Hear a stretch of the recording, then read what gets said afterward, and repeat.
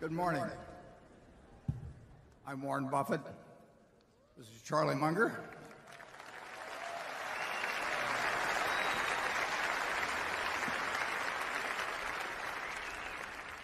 I'm the young one. You may notice in the movie, incidentally, that Charlie is always the one that gets the girl. And he has one explanation for that, but I think mine is more accurate. That, as you know, every mother in this country tells her daughter at an early age, if you're choosing between two very old and very rich guys, pick the one that's older.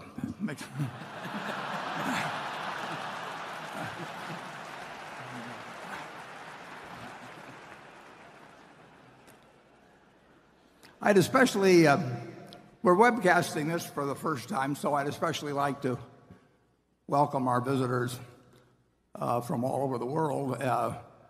We're having this meeting simultaneously translated into Mandarin, and that poses certain problems for me and Charlie because I'm not sure how sensible all our comments will come out once translated into Mandarin. In fact, I'm not so sure how sensible they come out initially sometimes, but we're delighted to have people around the world joining us. Now, the drill today is that I'll make a couple of introductions and we'll show a couple of slides, and then we'll go on to questions from both our two panels and from the audience. We'll rotate them. And we'll do that until about noon. Actually, about 11:45, I'll give you a rundown on a bet that was made that we report on every year. But then I'll also, in connection with that, explain, and it ties in with it, what I really think is probably the most important investment lesson in the world. So we'll have that about 11:45. And I hope that keeps you around. And then we'll break at noon for an hour for lunch. We'll reconvene at 1 o'clock. We'll proceed until 3:30 with questions. We'll then adjourn for 15 minutes, and at 3:45 convene the formal meeting. I'd like to just make a couple of introductions. I hope Carrie Sova is here. Do we have a spotlight? Carrie puts this whole meeting together. There she is, Wonder Woman.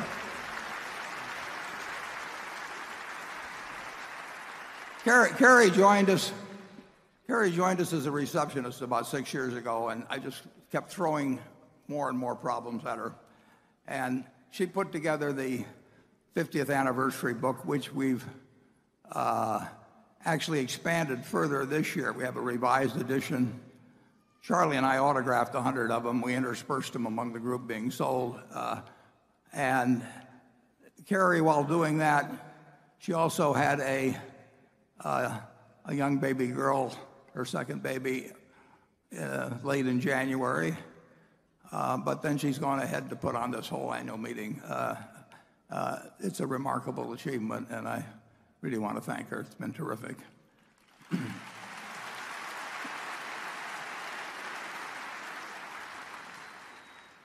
Actually, we have one surprise guest. I think my youngest great-grandchild, who will be about 7 months old, is also here today. And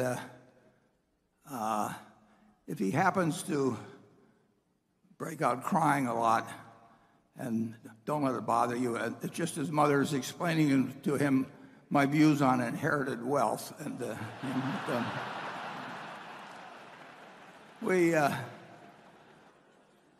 also have our directors with us, and they're here in the front row. I'll introduce them. If they'll stand when introduced, withhold your applause, no matter how extreme the urge to applaud them individually. And when we've finished, then you can go wild. First of all, Howard Buffett, Steve Burke, Sue Decker, Bill Gates, Sandy Gottesman, Charlotte Guyman, Tom Murphy, Ron Olson, Walter Scott, and Merle Whitmer. And that's our wonderful group.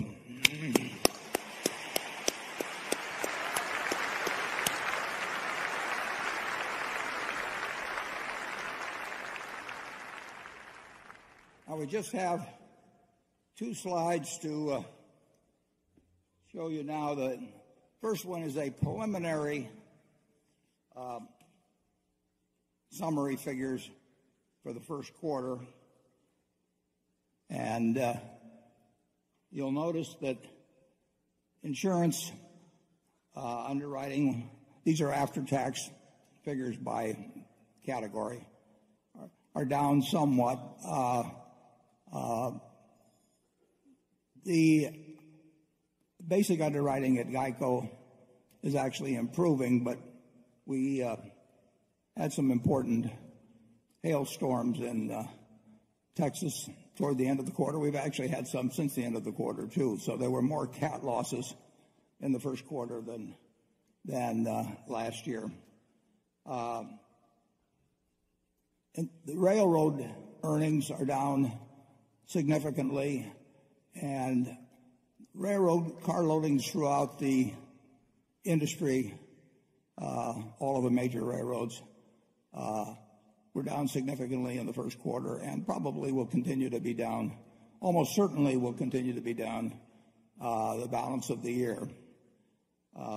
We have 2 companies which we added to the manufacturing service and retailing field, Precision Castparts and Duracell, but they were added during the quarter, so their full earnings aren't shown in these figures. In the other category, we have, I don't like to get too technical here, and you should read the 10K or 10Q when it comes out next weekend. But when we borrow money in other currencies, and the only currency we've done that with is the euro, but we have a fair amount of money that we borrowed in euros, and the nature of accounting is that the change in value, the foreign exchange change in value each quarter, is actually shown in interest expense. So if the euro goes up, we have a lot of extra interest expense, or it's shown that way. It's not a realized factor, but it moves from quarter to quarter. And if the euro goes down, it offsets interest expense.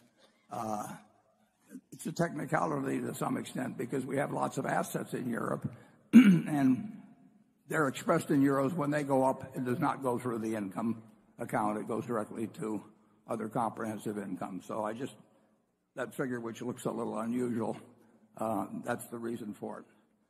And we always urge you to pay no attention to the figures below operating earnings. They will bounce around from quarter to quarter, and we make no attempt to manage earnings in any way, to have them be smoother. We could do that very easily, but it'd be ridiculous. We make investment decisions solely on the basis of what we think the best investment decision is, not on the basis of how it will affect earnings in any quarter or in any year. And in the first quarter, we completed a transaction that was begun over a year ago, whereby we exchanged our Procter & Gamble stock for cash and for Duracell, and that accounts for the largely accounts for the large capital gain in the quarter. So those are the figures for the first quarter. And then to illustrate what we're sort of all about here, I put up a second slide, and I started this slide in 1999. The reason being that at the end of 1998, we effected a large merger with Gen Re, and at that point, we sort of entered a different era. After 1998, merger with Gen Re, we had a little over 1,500,000 and some thousand A equivalent shares out. And our shares, up to that point, we'd increased the outstanding shares by more than 50% over the 30-some years preceding that point. Since that time, as I note here, we've only increased the number of shares over the next 17 years. We've only increased the shares outstanding by 8.2%. So these figures represent a fairly unchanged share count since that point, whereas the share count had changed quite a bit before.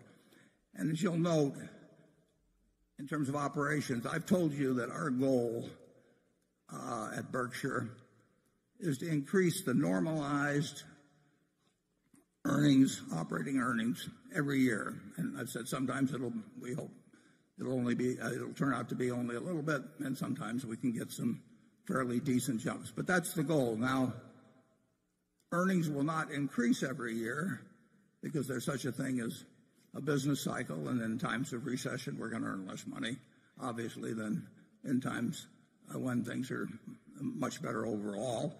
And on top of that, we're heavily in an insurance business, and earnings there can be quite volatile because of catastrophes. And this chart shows you what's happened to the operating earnings since that time.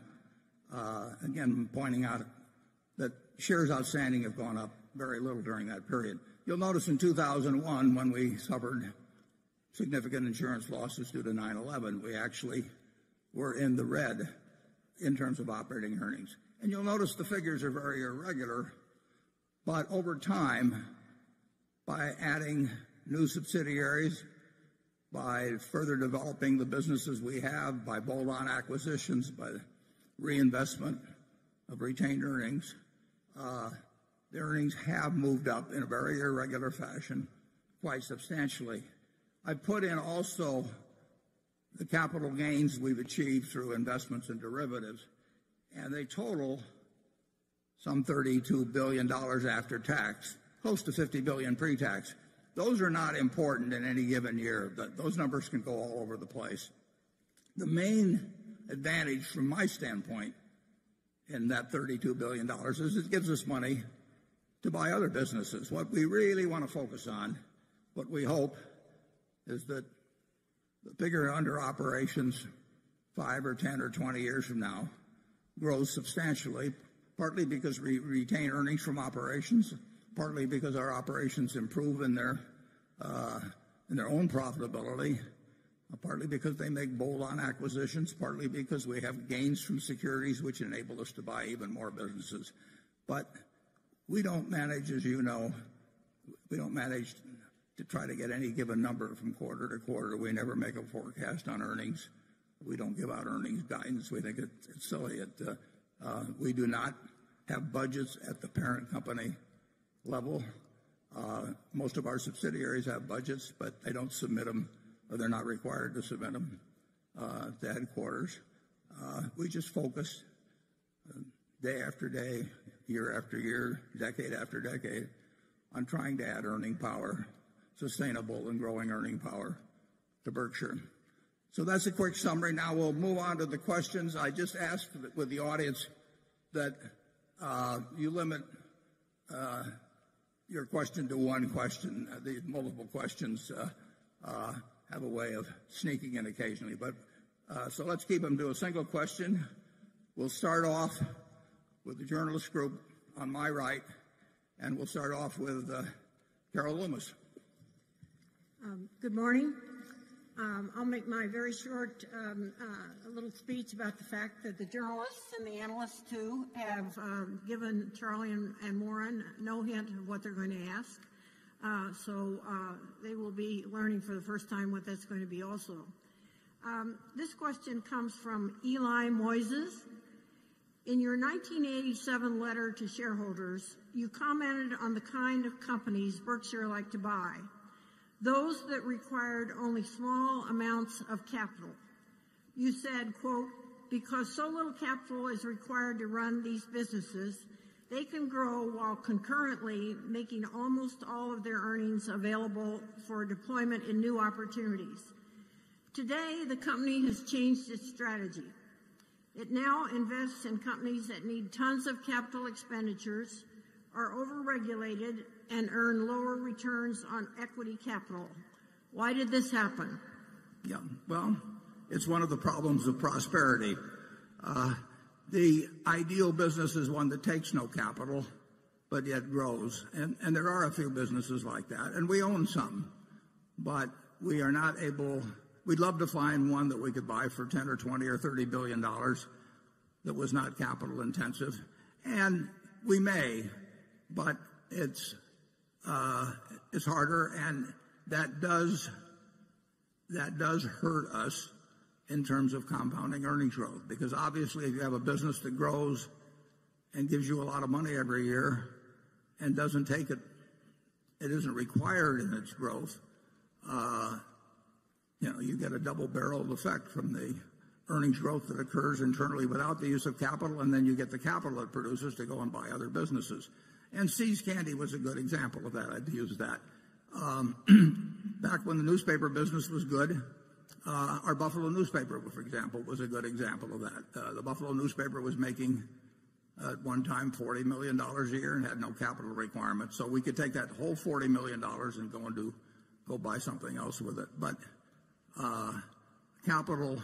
increasing capital acts as an anchor on returns in many ways, and one of the ways is that it drives us into, just in terms of availability, it drives us into businesses that are much more capital intensive. You just saw a slide, for example, on Berkshire Hathaway Energy, where we just announced, just in the last couple of weeks, we announced a $3.6 billion investment coming up in wind generation. And we pledged overall to have $30 billion in renewables. Anything that Berkshire Hathaway Energy does, anything that BNSF does, takes lots of money. We get decent returns on capital, but we don't get the extraordinary returns on capital that we've been able to get in some of the businesses we require that are not capital intensive. As I mentioned in the annual report, we have a few businesses that actually earn 100% a year on true invested capital. And clearly that's a different sort of operation than something like Berkshire Hathaway Energy, which may earn 11 or 12% on capital, and that's a very decent return, but it's a different sort of animal than the business that very low capital intensity. Charlie? Well, when our circumstances changed, we changed our minds. Slowly and reluctantly. In the early days, quite a few times we bought a business that was soon producing 100% per annum on what we paid for it and didn't require much reinvestment. If we'd been able to continue doing that, we would have loved to do it. But when we couldn't, we went to Plan B. And Plan B is working pretty well, and in many ways I've gotten so I sort of prefer it. How about you, Warren? Yeah, that's true. When something's forced on you, you might as well prefer it.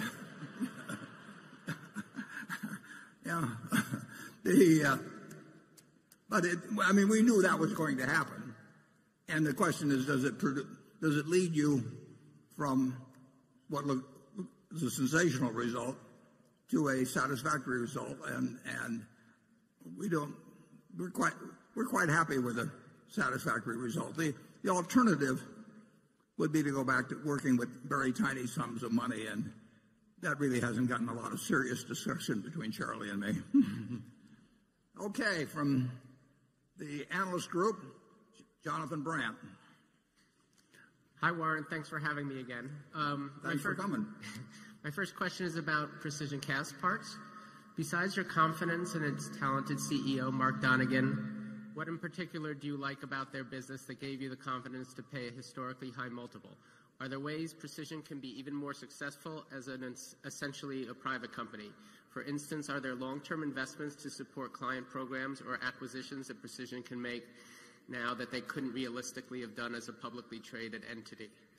Yeah, we completed the acquisition of Precision Castparts at the end of January this year. We made the deal last August, and you covered the most important asset in your question. Mark Donegan, who runs Precision Castparts, is an extraordinary manager. I mean, Charlie and I have seen a lot of managers over the years, and I would almost rank Mark as one of a kind. I mean, he is doing extremely important work in terms of primarily making aircraft parts. I would say that there's certainly no disadvantages to him to be working as and for that company to be a subsidiary of Berkshire and not be a public company.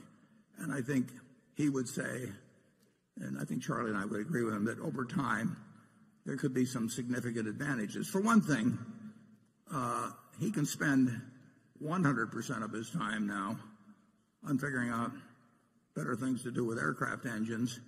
And it was always his first love to be thinking about that, and he did spend most of his time, but he also had to spend some time, explaining quarterly earnings to analysts and perhaps negotiating bank lines and that sort of thing. So his time, like all of our managers, can be spent exactly on what makes the most sense to them in their business. Mark does not have to come ever to Omaha to put on some show for me in terms of justifying $1 billion acquisition or planned investment. He doesn't have to waste his time on anything that isn't productive. And running a public company, you do waste your time on quite a bit of stuff that isn't productive. So I would say we've taken the main asset of Precision Cast and made him, in this case, even more valuable to the company. In terms of acquisitions, Precision's always made a number of them, but as being part of Berkshire, there's really no limitations on what can be done. So there again, his canvas has been broadened, enlarged with the acquisition by Berkshire. I see no downside whatsoever. If he needs capital, I've got an 800 number, and he wasn't paying much of a dividend before, but he doesn't have to pay any dividend now. And Precision Cash will do better under Berkshire than it would have independently, although it would have done very, very well independently. Charlie? Yeah, well, in the early days, we used to make wise-ass remarks. And Warren would say, we buy a business that an idiot could manage, because sooner or later an idiot will.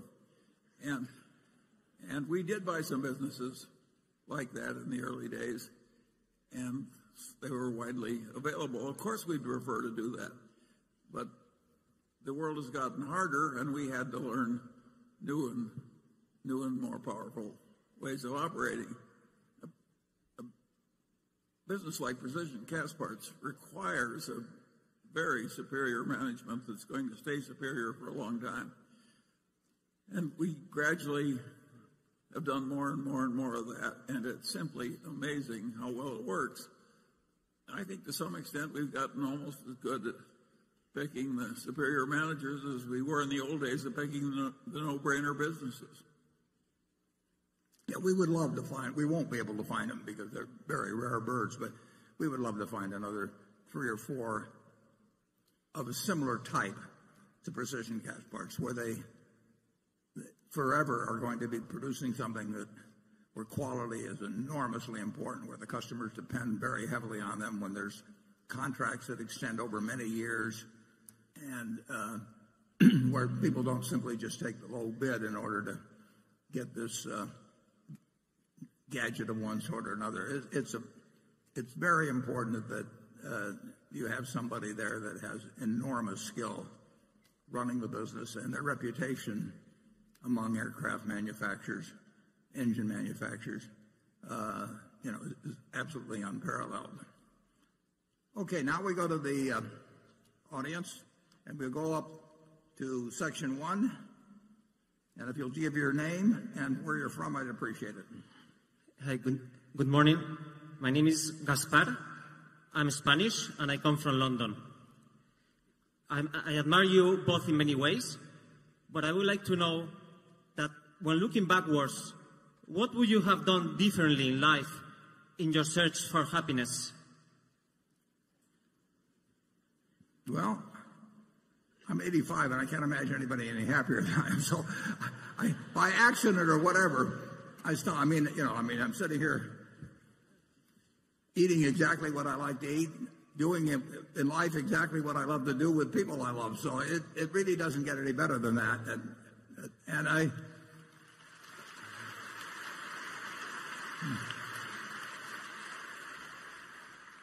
I did decide fairly early in life that my favorite employer was myself, and I think that presented. I've managed to avoid really aggravation of almost any sort. Really, if you or those around you that you love have health problems or something, I mean, that is a real tragedy, and there's not much you can do about it except accept it. But Charlie and I have really been blessed. I mean, here Charlie is 92, 85, and he's doing every day something that he finds fascinating. I think he probably finds what he is doing at 92 as interesting, as fascinating, as rewarding, as socially productive, as any period you could pick in his life. And so we've been extraordinarily lucky. We've been, we're lucky it's a partnership. It's more fun doing things as a partnership. So I've got no complaints. It'd be very churlish of me to have any kind of complaint. And I would say if you're talking about business life, I don't think I would have started with a textile company. Charlie? Well, looking back, I don't regret that I didn't make more money or become better known or any of those things. I do regret that I didn't wise up as fast as I could have. But there's a blessing in that too. Now that I'm 92, I still have a lot of ignorance left to work on.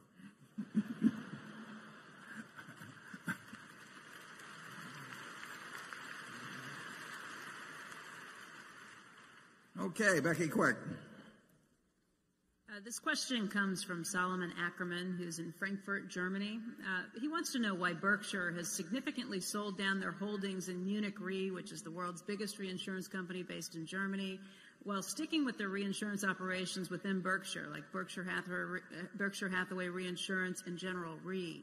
Would you reduce exposure to Berkshire Hathaway Reinsurance and General Re if they were listed companies? And he's hoping that this can bring out some of your insights as to what's happening in the reinsurance business right now. Yeah, I said in the annual report that I thought it was very likely that the reinsurance business would not be as good in the next 10 years as it has been in the last 10 years. I may be wrong on that, but that's just a judgment based on seeing the competitive dynamics of the reinsurance business now versus 10 or 20 years ago. Both Munich, we sold our entire holdings, which were substantial, of Munich Re and Swiss Re. We owned about 3% of Swiss Re, and we owned more than 10% of Munich Re. And last year, we sold those two holdings. They're fine companies. They're well-managed companies. I like the people that run them. I think their business, the business of the reinsurance companies generally, is less attractive for the next 10 years than it has been for the last 10 years. In part, that's because what's happened to interest rates. A significant portion of what you earn in insurance comes from investment of the float, and both of those companies, and for that matter almost all of the reinsurance industry, is somewhat more restricted in what they can do with their float because they don't have this huge capital cushion that Berkshire has, and also because they don't have this great amount of unrelated earning power that Berkshire has. Berkshire has more leeway in what it can do simply because it does have capital that's many times what its competitors have, and it also has earning power coming from a whole variety of unrelated areas unrelated to insurance. So it was not a negative judgment in any way on those two companies. It was not a negative judgment on their managements, but it was at least a mildly negative judgment on the reinsurance business. Now, we have the ability at Berkshire to actually rearrange to a degree. We are certainly affected by industry factors, but we have more flexibility in modifying business models, and we've operated that way over the years in insurance generally and in particularly in reinsurance. So a Munich, a Swiss, all the major reinsurance companies except for us is pretty well tied to a given type of business model. They don't really have as many options in terms of where capital gets deployed or something. They have to continue down the present path, and I think they'll do fine. But I don't think they will do as fine in the next 10 years as they have in the last 10. And I don't think if we played the same game as we were playing the last 10, we would do as well. But we do have considerably more flexibility in terms of how we conduct all of our insurance operations, but particularly in reinsurance. We have an extra string to our bow that the rest of the industry doesn't have. The amount of capital that's come in to the reinsurance business, it is no fun running a traditional reinsurance company and having money come in, particularly if you're in Europe, and have money come in and look around you for investment choices and find out that a great many of the things that you were buying a few years ago now have negative yields. The whole idea of float is that it's supposed to be invested at a positive rate and a fairly substantial positive rate. And that game has been over for a while, and it looks like it'll be at least unattractive, if not terrible, for a considerable period in the future. Charlie? Yeah, there's a lot of new capacity in reinsurance, and there's a lot of very heavy competition. A lot of people from finance have come over into reinsurance, and all the old competitors remain too. That's different from precision cast parts, where most of the customers would be totally crazy to hire some other supplier because precision cast parts is so much more reliable and so much better. Of course, we like the place with more competitive advantage. We're learning. To put it in terms of economics 101, and that basically in reinsurance, supply has gone up and demand has not gone up. And some of the supply is driven by investment managers who would like to establish something offshore where they don't have to pay taxes. And reinsurance is sort of the easiest beard, what you might call beard, behind which to actually engage in money management in a friendly tax jurisdiction. And you can set up a reinsurance operation with very few people by taking large chunks of what brokers may offer. It's not the greatest reinsurance in the world, and a couple of the operations that have done that have proven that statement to be right. But nevertheless, it is a very, very easy way to have a disguised investment operation in a friendly tax jurisdiction. But that becomes supply in the reinsurance field, and supply has gone up relative to demand, and it looks to me like that will continue to be the case. And couple that with the poor returns on float, and it's not as good a business as it was. Now we'll talk to an insurance man about it. Cliff Gallen. Thank you. In terms of growth and profitability, Geico really got whooped by Progressive Direct over the last year. In 2015, Progressive Direct's auto business grew policy count by 9.1%, GEICO only 5.4%. And in terms of profitability, the combined ratio at Progressive was a 95.1 and GEICO's was a 98.0. Is this evidence that Progressive's investments in technology like Snapshot, investments that GEICO has spurned, is it making a difference in a time of difficult loss trends? Why is GEICO suddenly losing to Progressive Direct? Yeah, well, I would say this, over the last, well, I forget what year it was we passed Progressive and what year it was we passed Allstate, but GEICO's growth rate in the first quarter was not as high as in the past couple of first quarters, but it was quite satisfactory. Now, the first quarter is by far the best quarter for growth. But last year, both frequency, how often people had accidents, and severity, which is the cost per accident, in other words, just how much those accidents cost you, both of those went up quite suddenly and substantially. And Progressive's figure showed that they were hit by that less than Allstate and GEICO and some others. But I don't think you'll see necessarily those same trends this year. It's an interesting thing. Last year, for the first time in I don't know how many years, the number of deaths in auto accidents per 100 million miles went up.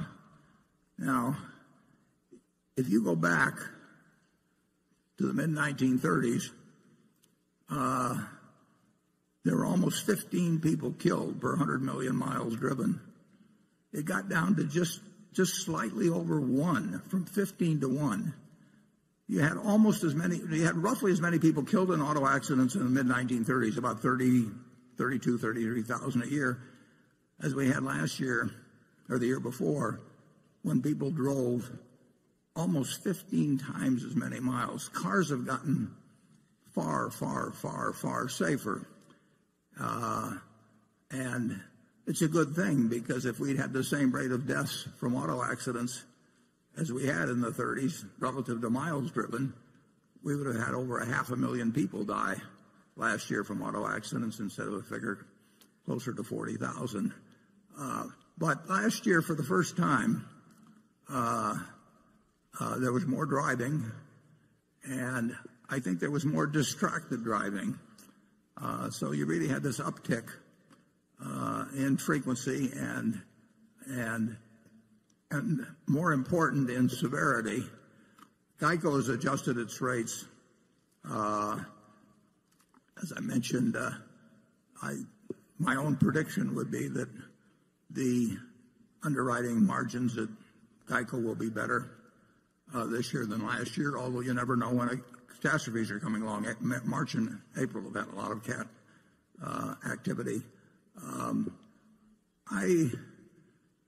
I made a bet a long time ago on a mental one on the GEICO model versus the Progressive model, and as I say, they were significantly ahead of us in volume a few years back, and we passed them, and we passed Allstate, and as I put in the annual report, I hope on my 100th birthday that the GEICO people announced to me that they passed State Farm, but I have to do my share on that too by getting to 100, so we'll see what happens on that particular one. Charlie? Well, I don't think it's a tragedy that some competitor got a little better ratio from one period. GEICO's quadrupled its market share since we bought all of it. Quintupled, yeah. Quintupled, all right. I don't think we should worry about the fact that somebody else had a good quarter. Yeah.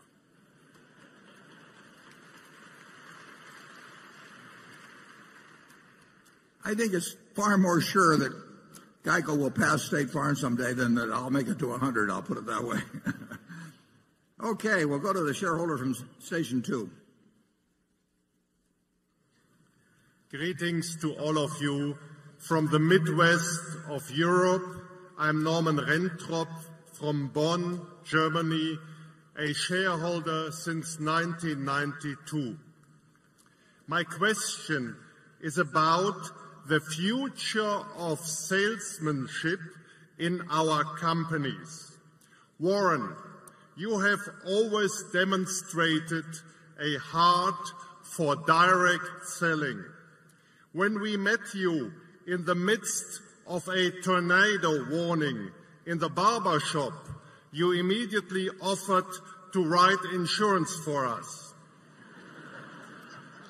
That's true. Now, they were all huddled down there in the barber shop, and there wasn't going to be any tornado, so I told them if they give me $1, they can go upstairs, and if anything happened to them, I'd pay them, I forget, $1 million or something of the sort. Now, we see with the rise of Amazon.com and others a shift from push marketing to pull marketing, from millions of catalogs having been sent out in the past to now consumers searching on what they are looking for. What is your take on how this shift from push to pull marketing will affect our companies? Well, Norman, the development you refer to is huge. I mean, really huge. And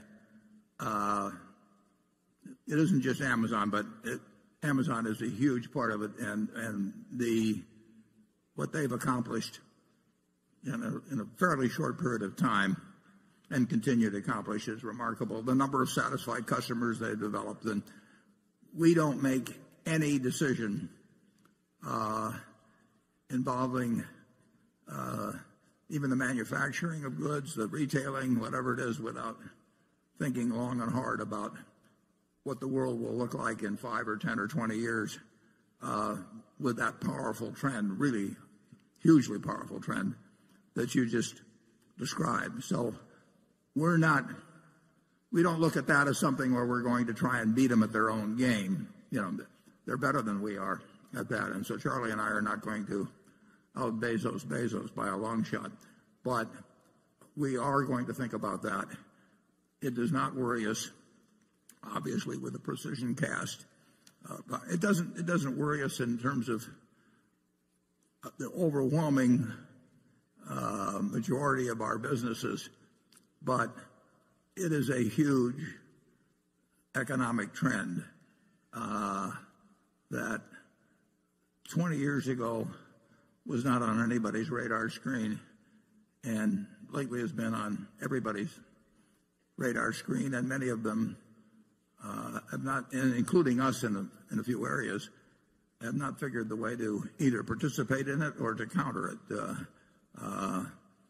The Geico is a good example of a company that, in an industry that had to adjust to change, and some people made the change better than others. We were slow on the internet. The phone had worked so well for us, and this traditional advertising, and the phone had worked so well that there's always a resistance to think about new possibilities. When we saw what was happening on the internet, we jumped in with both feet, and with mobile and whatever. But there are the nature of capitalism is somebody's always trying to figure. If you've got a good business, they're always trying to figure out how to take it away from you and improve on it. And the effect, I would say, just of Amazon, but others that are playing the same game, the effect on industry, the full effect is far from having been seen. I mean, it is a big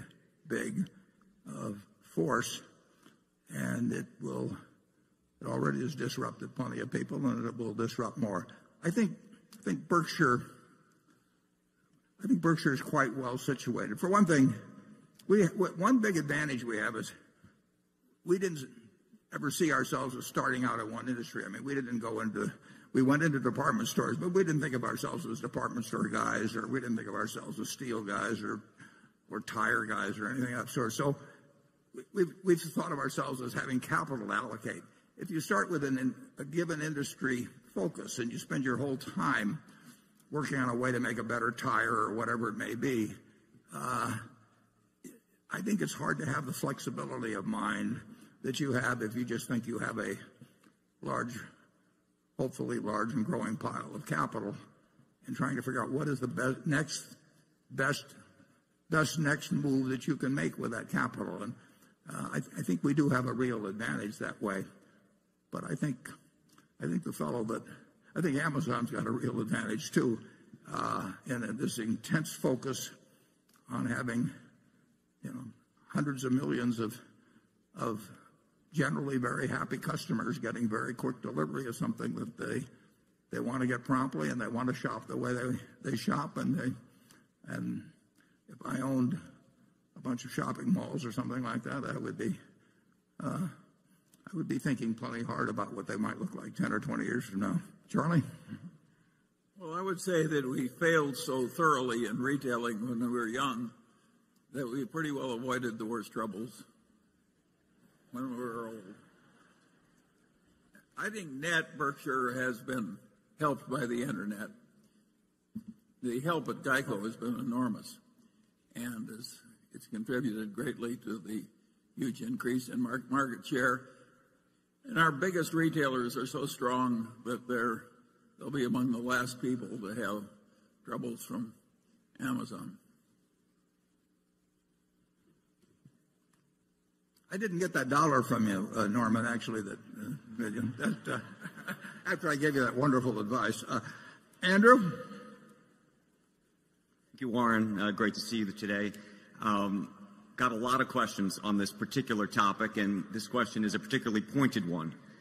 Warren, for the last several years at this meeting, you've been asked about the negative health effects of Coca-Cola products, and you've done a masterful job dodging the question by telling us how much Coke you drink personally. Statistically, you may be the exception. According to a peer-reviewed study by Tufts University, soda and sugary drinks may lead to 184,000 deaths among adults every year. The study found that sugar-sweetened beverages contributed to 133,000 deaths from diabetes, 45,000 deaths from cardiovascular disease, 6,450 deaths from cancer. Another shareholder wrote in about Coke, noted that you declined to invest in the cigarette business on ethical grounds, despite once saying, quote, it was a perfect business because it costs a penny to make, sell it for $1, it's addictive, and there's fantastic brand loyalty. Again, removing your own beverage consumption from the equation. Please explain directly why we Berkshire Hathaway shareholders should be proud to own Coke. Yeah, I think people confuse the amount of calories consumed. I mean, I happen to elect to consume about 700 calories a day from Coca-Cola. So I'm about 1/4 Coca-Cola, roughly. But, not sure which quarter, and I'm not sure we want to pursue the question. But I think if you decide that sugar generally is something that the human race shouldn't have, I think the average person consumes something like 150 pounds of dry weight sugar a year, 125 pounds. I mean, what's in Coca-Cola largely, I mean, where the calories come from, is sugar. I elect to get my 2,600 or 2,700 calories a day from things that make me feel good when I eat them. And that's been my sole test. It wasn't a test that my mother necessarily thought was great, or my grandfather, but there are over 1.9 billion 8-ounce servings of some Coca-Cola drink. Now, they have an enormous range of products, I mean, there are a few that are called Coke, Diet Coke, Coke Zero, and that sort of thing. But they have literally thousands of products. 1.9 billion, what is that, 693,500,000,000 8-ounce servings a year, except it's a leap year. That's almost 100 8-ounce servings per capita for 7 billion people in the world every year. And that's been going on since 1886. And I would find quite spurious the fact that somebody says if you're eating 3,500 or so calories a day and you're consuming 27 or 800, and some of the 3,500 is Coca-Cola to lay it any particular obesity related illnesses on the Coca-Cola you drink. You have the choice of consuming more than you use. I mean, and I make a choice to eat or to get 700 calories from this. I like fudge a lot, peanut brittle, and I am a very, very, very happy guy. And I don't know. I think, and I'm serious about this. I think if you were happy every day, you know, it may be hard to measure, but I think you're going to live longer as well. So there may be a compensating factor. And I really wish I'd had a twin, and that twin had eaten broccoli his entire life, and we both consumed the same number of calories. I know I would have been happier, and I think the odds are fairly good I would have lived longer. I think Coca-Cola is a marvelous product. You know, I mean, if you consume 3,500 or 4,000 calories a day and live a normal life in terms of your metabolism, you know, something's going to go wrong with your body at some point. But if you balance out the calories so that you don't become obese, I have not seen evidence that convinces me that I'll make it. It'll be more likely I reach 100 if I suddenly switch to water and broccoli. Incidentally, a friend of mine, R.J. Miller, a remarkable man, born about 100 miles from here west, 8th child, near Shelby, Nebraska. He said Shelby's population was 596 and it never changed because every time some girl had a baby, a guy had to leave town. It was a very stable. But R.J. went on to be president of Ford Motor Company from this farm near Shelby, and he had his 100th birthday on March 4th of this year. So I went out to see R.J. for his birthday on March 4th, and R.J. told me that there were 10,000 men in the United States that had lived to be 100 or greater, and there were 45,000 women that were 100 or greater. So I came back and I checked that on the internet. I went to the census figures, and sure enough, that is the ratio. There's 10,000 men over 100 roughly and 45,000 women. So if you really want to improve your longevity prospects, I mean, a guy in my position, you have a sex change. I mean, you're 4.5 times more likely to get to be 100. That sounds like one of those studies that people put out. It's just a matter of fact, folks. I think I'll have Charlie go first, though, on that one. Charlie, do you have any comments? Well, have some fun. I like the peanut brittle better than the Coke, but I drink a lot of Diet Coke, and I think the people who ask questions like that one always make one ghastly error that's really inexcusable. They measure the detriment without considering the advantage. Well, that's really stupid. That's like saying we should give up air travel through airlines because 100 people die a year in air crashes or something. That would be crazy. The benefit is worth the risk. And if every person has to have about 8 or 10 glasses of water every day to stay alive, and it's pretty cheap and sensible and improves life to add a little extra flavor to your water and a little stimulation, a little calories if you want to eat that way. There are huge benefits to humanity in that. and it's worth having some disadvantage. We ought to have almost a law in the editorial. I'm sounding like Donald Trump, where these people shouldn't be allowed to cite the defects without citing the offsetting advantage. It's immature and stupid.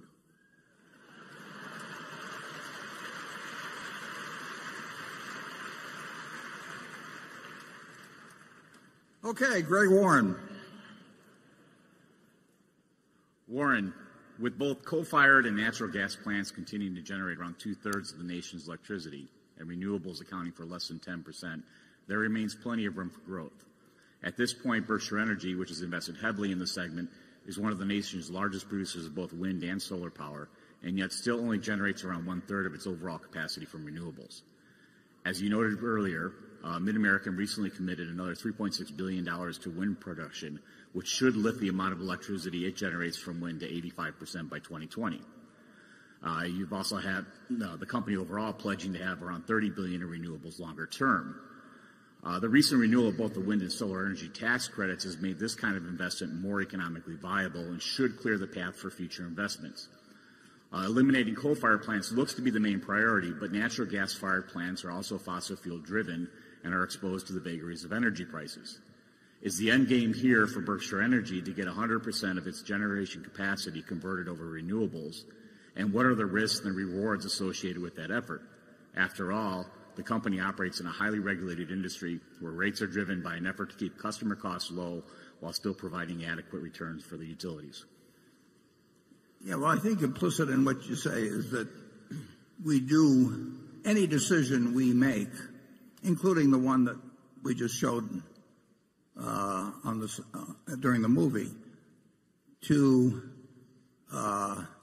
on any decision about new generation, changes in generation, has to go through what's usually called the Public Utility Commission. They may have different names in a few states, but the utility industry is overwhelmingly regulated at the state level, and we cannot make changes that are not approved by the Public Utility Commission. We've had more problems, for example, in bringing in renewables in our western utility, Pacific Corp, because it's in effect regulated by 6 states, I believe in 6 states, and they don't necessarily agree on how the costs and benefits should be divided if we put in a bunch of renewables, and we have to follow their instructions.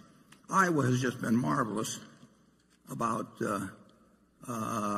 encouraging, at every level. The consumer groups, the governor, you name it, they have seen the benefits. And in Iowa, it's literally true that we have one major competitor called Alliant, and they have not either been able to, I don't know the reasons, but they have not pursued renewables the way we have. So our rates are considerably lower than theirs. And if you look at their budget projections, although they're substantially higher rates than we have now, they may well need a rate increase within a year or so. And with our latest expansion, we have said that we will not need a rate increase till 2029 at the earliest. That's 13 years off. So there have been great benefits if you have regulation that works with you on that. But it is a determination that is made at the state level. Now, the federal government has encouraged in a major way the development of renewables by this production tax credit, which currently amounts to about 2.3 cents per kilowatt hour.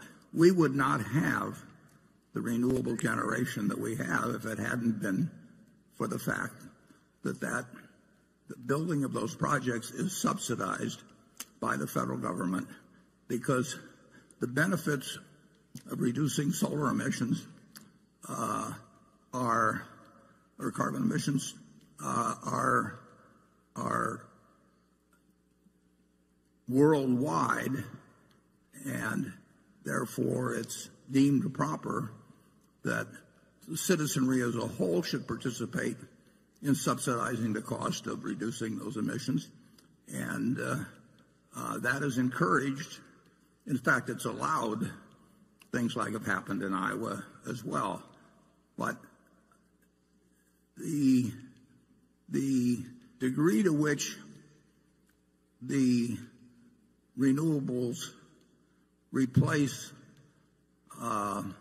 primarily coal, although there's plenty of emissions connected with natural gas, if you trace it all the way through, will depend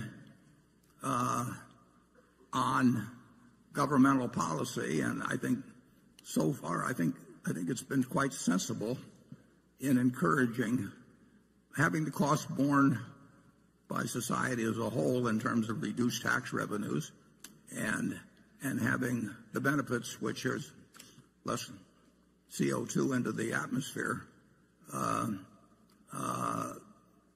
be also broadly, they're not just limited to the people of Iowa when we build that. That's a benefit that accrues to the world. So I think you'll see continued change. It will vary by jurisdiction, and we would hope we've got the capital, we've got lots of taxes, federal taxes paid in our consolidated returns, so we're in a particularly advantageous position to take advantage of massive investments that companies with limited tax appetites couldn't handle. So I think you'll see us be a very big player, but governmental policy is going to be, the major driver. Charlie? Yeah, I think we're doing way more than our share of shifting to renewable energy, and we're charging way lower energy prices to our utility customers than other people. If the whole rest of the world were behaving the way we are, it would be a much better world. I will say this about the subject, though, and that is that I think that the people who worry about climate change as the major trouble of Earth don't have my view. I think that I like all this shifting to renewables, but I have a different reason. I want to conserve the hydrocarbons, because eventually I think we're going to use every drop, humanity, for chemical feedstocks. And so I'm in their camp, but I got a different reason. One thing might find kind of interesting, Nebraska's not done much with wind power, and maybe 2 miles from where we're sitting, right across the river, people are buying their electricity cheaper in Council Bluffs, right across the river, than they are in Omaha. And yet Omaha, Nebraska is entirely a public power state. So there's no stockholders who have to have any earnings. The bonds are issued on a tax-exempt basis, and yet electricity is considerably cheaper right across the river. And, the wind blowing doesn't just start at the Missouri River. I mean, it comes across Nebraska, and that wind could be captured. So far, it really hasn't. And the real irony is that because our electricity is so much cheaper in Iowa, you have these massive server farms of people like Google. It's become a tech haven for these operations that just gobble up electricity.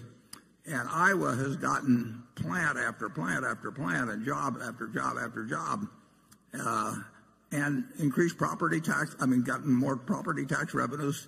And that's being done. The Google server is probably 7 or 8 miles from here. And it's located in Iowa because we have cheap wind-generated electricity, and it's creating jobs. It's fascinating, but Nebraska has prided itself on public power. It was originated back, I believe, in the 30s when George Norris was a very powerful senator here, and it's been a source of pride. But lately, it's been a source of cost too. Okay, shareholder section 3. Good morning, Mr. Buffett and Mr. Munger. My name's Adam Bergman. I'm with Sterling Capital in Virginia Beach. In your 2008 shareholder letter, you said, derivatives are dangerous. They have made it almost impossible for investors to understand and analyze our largest commercial banks and investment banks. So my question for you is, how do you analyze and value companies like Bank of America, Merrill Lynch, and other commercial banks that Berkshire has investments in relative to their significant derivative exposures? Thanks. Yeah, derivatives do complicate the problem very dramatically. Now they are moving away to being collateralized, which helps. But there's no question that if you ask me to describe the derivative position of the B of A, for example, I would know that they have done a conscientious job and worked hard at properly evaluating. But the great danger in derivatives is if there's a discontinuity. If there's not discontinuities, you probably don't have much of a problem, assuming they get marked to market and collateralized and so on. But if the system stops for a while, the system stopped after 9/11 for 3 or 4 days. It stopped at the time of World War I. They closed the New York Stock Exchange for many months.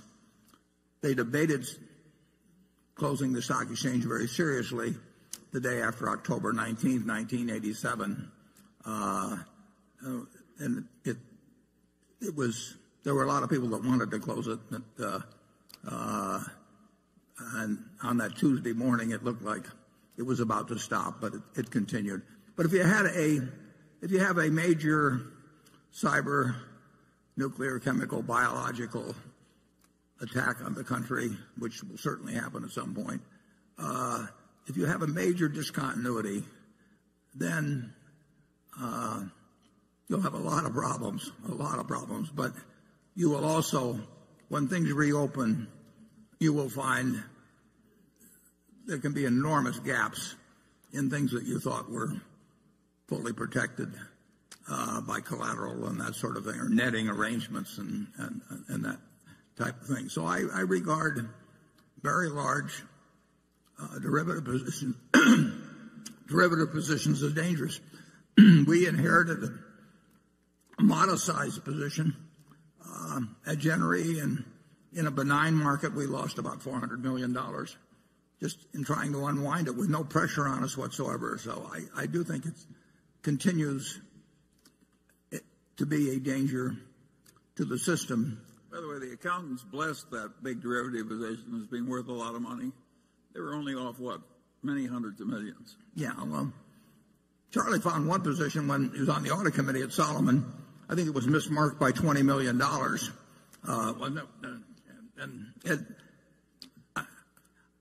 I actually, by happenstance, I do know of one incredibly mismarked position. Doesn't affect any of our operations, but it almost staggers the mind to know the way that position is marked, and you can only come to the conclusion that some trader somehow got influenced whoever did mark it, or marked it himself, heaven forbid, and probably just influenced someone, or they didn't know enough. Some of these things get so complicated they are very hard to evaluate.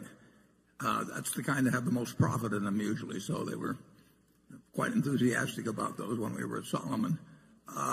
They can be extraordinarily hard to mark, and like I say, I know one that's so mismarked it would blow your mind. And the auditors, I don't think are necessarily capable of holding that behavior in check. It's very interesting because now there's really 4 big auditing firms, and obviously they're auditing companies where there's a derivative position and they're auditing company A that's on one side of the transaction, and they're auditing company B that's on the other side of the transaction. In some cases, it's the same auditor. And I will guarantee you that there's plenty of times when the marks on what they're attesting to are significantly different, which would be an interesting exercise to pursue in terms of checking those numbers out. Derivatives are still dangerous in large quantities, and we would not do them on a collateralized basis, because if there was a discontinuity, I don't know exactly where we would end up, and I'm never going to get us in a position where we could have money demanded of us and not be able to fulfill it with ease and with me sleeping well. So we won't engage in it. We've got some in runoff that so far we've made money and had the use of money for a decade or more. I mean, it's been very attractive for us, but that does not entice me at all into doing any derivative transactions that would involve collateral, and collateral is not required. It's still a potential a time bomb in the system. Anything where discontinuities, and basically that means closing up, stopping trading markets from functioning, anything where discontinuities can exist can be real poison in markets. Kuwait, some years ago, went to a very delayed system on settlement of stock purchases, so that you didn't have to settle up for 6 months or thereabouts, and it caused all kinds of problems because you've got an IOU from somebody for 6 months, and if you got zillions of those, a lot of trouble can ensue. So I agree with your general caution. I'm not in the least troubled by our Bank of America investment, nor our Wells Fargo. We added to Wells Fargo, and our Bank of America position right now is a preferred stock, but we're very likely to exercise the warrants on that. On the other hand, there are a great number of banks in the world. If you take the 50 largest banks in the world, we wouldn't even think about probably 45 of them. Wouldn't you say that, Charlie? Well, we're in the awkward position where I think we'll probably make about $20 billion out of derivatives, and just those few contracts that you and Ajit did years ago. All that said, we're different from the banks. We would really prefer it if those derivatives had been illegal for us to buy. It would have been better for our country. Carol?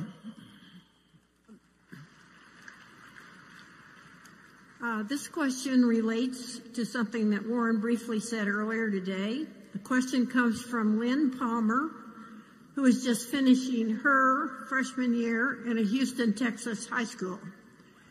My question, she says, concerns the float generated by Berkshire's insurance companies. In Mr. Buffett's 2015 annual letter, he said that the large amount of float that Berkshire possesses allows the company to significantly increase its investment income. But what happens when interest rates decline? If the U.S. were to implement negative interest rates in the same way that the Eurozone and Japan have done, how would Berkshire be affected? Yeah, well, some of our float actually exists in Europe, and where we have the problem of negative interest rates on very high-grade short-term and even medium-term bonds. And obviously, anything that reduces the value of having money is going to affect Berkshire, because we're always going to have a lot of money. Because we have so much capital and so many sources of earning power, we have the ability, quite properly, to use our float to a certain degree in ways that most insurance companies can't think about. So we can find things to do, but sometimes we've got 50-odd billion of short-term government securities now, and we're going to get another 8.3 billion in all likelihood early in June when our Kraft Heinz preferred is called. So we'll be back over 60 billion again very soon. And so we've got 60 billion out that's out at, say, 1/4 of 1%. Well, the difference between 1/4 of 1% and minus 1/4 of 1%, is not that great. I mean, it's almost as painful to have 60 million out at 0.25% as to have it out at a negative rate. Float is not worth as much to insurance companies now as it was 10 years ago or 15 years ago. And that's true at Berkshire. I think it's worth considerably more to us than it is to the typical insurance company because I think we have a broader range of options as to what to do with it.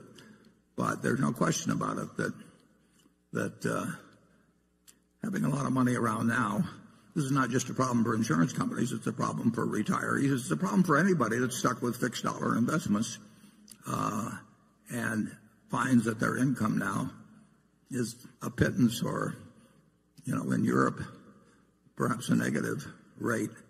And that was not something in their calculation at all 15 years ago. We love the idea, however, of increasing our float. I mean, that money has been very useful to us over time. It's useful to us today, even under present conditions, and it's likely to be very useful to us in the future. It's shown as a liability, but it's actually a huge asset. Charlie? I've got nothing to add. Well, he's now at full swing.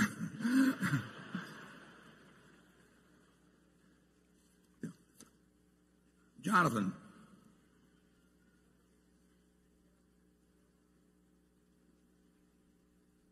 We can't hear you. Yeah. No mic. Testing. Yeah. The railroad industry seems right now to be suffering from exposure to some of the weakest parts of the economy, with volume declines of varying magnitudes in coal, oil, sand, and metals. Even intermodal, usually a steady source of growth, has been relatively weak of late. How much of the weakness is cyclical? How much is secular? In the last 15 months, the other Western railroads' market capitalization is down by 35% as projections of future growth have come down. Is your estimate of BNSF's intrinsic value down by a material amount during this same period, or is your view of the value of BNSF's irreplaceable network unaffected by these short-term wiggles? Well, I would certainly the decline in coal, which is a very important commodity, it's about 20% of revenues. That's secular. Now, there's other factors that may cause the line of decline to jiggle around. We had a very mild winter, and we went into the winter with utilities carrying unusual amounts of coal. And ironically, part of the reason was that our service the year before had been bad, and they'd gotten low on coal, so then they compensated by bringing in more than they needed just to catch up. And because the weather was mild, electricity use was poor in the wintertime. And so they continue at this point to have considerably more coal on hand than they would like. So they are not only, they're trying to underorder what they will be using, and that has a little effect. But the decline in coal, for sure, is secular. And at 20% of revenues, that's a significant factor. But, and it's true that the market generally got very enthused about railroad stocks a year or two ago, so they sold up a lot, and now that people have seen that car loadings are down and earnings are down in some places, that equity valuations have come down. We love the fact we own BNSF. We think we bought it at an attractive price. We'd love to be able to buy a second thing exactly like it at that price. We'd do it in a second. We'd even pay a little bit more probably. But we don't mark up and down our wholly owned businesses based on stock market valuations. Obviously, stock market valuations are some factor in our thinking, but we are not marking our wholly owned businesses to market because we're going to hold them forever. And we regard the BNSF as a very good business to hold forever. But it will lose coal volume, and it may lose in other areas, but it'll gain in other areas. It's a terrific and valuable asset, and it will earn a lot of money this year, but it won't earn as much money as it earned last year. Charlie? I've got nothing to add. Okay, station 4. Hi, Warren and Charlie. Great to see you.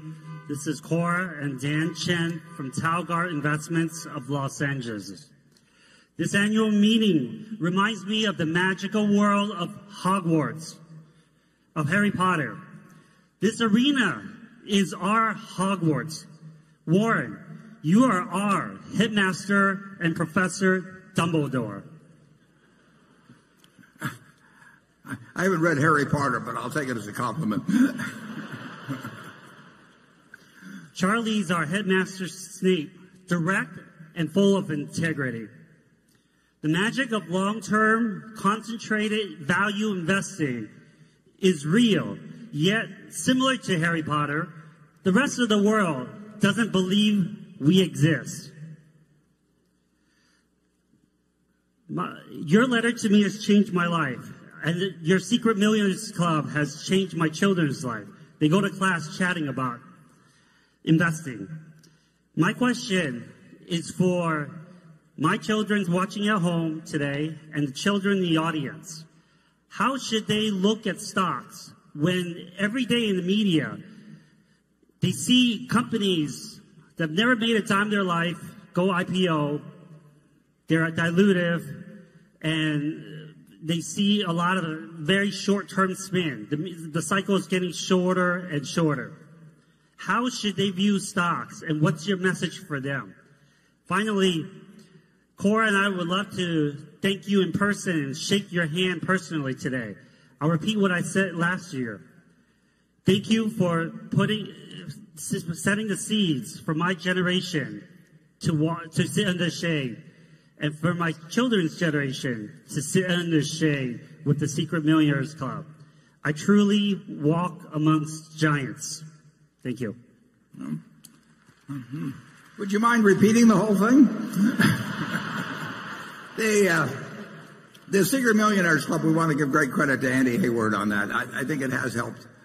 I know it's helped thousands and thousands of children, and it was Andy's idea, and it grows in strength, and having young children learn good lessons in terms of handling money and making friendships and just generally behaving as better citizens it's a great objective, and Andy makes it easy for him to do. So on his behalf, I accept your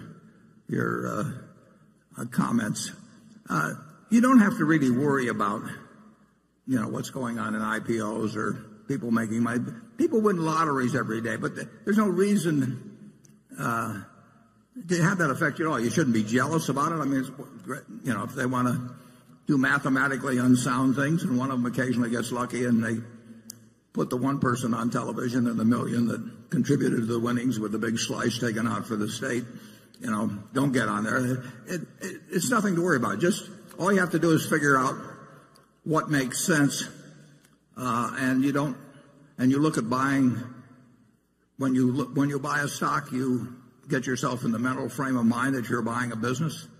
And if you don't look at a quote on it for 5 years, that's fine. You don't get a quote on your farm every day or every week or every month. You don't get it on your apartment house if you own one.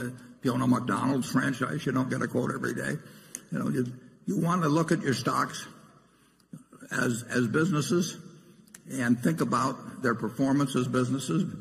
Think about what you pay for them as you would think about buying a business, and let the rest of the world go its own way. You don't want to get into a stupid game just because it's available. And I'm going to say a little bit more about that close to the break. But with that, I'll turn it over to Charlie. Yeah, well, I think that your children are right to look for people they can trust in dealing with stocks and bonds. Unfortunately, more than half the time, they will fail in a conventional answer. So they really they have a hard problem. If you just listen to your elders, they'll lie to you and spread a lot of folly. But they really have an easy problem. But in the sense that American business as a whole is going to do fine over time. So the only way that they can... But not the average client of a stockbroker. Well, we'll get to that later. The stockbroker will do fine. Yes, that's true. Yeah, but they don't have to do that, and we can talk. Well, I'd rather address that just a little later. But you don't want to worry. You don't want to be. A lot of problems are, Charlie would say, are caused by envy. You don't want to get envious of somebody who's won the lottery or bought an IPO that went up. You have to figure out what makes sense and follow your own course. Becky? This question comes from a shareholder named Elisa Kang Lee in Singapore, and this has to do with NV Energy's issue with solar energy in Nevada.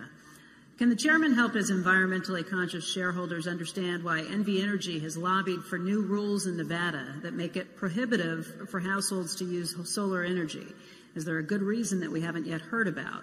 And can the chairman or vice chairman share their views on whether there's a need to implement an environmental, social, and governance policy on Berkshire investments going forward? I understand that Berkshire Hathaway typically lets the underlying operating companies and CEOs manage their own policies autonomously, but should Berkshire's board influence better environmental protection policies going forward? Well, the public utility and the pricing policies, everything in Nevada as well as other places, but they're determined by a public utility commission. So there are, I believe, 3 commissioners that decide what's proper. The situation in Nevada is that in terms of rooftop power was that for the last few years, if you had a solar project on your roof, you could sell back excess power you generated to the grid at a price that was far, far, far above what we as a utility could buy it for elsewhere. So you could sell it back, we'll say, at roughly 10 cents a kilowatt hour, and about 17,000, maybe a few more now, about 17,000 people had rooftop installations. Now, there were federal credits involved, but those usually got sold to other people in terms of tax credits. So they were being subsidized by the federal government, and that encouraged solar generation as it's encouraged us to do solar generation and wind generation as well. But the people who had these 17,000 rooftop installations were selling back to the grid at 10 cents, roughly, a kilowatt hour, energy we could purchase or produce, but purchase elsewhere too, for 3.5 cents or thereabouts. So 99% of our consumers were being asked to subsidize the 1% that had solar units by paying them triple the market price, basically, of what we could otherwise buy electricity to sell to the 99%. So then it's just a question of whether you wish to have the 99% subsidize the 1%. And the Public Utility Commission in Nevada, they had originally let this small amount of rooftop solar generation be allowed as an experiment with this roughly 10 cent rebate.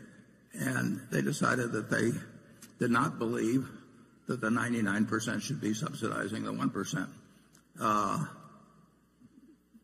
There's no question that for solar to be competitive, just like wind, it needs subsidization. The costs are not yet at a level where it becomes competitive with natural gas, for example. And who pays the subsidy gets to be a real question if you want to encourage people to use renewables. And in general, the federal government has done it through tax subsidies, which mean taxpayers generally throughout the country subsidize it. And the Public Utility Commission in Nevada decided, after seeing this experiment, they decided that it was not right for well over 1 million customers to be buying electricity at a price that subsidized these 17,000 people and therefore increased the prices of electricity for the million. That question of who subsidizes renewables and how much, is going to be a political question for a long time to come. And I personally think that if society is the one that's benefiting from the lack of reduction of greenhouse gases, that society should pick up the tab. And I don't think that somebody sitting in a house in some place in Nevada, we'll call it Las Vegas, but it could be other cities because we serve most of Nevada, should be picking up the subsidy for their neighbor, and the Public Utility Commission agrees with that. I think we have Greg Abel here, who NB Energy is a subsidiary of of Berkshire Hathaway Energy. Greg, was there anything you want to add? Could we get a spotlight down here? Maybe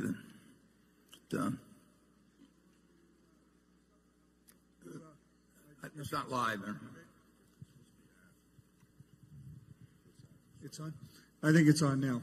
So as usual, Warren, you summarized it extremely well.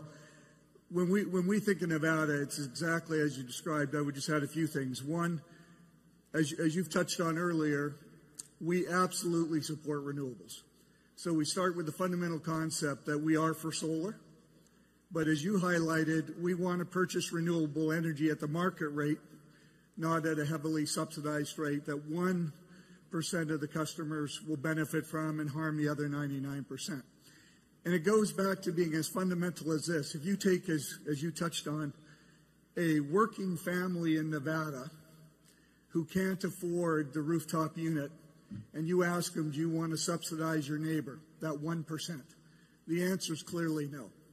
At the same time, we're absolutely committed to Nevada utilizing renewable resources, and absolutely proud of what our team's doing. By 2019, we'll have eliminated or retired 76% of our coal units and be replacing it with solar energy. So we're on a great path there.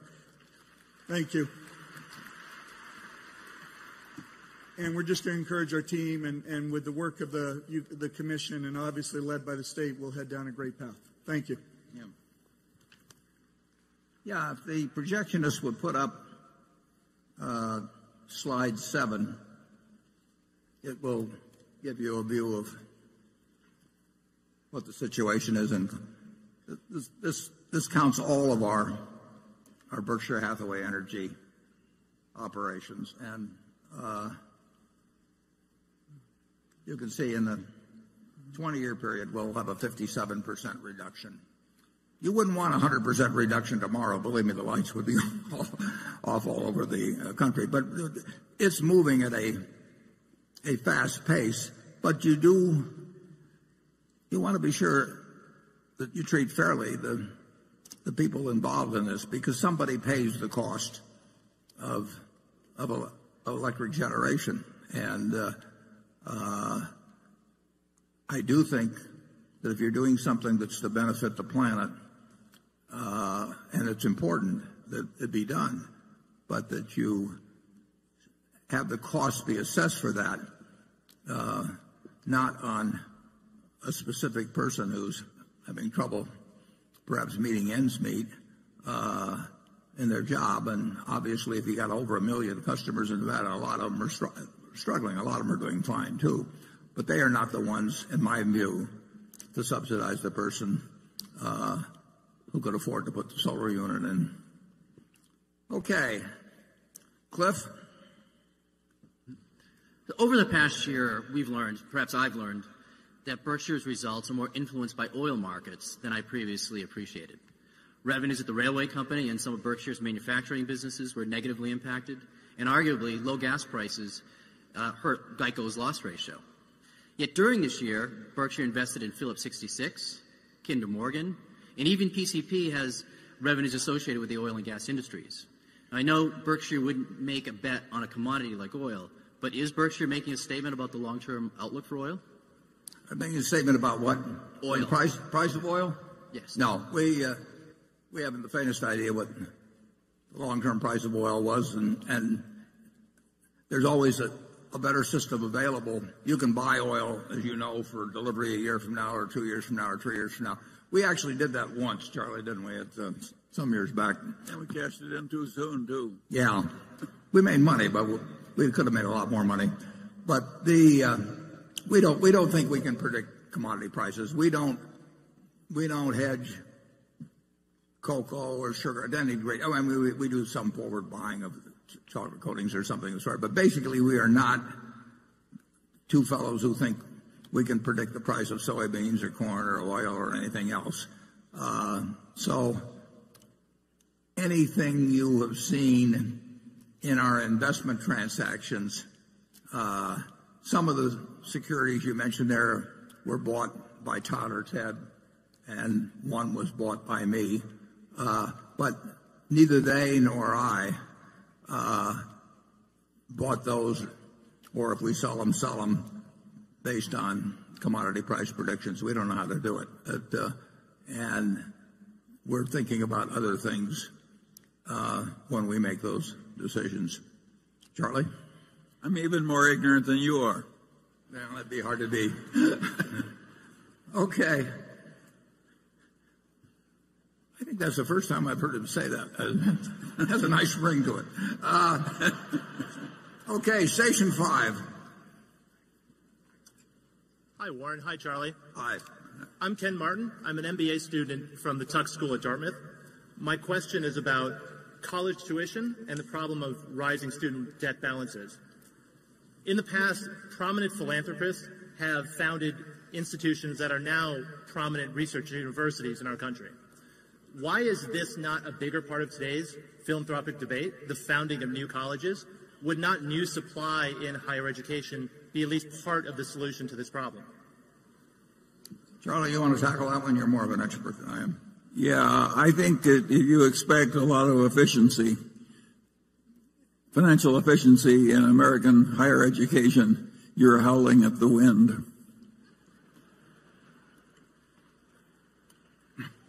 Well, I think he's also talking about just more philanthropy delivered there. Am I right? Or want to give him the light back on there? Yeah, that's right. What's the question again? The question about maybe whether more philanthropy ought to be devoted to that relatively because of the cost. But well, I do a lot more than Warren does in this field, and I'm frequently disappointed. But the monopoly has and bureaucracy have kind of pernicious effects everywhere, and the universities aren't exempted from it. But of course they are the glory of civilization. And if people want to give more to it, well, I'm all for it. Yeah, you've got the option of very good state schools, and we spend a lot of money on education in this country. If you take kindergarten through 12, it's interesting. People talk about entitlements in this country. It's terrible. We have all these entitlements for Social Security and everything.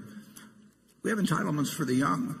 We spend $600 billion a year educating 50 million kids in the public schools between kindergarten and 12th grade. And just think of what that is as an entitlement. Nobody ever seems to bring that up. But it's a huge, and I believe in it, obviously. But, the people in their working ages, generally speaking, I think in a rich society have an obligation to both the young and the old. And based on the amount we spend, if we have problems with our school system, it's not because we're cheap. There are other problems that contribute to it. In terms of the money we put out, we're right up there. But I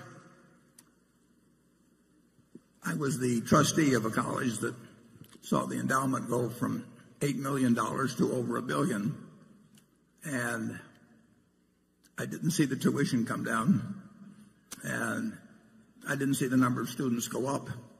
Nothing went up, except the professors' salaries.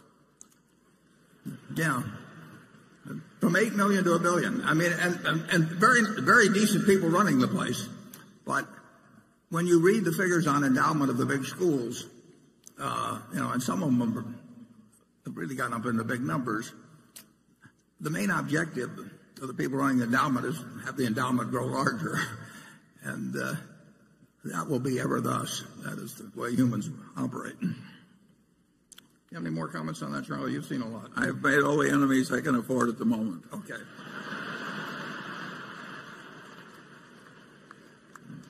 That's never slowed them down in the past. Andrew. Thank you, Warren. This from a shareholder who asked to remain anonymous. If Donald Trump becomes the President of the United States, and recognizing your public criticism of him and your public support for Hillary Clinton, what specific risks, regulatory, policy, or otherwise, do you foresee for Berkshire Hathaway's portfolio of businesses? That won't be the main problem.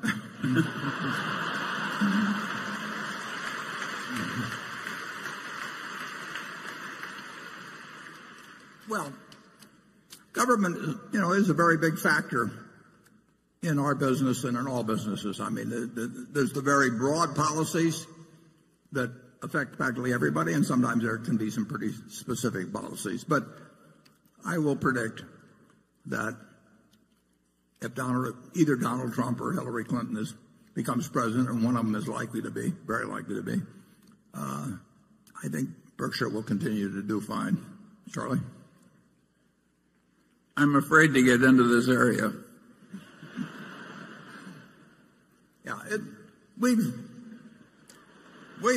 operated under we've operated under price controls. I mean, we've had 52% federal taxes applied to our earnings for many years.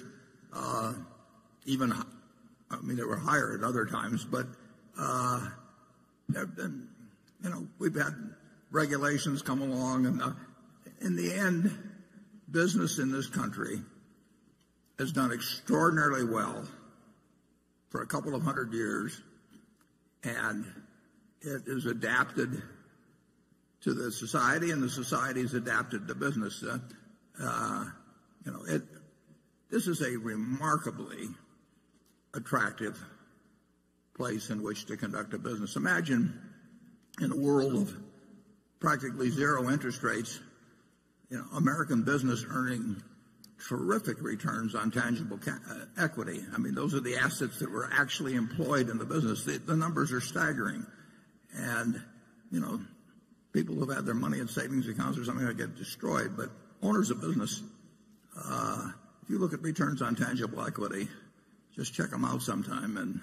And they have not suffered, even as people who own fixed income instruments have suffered enormously. And, farm prices are down now. Farmer income has fallen off a lot in the last couple of years, but business has managed to take care of itself, and for a good reason, because it contributes to and has been the engine of a market economy that's delivered output that is staggering by the imagination of anyone that might have existed 100 years ago.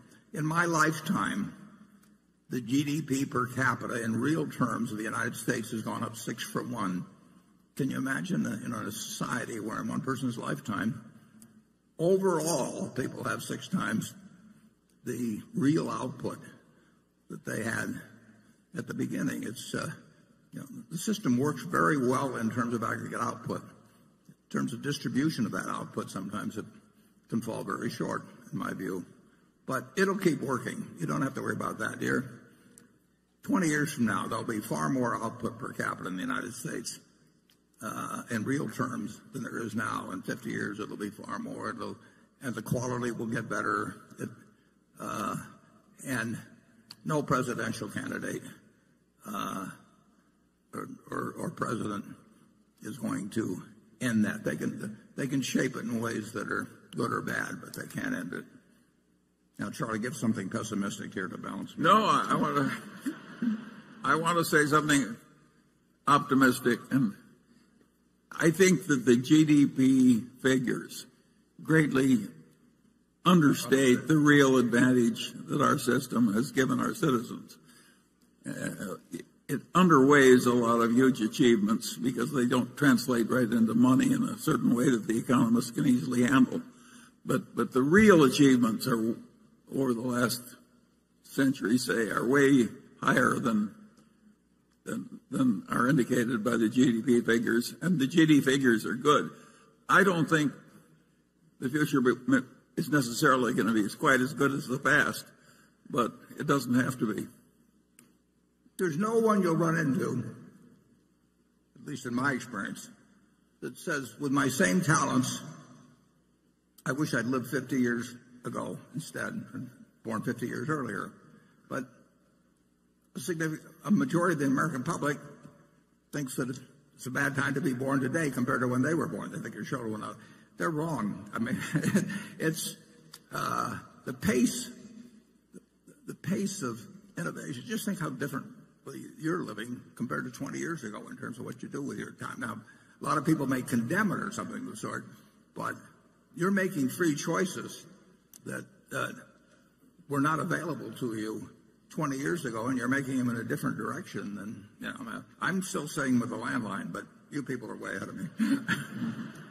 Okay, Greg. Warren, late last year we saw Canadian Pacific make a hostile bid for Norfolk Southern, a combination that would have linked Canada's second largest carrier with one of the two largest railroads in the eastern U.S. This move led to a largely negative reaction from not only Norfolk Southern, but from federal and state lawmakers, shippers, and other railroad operators, even though a formal evaluation process hadn't even begun with the U.S. Surface Transportation Board. Canadian Pacific eventually backed down.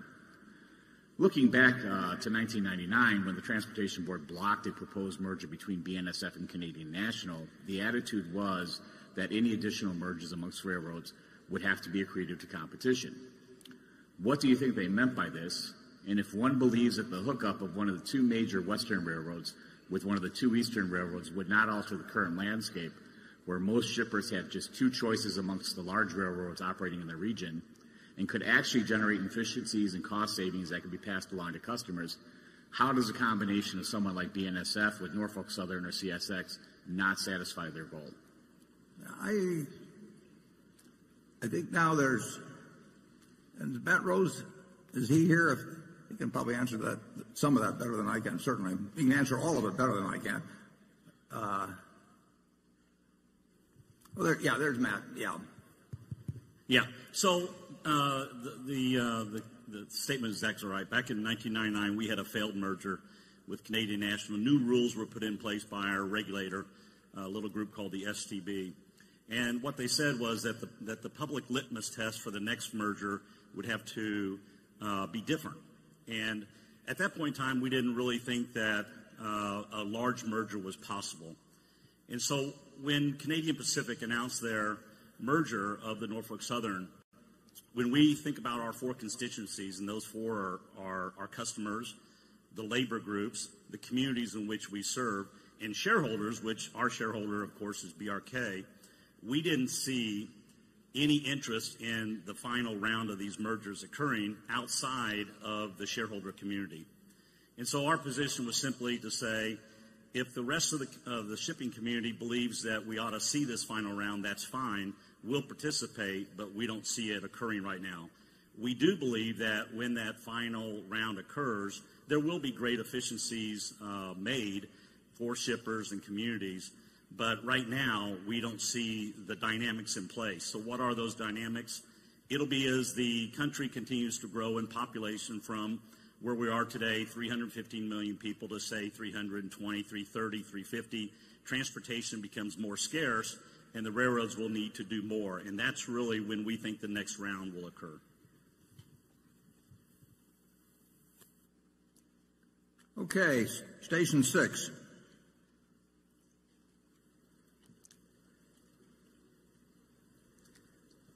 Hi, my name is Michael Mazia.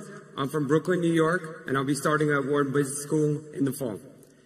In an interview with Bloomberg Markets recently, Jamie Dimon defended the role banks play in financial markets, saying banks aren't markets. The market is amoral.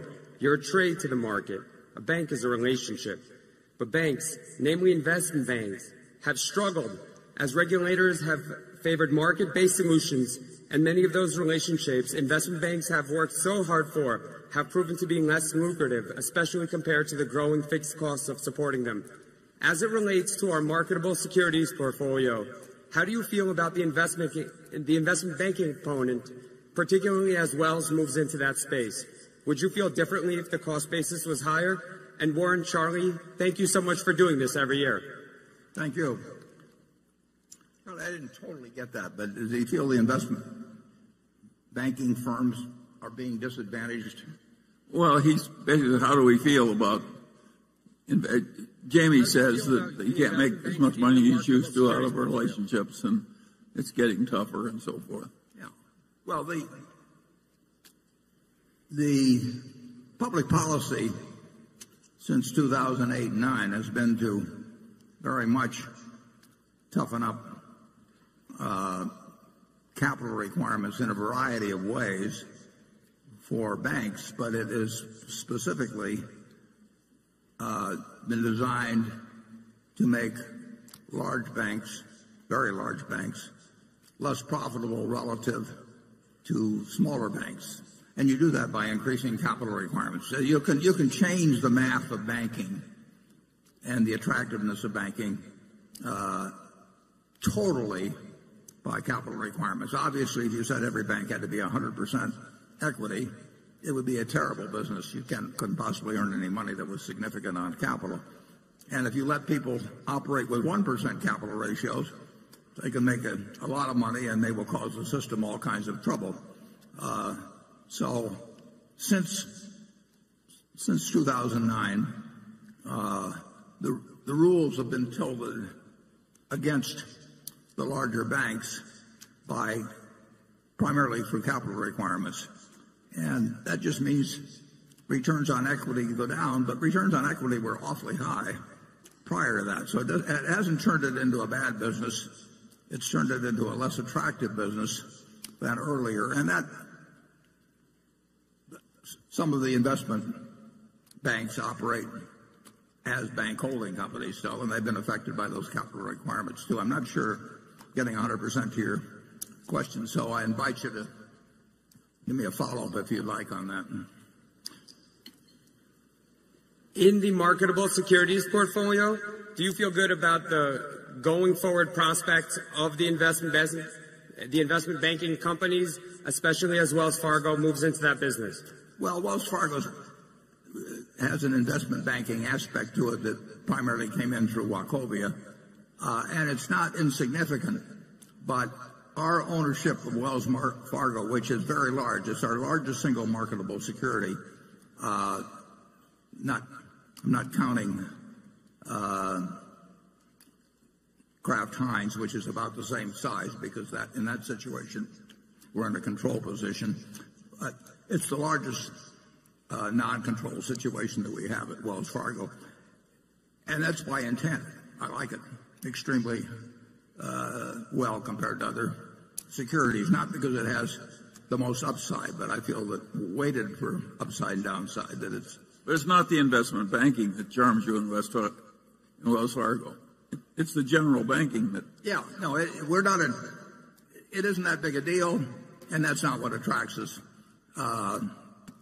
We think Wells Fargo is a very well-run bank, but we didn't make any decision to buy a single share based on the fact they were going to be more in the investment banking business because of the Wachovia acquisition. They've got a lot of sources of income. They've got a huge base of very cheap money, but unfortunately they've got it out at very cheap rates on the other side now. But spreads will probably work in their advantage eventually. And we think it's a very well-run bank. Investment banking business, Charlie and I are probably a little affected by the experience we had in running one for a short period of time. it's not been something we invested in significantly. We obviously made a major investment in Goldman Sachs, and we continue to hold shares that came out of the warrants that we received when we made the investment in 2008.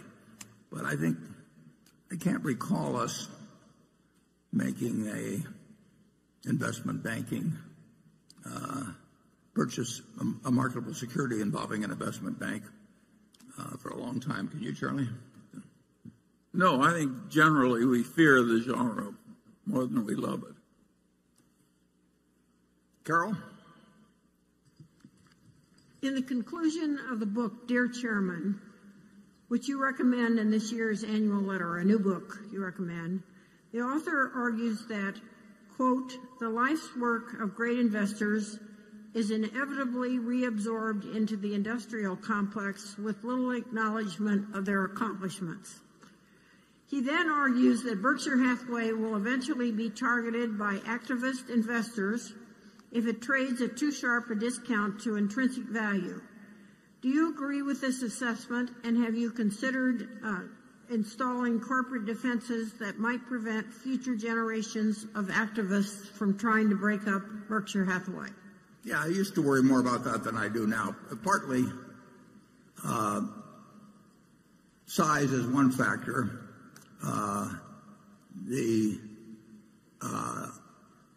I think the more important factor would be that Berkshire will always be in a position to repurchase very significant amount of stock, and as long as it's willing to buy that stock at some price, and it should be, close to intrinsic value, there should not be a large margin in terms of anybody that might come along and think there'd be a lot of money to be made by breaking up. There would be money lost by breaking it up in terms of there'd be certain advantages lost. Mid-American Energy could not have done what it has done in renewables without Berkshire being the parent. I mean, if it had been split off, it would have been the parts would have been worth less than the whole. And there are I could give you significant instances of that in other cases. So I don't think there will be a spread that will be enticing to anyone. And beyond that, I think the numbers involved would be staggering. And I think we have a shareholder base that recognizes the advantages of both the Berkshire businesses and its culture. And so I think it's very, very unlikely. But there have been periods in business history where stocks sold where practically all stocks sold at dramatic discounts from what you might call intrinsic value. And it's interesting that very little activity occurred there. And in the 1974 period, 1973 and 74, there were really good companies, one of which was Cap Cities, for example, that Tom Murphy ran, that was selling at a huge discount to what it was worth. But people did not come along then. So to some extent, when the discounts are huge, money is hard to get. It's not a huge worry with me. Actually, in my own case, because of the way my stock will get distributed to philanthropies after I die, it's very likely that my estate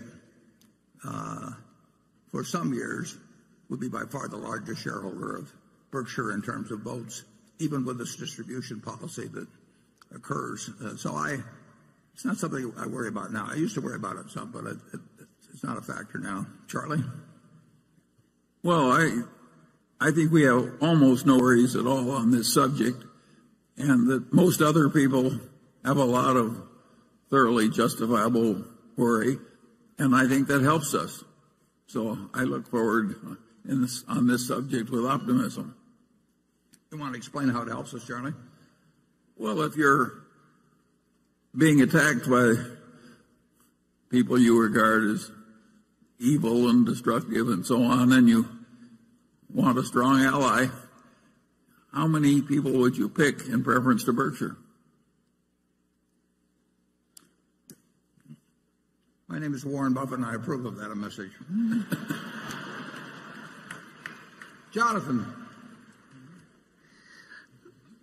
Leasing has quietly become an important contributor to Berkshire's earnings, with its several leasing units logging about $1 billion in combined annual pre-tax income.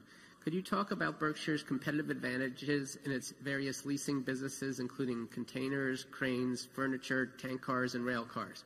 Are there other leasing businesses you would be interested in entering, for instance, airplanes or commercial auto fleets?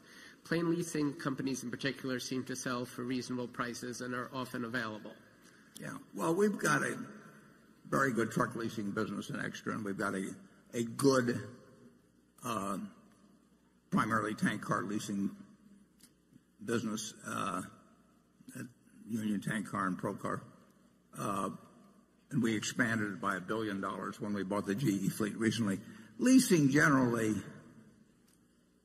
isn't something that we have to bring something to the party. At Extra, that's much more than just handing people a trailer and taking a check every month. There's important service advantages brought to that. But pure leasing of new cars, which is a huge business,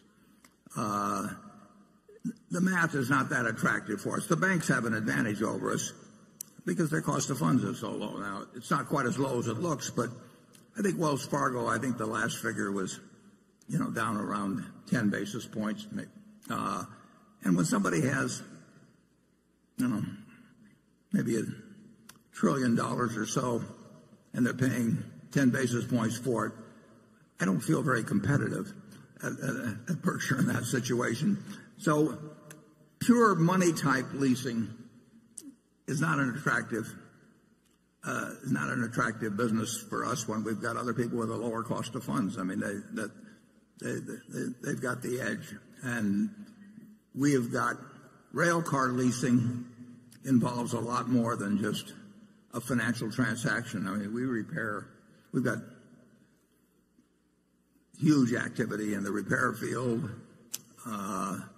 and those cars require servicing in the same way in our trailer business. But you will not see us get in. Aircraft leasing doesn't interest me in the least. We've looked at that a lot of times, had various aircraft leasing companies offered to us, and that's a scary business. And some people have done well in it but in recent years by using short-term money to finance longer-term assets which have big residual risks, and that just isn't for us. Charlie? I think you've said it pretty well. We're well located now, but I don't think we've got huge opportunities. Okay. Station 7.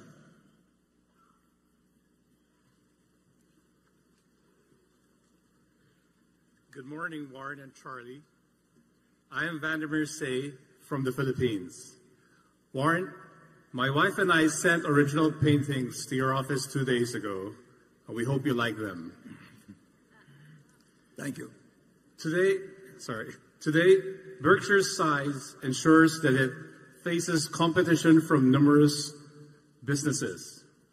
If you had a silver bullet, which competitor would you take out and why? And you can't say Donald Trump. Which competitor and which businesses? I mean, you're asking about which competitor would you kill if you could? I don't think we have to answer this one. Charlie's a lawyer.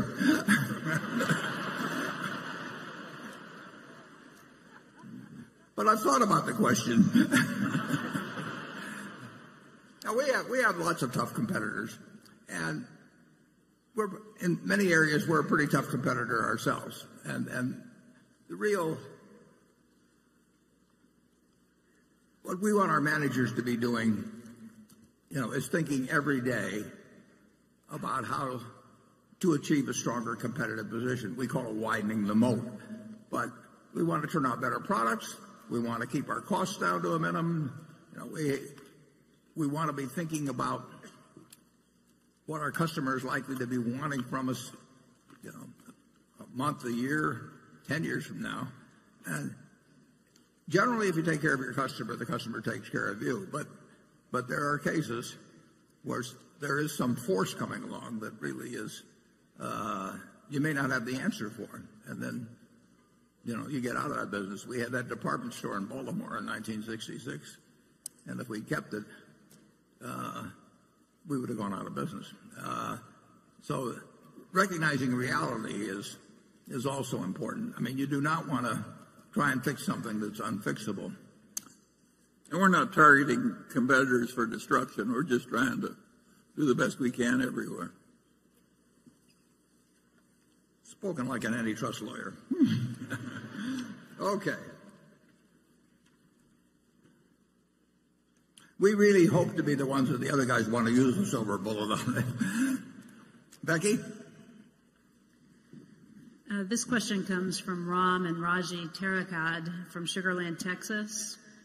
He writes, my wife and I have the vast majority of our net worth invested in Berkshire and in shares of the Sequoia Fund. Mr. Buffett, you have endorsed the Sequoia Fund on more than a few occasions. Recently, the Sequoia Fund has been in the news because of its large position in Valiant Pharmaceuticals. Mr. Munger has termed Valiant's business model highly immoral. Mr. Buffett, do you agree with Mr. Munger's assessment? Have your views about Sequoia Fund changed? Also, as you know, Sequoia is an admirer and large holder of Berkshire stock. Yeah, in a sense, I'm the father of Sequoia Fund in that when I was closing up my partnership at the end of 1969, I was giving back a lot of money to partners and these people that trusted me, and they wanted to know what they should do with their money. And we helped out those who wanted to put it in municipal bonds for a few months. Bill Scott and I stayed around and helped those people come up with those, but most of them were equity-oriented type investors. And we said there were two people that we admired enormously in the investment business, not simply because they were terrific investors, but they were terrific people. And they would be the kind of people that you'd make trustee of your will. So those two, one of whom is in the room, Sandy Gottesman, our director, and one was Sandy and one was Bill Ruane. They were friends themselves. So Sandy took on a number of our clients, a number of our partners, and they became clients and very happy clients of his, and I'll bet some of them are still clients, or their children or grandchildren are to this day. Others went with Bill. A lot of them went with both of them, actually. In fact, I wouldn't be surprised if the majority, who had a lot of money, gave some to Sandy and gave some to Bill. But Bill, we had a lot of people whose total funds were really not of a size that made them economic individual clients. And so Bill, who would not have otherwise set up a fund, Bill said, I'll set up a fund, and it actually had an office in Omaha. John Harding, who used to work for me, became the employee here, and a number of our ex-partners, my ex-partners, joined Sequoia Fund as a way to find an outstanding investment manager, like I say, both for ability and for integrity, and could deploy small sums with him. And Bill ran Sequoia until, I think, roughly 2005 when he died, and did a fantastic job. And even now, if you take the record from inception to now, with the troubles I've had recently, I don't know of a mutual fund in the United States that has a better record. There probably is one, maybe or two, but it's far better than the S&P, and you won't find many records that go for 30 or 40 years that are better than the S&P. So Bill did a great job for people. And Bill died in 2005, and the record continued to be good until a year or so ago. And at that time, the management company, or the manager, I should say, took an unusually large position in Valiant, and despite the objection of some people on the board, not only maintained that position, but actually increased it after a fair amount of doubt had been expressed by the board about the advisability of doing that. The record, like I say, to date, still from when started, is significantly better than average. My understanding is that the manager who made the decision on Valiant is no longer running the operation, and that other people at Ruane Cunniff are doing so, and I have every reason to believe that I know that they're very smart, decent people who are good, are probably way better than average analysts in terms of Wall Street. So I think it was a very unfortunate period when the manager got overly entranced with a business model, which I watched the Senate hearings a couple of days ago when Senator Collins and Senator McCaslin interrogated three people from Valiant, and it was not a pretty picture. In my view, the business model of Valiant was enormously flawed. It had been touted to us. We had several people who urged us strongly to buy Valiant, wanted us to meet Pearson, all that sort of thing. But it illustrated a principle that Pete Keywood, I think, said many, many years ago. He said, if you're looking for a manager, find somebody that's intelligent, energetic, and has integrity. And he said, if they don't have the last, be sure they don't have the first two. If you've got somebody who lacks integrity, you want to be dumb and lazy, you know. And if you get an intelligent, energetic guy or woman who is pursuing a course of action which, if put on the front page, would make you very unhappy, you can get in a lot of trouble. It may take a while. But Charlie and I have seen, and we're not remotely perfect at this, I don't mean that, but we've seen patterns. Pattern recognition gets very important in evaluating humans and businesses. And the pattern recognition isn't 100%, and none of the patterns exactly repeat themselves, but there are certain things in business and securities markets that we have seen over and over and that frequently come to a bad end, but frequently look extremely good in the short run. One which I talked about last year, I'm not referring to value in this regard, is the chain letter scheme, the disguised chain letter. You're going to see chain letters the rest of your life. Nobody calls them chain letters because that has a connotation that will scare you off, but they're disguised chain letters, and many of the schemes in Wall Street that are designed to fool people have that particular aspect to it. And there were patterns at Valiant that I think certainly if you go and watch those Senate hearings, I think you'll decide that there were patterns there that really should have been picked up on, and it's been very painful to the people of Sequoia. And I personally think that the people that are running Sequoia now are able people, and I'll get into in a second the difficulty of managing money. But first I'll give Charlie a chance to comment on this. Well, I totally agree with you that Sequoia, as reconstituted, is a reputable investment fund, and that the manager, as reconstituted, is a reputable investment advisor. And I've got quite a few friends and clients that use Ruane Cunniff, and I've advised them to stay with the place as reconstituted. And I believe you've done the same thing, haven't you? Right. So we trust, we think the whole thing is fixed. Now, Valiant, of course, was a sewer, and those who created it deserve all the opprobrium that they got.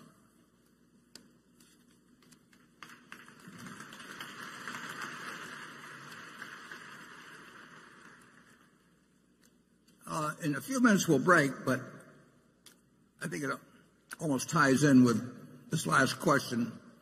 If we could put slide 3 up, I promised, some years ago I made a wager, and I promised to report before the lunch how the wager was coming out.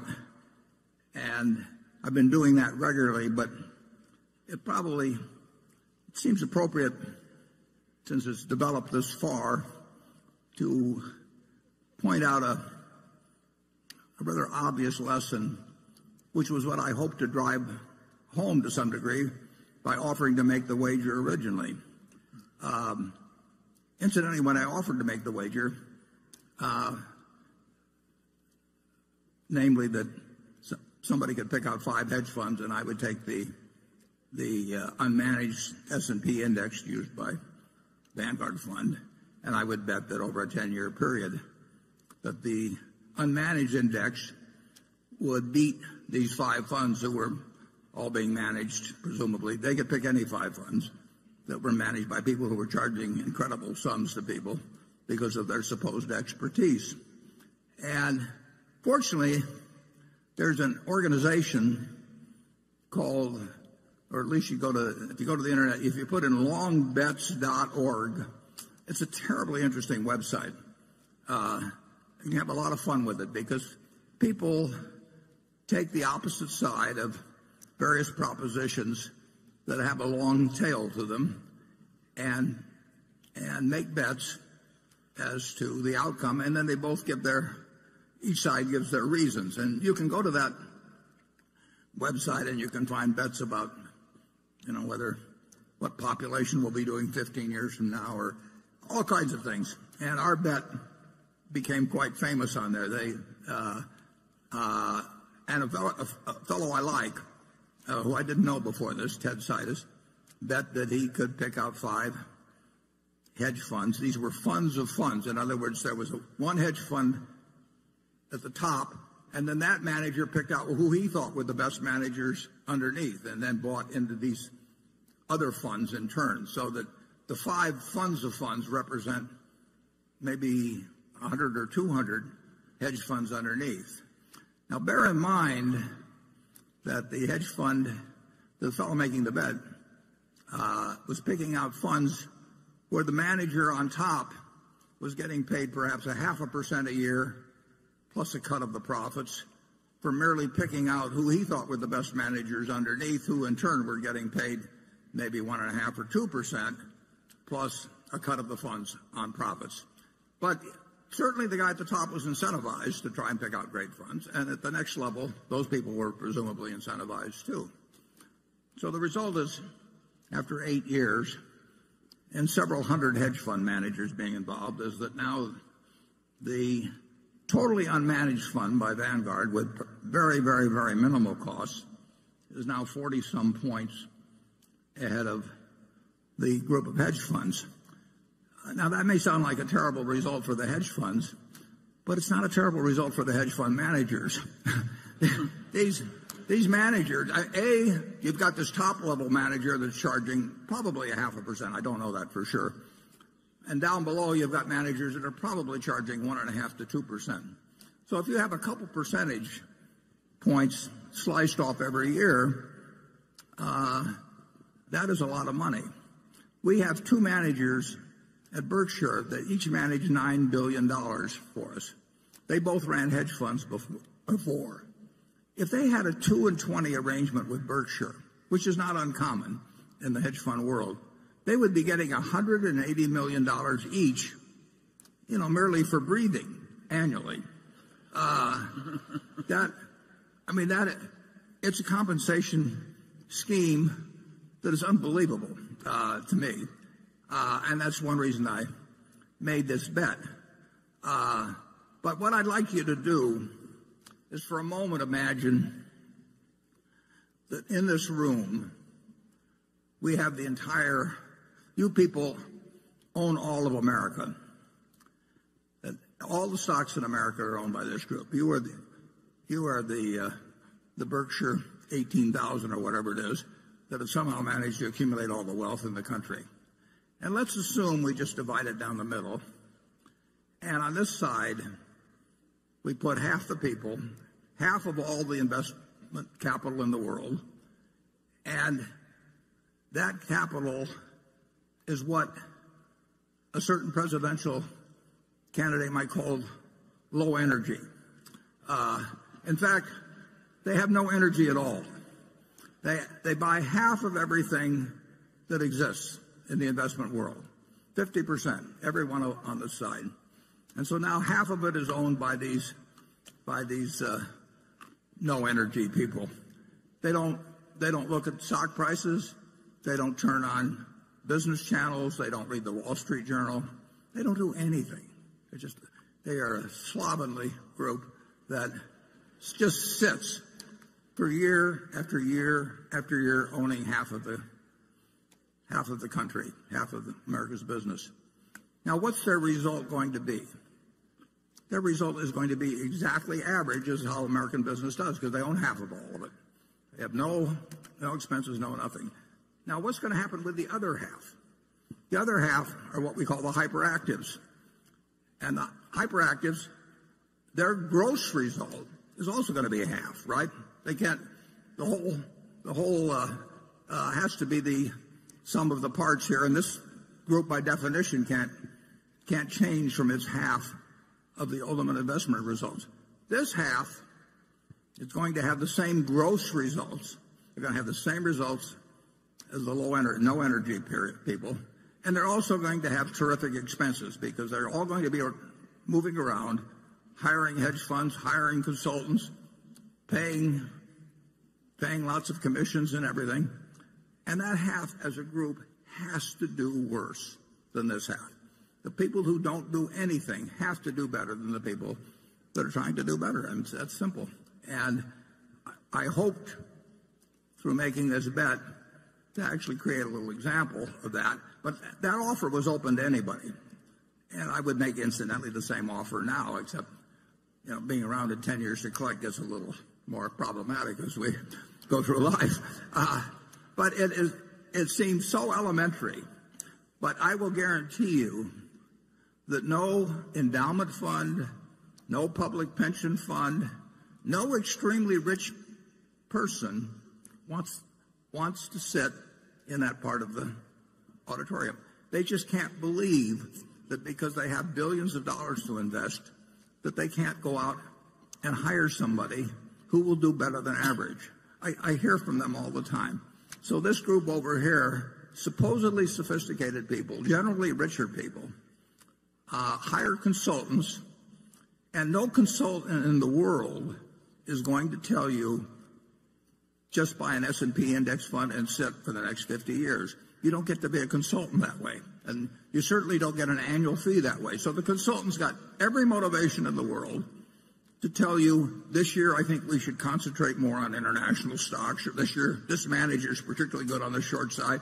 And so they come in and they talk for hours, and you pay them a large fee, and they always suggest something other than just sitting on your rear end and participating in American business without cost. And then those consultants, after they get their fees, they in turn recommend to you other people who charge fees, which, as you can see over a period of time, cumulatively eat up capital like crazy. So I would suggest that what I felt sure, I didn't feel sure because nothing, can't tell for sure about any 10-year period, but I certainly felt very probable, or I wouldn't have stuck my neck out. It just demonstrates so dramatically. I've talked to huge pension funds, and I've taken them through the math, and when I leave, they go out and hire a bunch of consultants and pay them a lot of money. And it's just unbelievable. And the consultants always change their recommendations a little bit from year to year. They can't change them 100% because then it didn't look like they knew what they were doing the year before. So they tweak them from year to year, and they come in, and they have lots of charts and PowerPoint presentations, and they recommend people who in turn are going to charge them a lot of money, and they say, well, you can only get the best talent by paying 2 and 20 or something of the sort. And the flow of money from the hyperactive to what I call the helpers is dramatic, while this group over here sits here and absolutely gets the record of American industry. So I hope you'll realize that for the population as a whole, American business has done wonderfully, and the net result of hiring professional management, is a huge minus. And at the bookstore, we have a little book called Where Are the Customer's Yachts? Written by Fred Schwett. I read it when I was about 10 years old. Been updated. It hadn't been updated, but new editions have been put out a few times. But the basic lessons are there. That lesson is told in that book from 1940. It's so obvious. And yet all the commercial push is behind telling you that you've got to think about doing something today that's different than you did yesterday. You don't have to do that. You just have to sit back and let American industry do its job for you. Charlie, do you have anything to add to my sermon? Well, you're talking to a bunch of people who have solved their problem by buying Berkshire Hathaway. That worked even better. And there have been a few of these managers of managers who've actually succeeded. There are a few in the universities who are really good, but it's a tiny group of people. It's like looking for a needle in a haystack. And when I was given the job of naming two in 1969, I knew two. I knew a couple of others. Charlie wasn't interested in managing more money then, and my friend Walter Schloss did not scale up well, although he had a fabulous record over 45 years or thereabouts. But, that was all I could come up with at that time. And fortunately, I did have a couple. And the people who went with Sequoia Fund have been well served if they stayed for the whole period. But the people, there's been far, far, far more money made by people in Wall Street through salesmanship abilities than through investment abilities. There are a few people out there that are going to have an outstanding investment record, but there are very few of them, and the people you pay to have identify them don't know how to identify them, and they do know how to sell you, and that's my message. We'll come back at 1 o'clock. Thanks.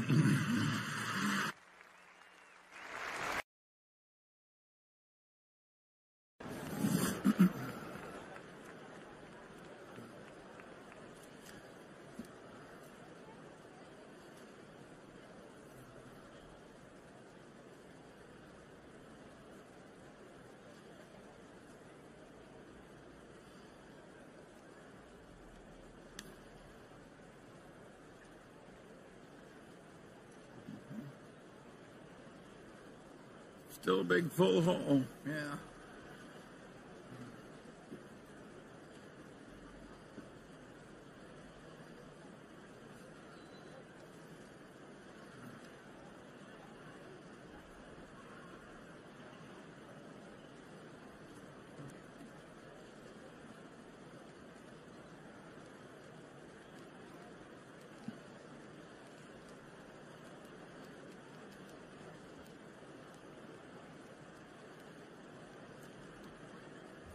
Okay, if you'll take your seats, we'll get underway.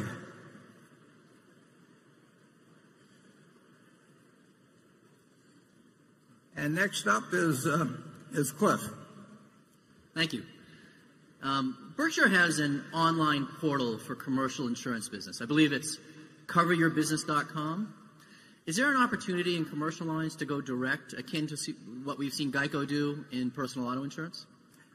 Yeah, well, the answer to that is we'll find out. We have actually two online arrangements. I'm not sure whether they're both up yet. One is called, I believe it's called Big. I think we got that domain name, BIG. And that will be run by the Applied Underwriters, which is a subsidiary of ours that writes workers' comp. And the other is run by Ajit. And then actually, we do commercial auto, some commercial auto, through Geico as well. So we will learn soon. I guess my message about inherited wealth is getting delivered here. Kid probably wants to put himself up for adoption now. So we will be we have been a little bit, and we will be experimenting more with various insurance lines. When you look at what has happened, just take Amazon. You want to try a lot of things, and it amazed me how fast the inquiries on personal auto migrated from phone to the internet. And I would have thought that the younger people would do it, but that people like myself would be very slow to do it. But the adaptation by the American public of internet response has really been pretty incredible, and shows no sign of slowing down. So the answer is, we'll try various things, and we'll make some mistakes, and my guess is that 10 and 20 and 30 years from now, it'll be a lot different. Station 8. Hi, my name's Matt Claiborne from Columbus, Ohio, and thank you for putting this on for all of us. My question is, you've said before that your role will be divided into parts for your succession, one of which is the responsibility of maintaining culture by having Howard as non-executive chairman. What is the plan for how Berkshire will maintain its culture when Howard no longer fills the role, and what should shareholders watch for to make sure that the culture is being properly maintained decades from now when I am your age? Yeah.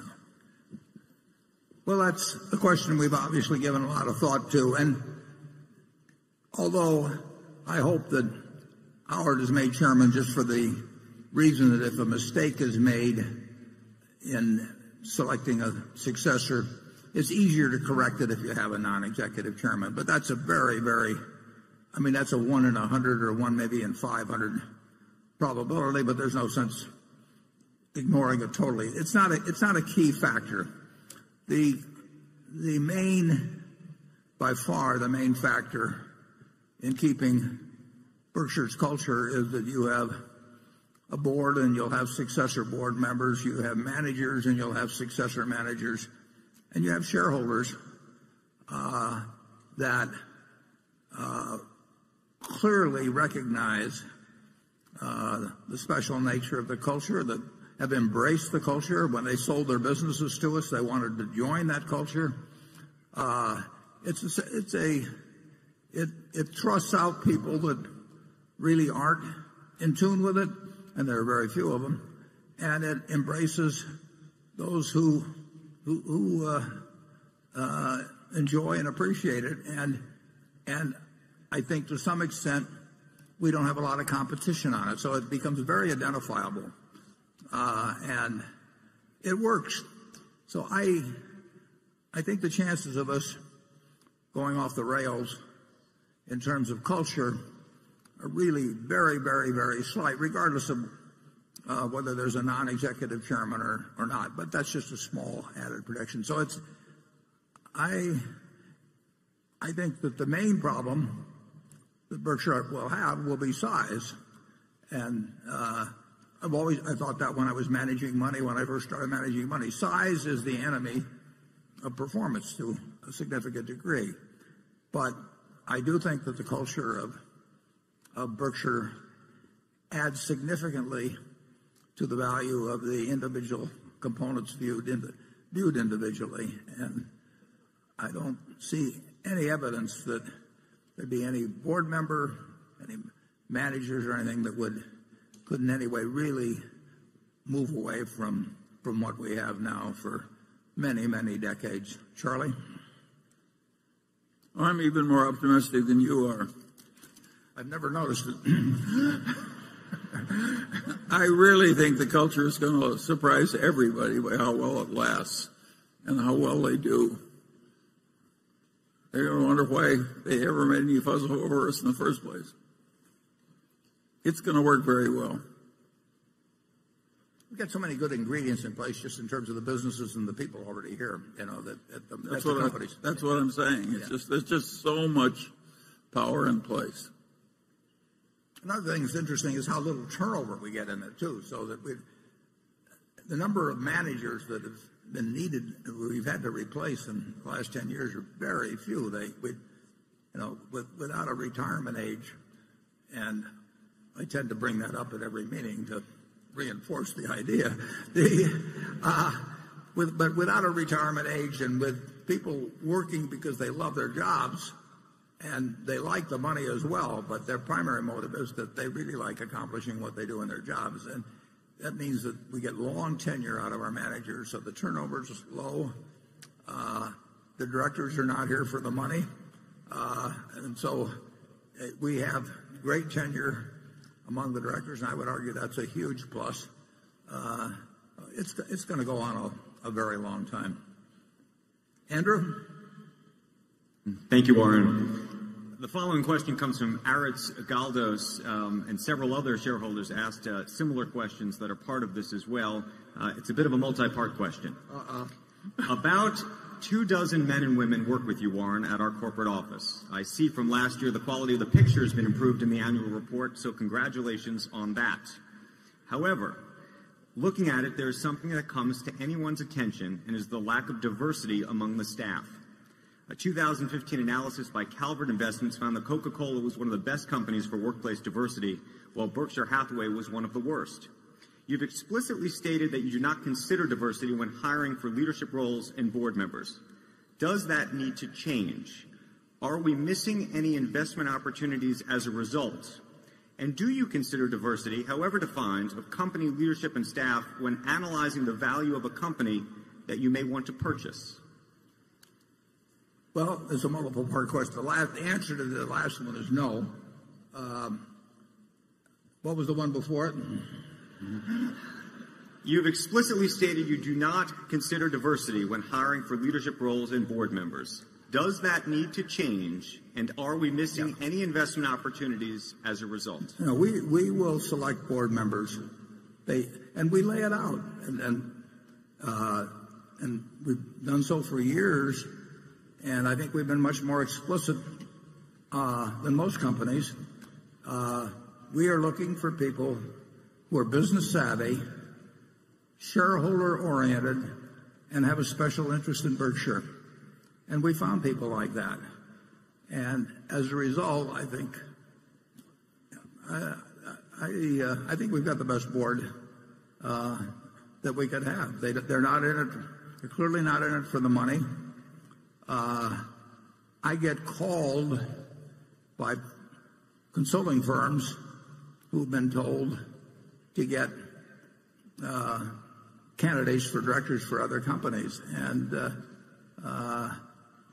by the questions they ask, it's clear they've got something other than the three questions we ask in terms of directors in mind. They really want somebody whose name will reflect credit on the institution, which means a big name. One organization recently, the one that did the blood samples with small pricks, they got some very big names on their board. And Theranos, I think, is that the way you pronounce it, Charlie? Theranos? Yeah. And I mean, the names are great, but we're not interested in people that want to be on the board because they want to make $200,000 or $300,000 a year, for 10% of their time. And we're not interested in the ones for whom it's a prestige item, and who want to go and check boxes or that sort of thing.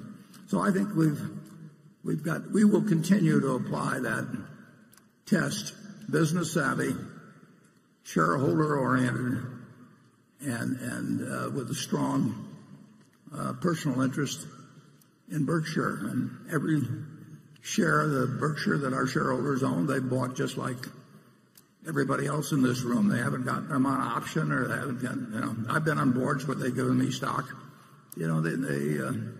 I get it for breathing, basically. That half a dozen places that are, maybe 3 or 4 that I was on the board of. We want our shareholders to walk in the shoes, our directors to walk in the shoes of shareholders. We want them to care a lot about the business, and we want to be smart enough so that they know enough about business that they know what they should get involved in and what they shouldn't get involved in. The people in the office, I'm hoping that when we take the Christmas picture again this year, they're exactly the same 25 that were there last year, even though we might have added 30,000 employees elsewhere and maybe 10 billion of sales or something like that. It's a remarkable group of people. And just take this meeting.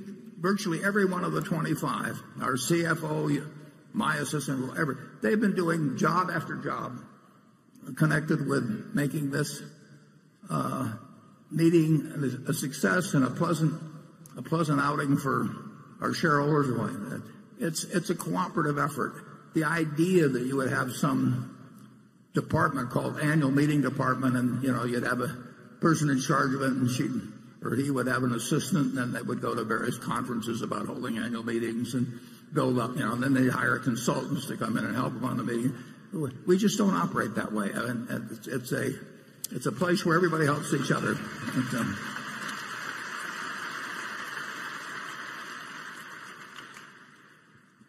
Part of what makes my job is extraordinarily easy, but the people around me really make it easy. And part of the reason it's easy is because we don't have any committees. Maybe we have some committee I don't know about, but I've never been invited to any committees. I'll put it that way at Berkshire. And we may have a PowerPoint someplace. I haven't seen it, and I wouldn't know how to use it anyway. We just don't have make work activities, and we might go to a baseball game together or something like that. But I've seen the other kind of operation, and I like ours better. I'll put it that way. Charlie? Well, years ago, I did some work for the Roman Catholic Archbishop of Los Angeles. And my senior partner pompously said, you don't need to hire us to do this. There's plenty of good Catholic tax lawyers. And the Archbishop looked at him like he was an idiot and said, Mr. Peeler, he says, last year I had some very serious surgery, and I did not look around for the leading Catholic surgeon. That's the way I feel about board members.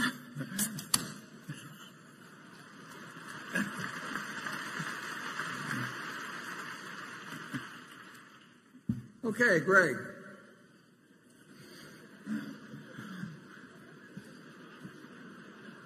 Warren, Greg.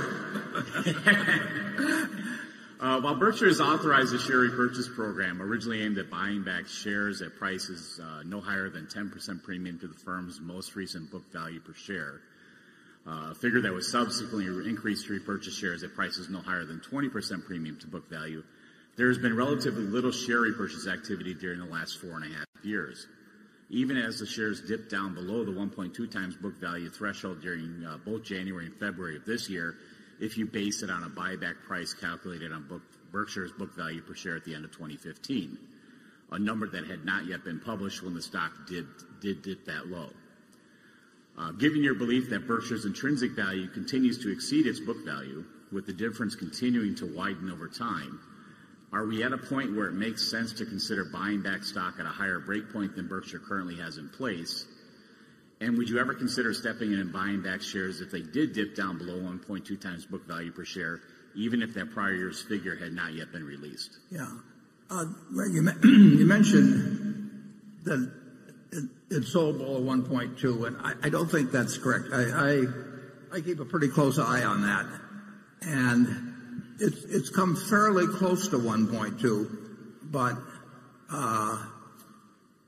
I could almost guarantee you that it has not hit 1.2, or we would have done it. And I'd be happy to send you figures on any day that you might feel that it did hit the 1.2. Clearly, in my view, Charlie's view, the board's, the stock is worth significantly more than 1.2, but it should be worth significantly more, or we wouldn't have it at that level. On the other hand, we did move it up from 1.1 to 1.2 because we had acquired more businesses over time that were the differential between our carrying value and the book and the intrinsic value really had widened from when we set the 1.1. I have mixed emotions on the whole thing, in that from strictly a financial standpoint and from the standpoint of the continuing shareholders, I love the idea of buying it at 1.2, which means I probably would love the idea of buying it a little higher than 1.2. On the other hand, I don't take, and it's the surest way of making money per share there is. I mean, if you can buy dollar bills for anything less than $1, there's no more certain way of making money.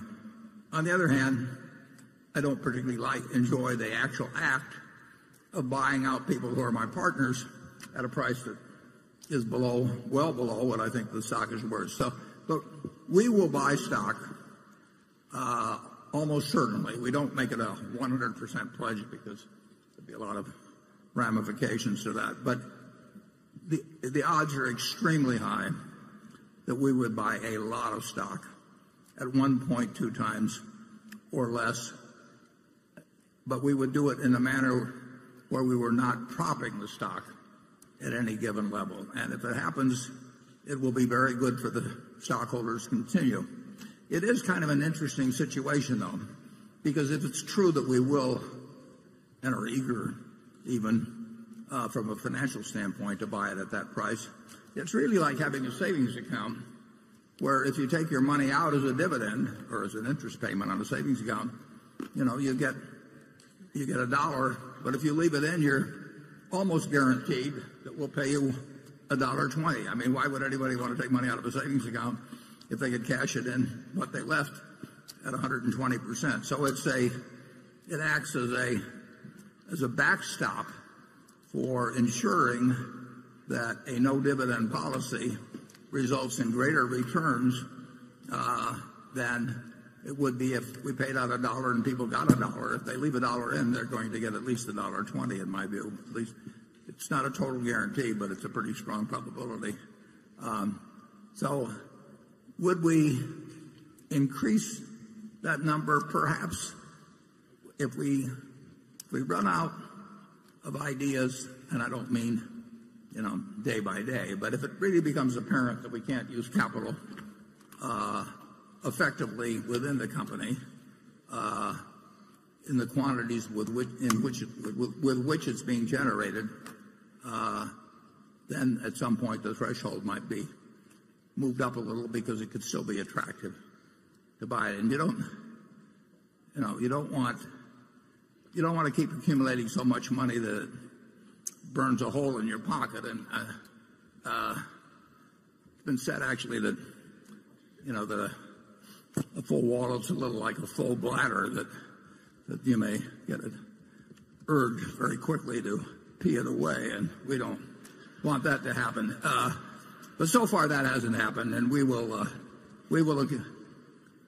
if it ever gets to where we have $100 billion or $120 billion or something like that around, we might have to increase the price.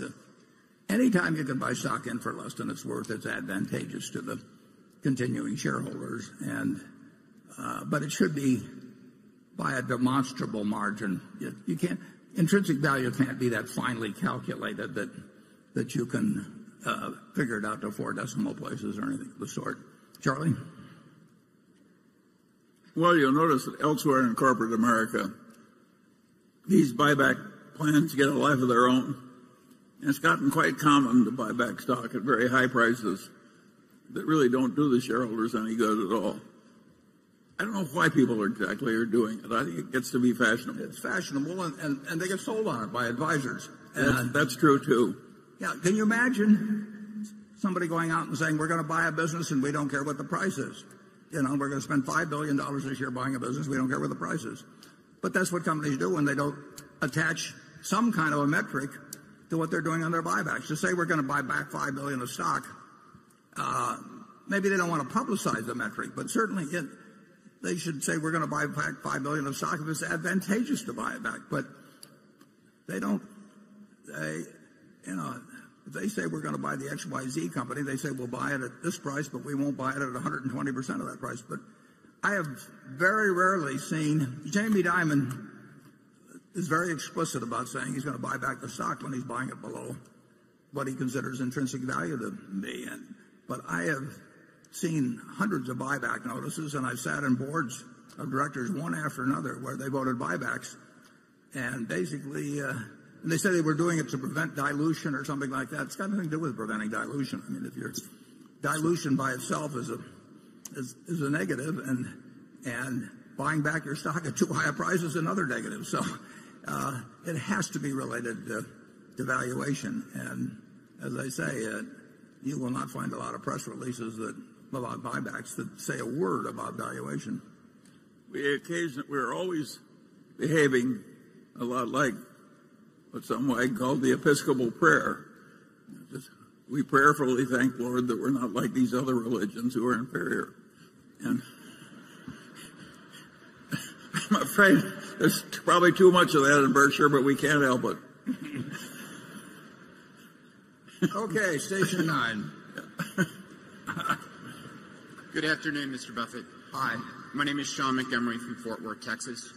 The Nebraska Furniture Mart's been open for about a year in Dallas. Right. I was just curious how sales have been, how they compare to your other stores, and what you think they'll be in the future. Thank you. It's our largest store in volume, but we had a problem there that we had in Kansas City, and we'll probably have every time we open a store. And we generate so much initial volume that we had a delivery problem. Like I say, it was worse in Kansas City when that was the first one we opened. So we really had to take our foot off the gas pedal, because the last thing in the world we want to do, is make first impressions with delivery problem, accompanied by delivery problems. So it's our largest store in volume. The deliveries have gotten far better. They actually are meeting our company standards that we have in Omaha. But that wasn't the case for some months. And it's hard to go open up. We opened up the largest home furnishing store in the United States, and we did it in an area where we naturally thought we trained the drivers as well as we could and everything. But delivery with 100 plus units out there in a new operation, taking in carpet and people getting lost and routing being bad and all kinds of, there was plenty of work to be done, and it's been done. So I expect that store, which already is the largest store we have, but I think it'll be $1 billion annual store before very long. We're getting ready to step on the gas. It's a terrific area. We have 20 plus auto dealerships there. In the Dallas-Fort Worth area. We probably have 3 or 4 of them in the area where our Furniture Mart is. They can't build fast enough down there. Toyota's moving there. Lexus. It already is a great store, but it's going to be something even far beyond that. We've opened up about 4 food places so far. We got 4 or 5 more in the works, and they're doing terrific volumes. I'm starting to sound like Donald Trump here, tremendous, terrific, fantastic. I've never seen anything like it. Just wait till next year. I'll come back. I'll really be in shape then. It's doing well.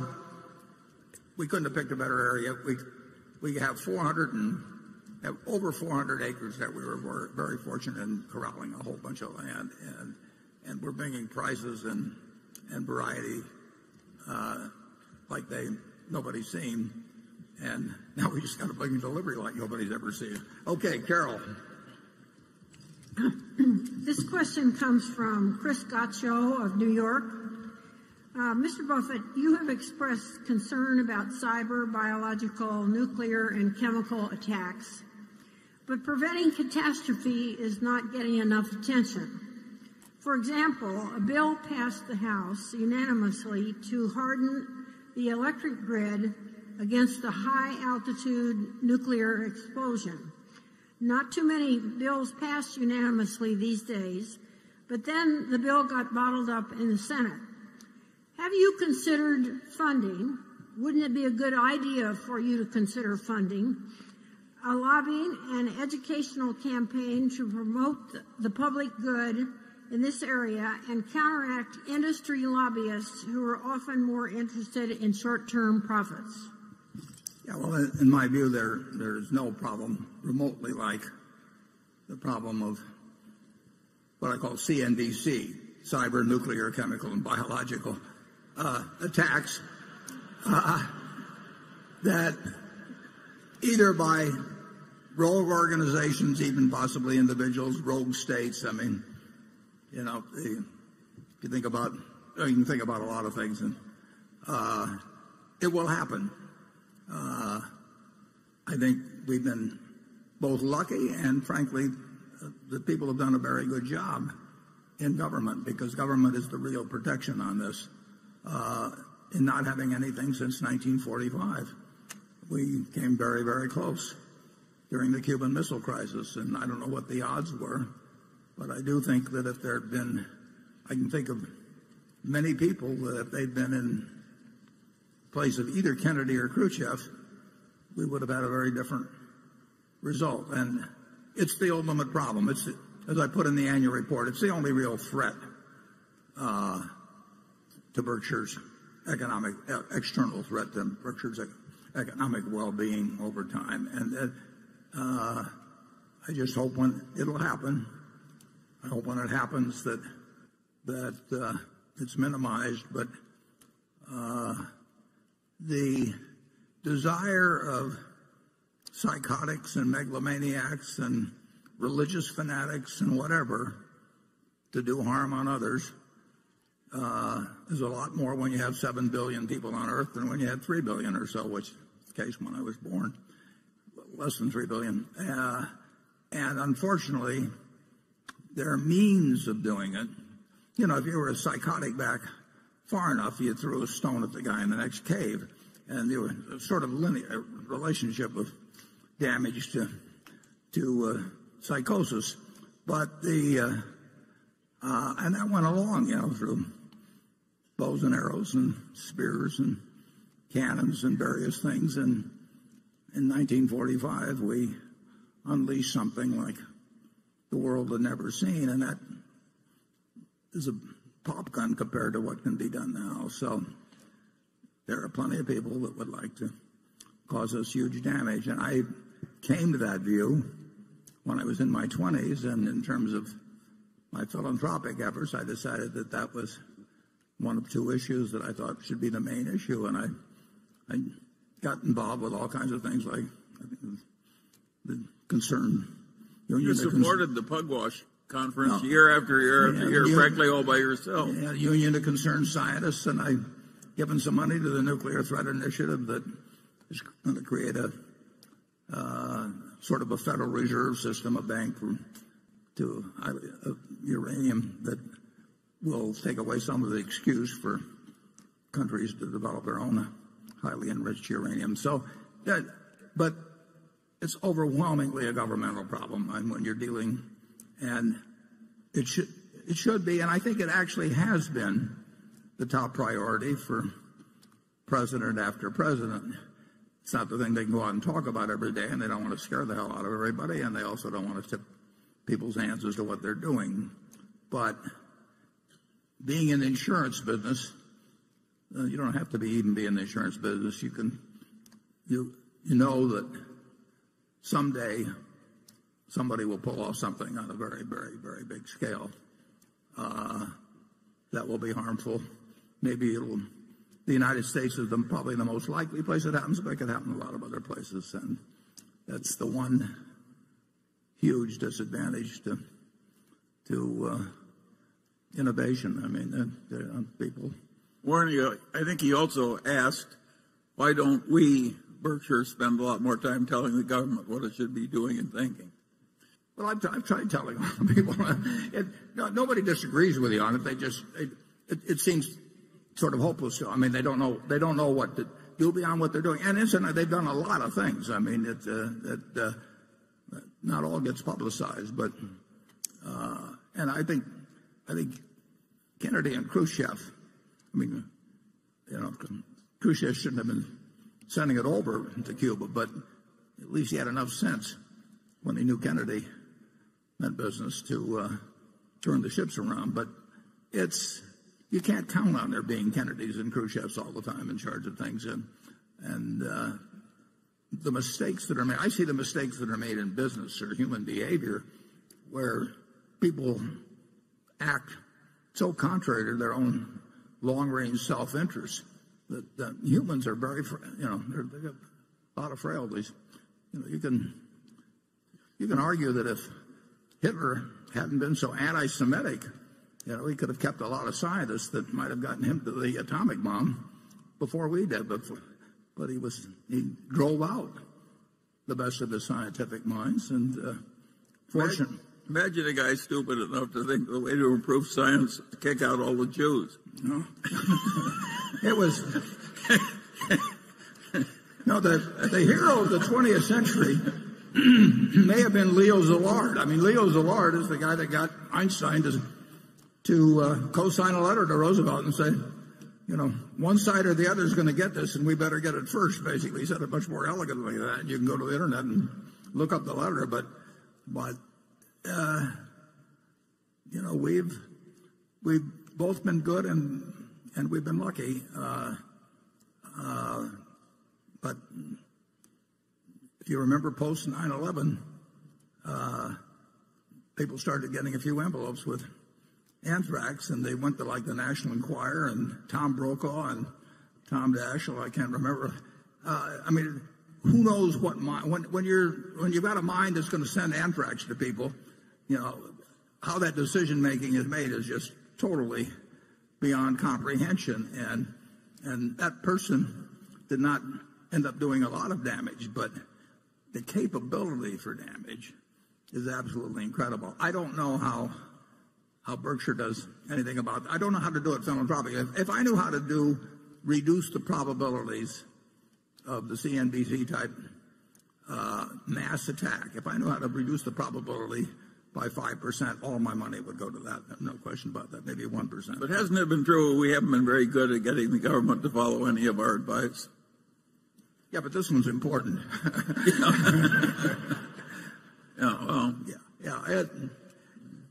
Nobody argues with you about it. They just sort of throw up their hands, and some people work for a while on it and just get discouraged and quit. I was involved. I forget the exact name of it, but their idea was a bunch of nuclear scientists. This was long ago, but their idea was to affect elections in small states. The theory being that government was the main instrument, and you would have the maximum impact. And just one after another, people took it up and got discouraged. I don't think it's because we've had the wrong leaders. I think our leaders have been good on this. I think that any candidate. I do not worry about the fact that either Clinton or Trump would regard that as the paramount problem of their presidency. But I just don't know. The offense can be ahead of the defense, and you can win the game 99.99% of the time, but eventually anything that has any probability of happening, will happen. I wish I could give you a better answer. Charlie, if you got any? I have no hope of giving a better answer. That's what they all say to me. Yeah. Jonathan. The Lubrizol lubricant additives business is one of your 6 largest non-insurance units, but there's been relatively little disclosure about its performance since it was acquired nearly 5 years ago. Can you please update us on how the core business has done and how the competitive landscape and end markets have evolved since it was acquired? I know the core business is not a growth business, but has the increase in miles driven helped their top line at all? Could you also talk about the performance of one or two of their more important bolt-on acquisitions, whether it be ChemTool, the pipeline flow improver company, Warwick, Weatherfield, or Lipotech? Yeah. The additive business, there's 4 companies in it. basically, and it's a no growth but very good business, and we're the leader. So it has performed almost exactly as you would anticipate since purchase, and other specialty companies have, some of which might have growth possibilities, but they're small. So Lubrizol overall on an operational basis has been very much as we anticipated, or you would have anticipated if you looked at the prospectus at the time we bought it. They made one large acquisition, which was a big mistake, and that was in the oil field, especially chemical area, and was made just about the time that, or even a little after that oil took a nosedive. So we've had some decent acquisitions there, but the biggest acquisition should not have been made. We still got the fundamental earning power of the additives business and everything. That has not disappointed us in any way. It's a very well-run operation that way, but it's not a growth operation. Charlie? Nothing to add. Okay. Station 10. Hello. Hello, Mr. Buffett and Mr. Munger. Thank you so much for your insights, teaching, and being great role models. My name is Eric Silberger, a violinist based in New York City. My question for both of you is related to psychological biases. Through Berkshire Hathaway's operations, you get a very good read on macroeconomic factors, yet Berkshire does not make investment decisions based upon macroeconomic factors. How do you control the effect of information, such as knowing macroeconomic factors, or the anchoring effect of knowing stock prices, because after a while, it's hard not to once you've analyzed them before? And how does that influence your rational decision-making, whether you should ignore it or whether you should try to use it in a positive way? Well, Charlie and I are certainly, we read a lot.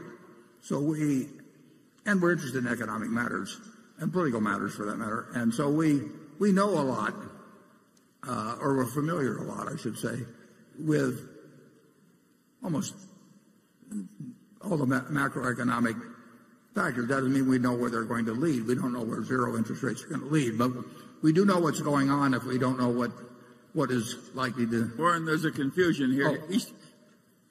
It says microeconomic factors. Oh, we pay a lot of attention to those. Oh, yeah. If you talk about macro, we don't know any more than anybody else. Yeah, he summed it up.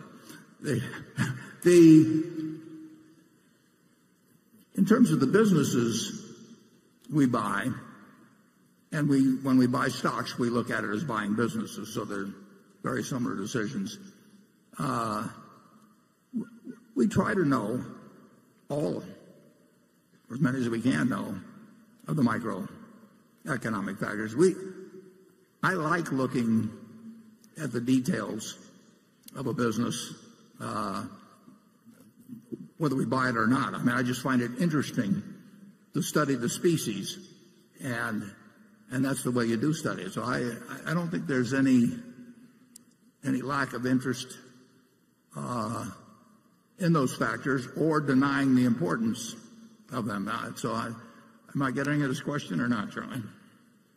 Well, there hardly could be anything more important than the microeconomics. That is business. Business and microeconomics are sort of the same term. I guess microeconomics is what we do, and macroeconomics is what we put up with. Yeah. The anchoring effect, I mean, how do you deal with that as well? Well, we're not anchored with what we're ignoring.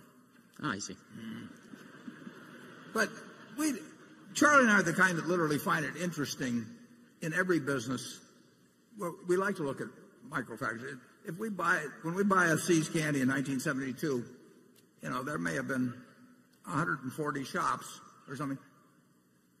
We'll look at numbers on each one, and we'll watch them over time, and we'll see how third-year shops behave in the second year. We really like understanding businesses. It's interesting to us, and some of the information is very useful, and some of it may look like it's not helpful, but who knows when some little fact stored in the back of your mind pops up and really does make a difference. So we're fortunate in that we're doing what we love doing it. I mean, we love doing this like other people like watching baseball games, and which I like to do too. But they just the very act, every pitch is interesting, and every movement, whether the guy's, a double steal is interesting or whatever it may be, and so that's what our activity is really devoted to, and we talk about that sort of thing. And we try and avoid the worst anchoring effect, which is always your previous conclusion. We really try and destroy our previous ideas. Charlie says that if you disagree with somebody, you ought to be able to state their case better than they can. Absolutely. And at that point, you've earned the right to disagree with them. Otherwise, you should keep quiet. It would do wonders for our politics if everybody followed my system.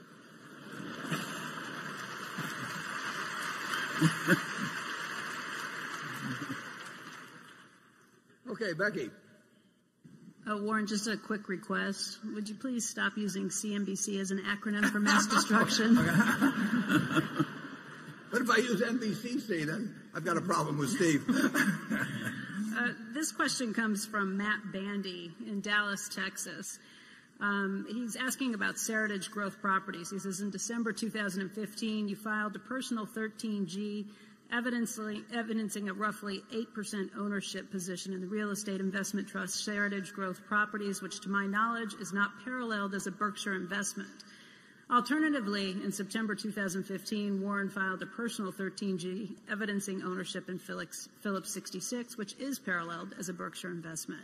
My question is, how do you decide when making a personal investment for your own account versus an investment for Berkshire? I understand market cap and ownership sizing are the likely factors, but does it still not behoove him to invest for the shareholders' benefit in a company like Seritage that might have significant upside? And where are you putting your personal money to work? Right. I do not own a share, or never have owned a share of Phillips 66. I'm not sure where that person,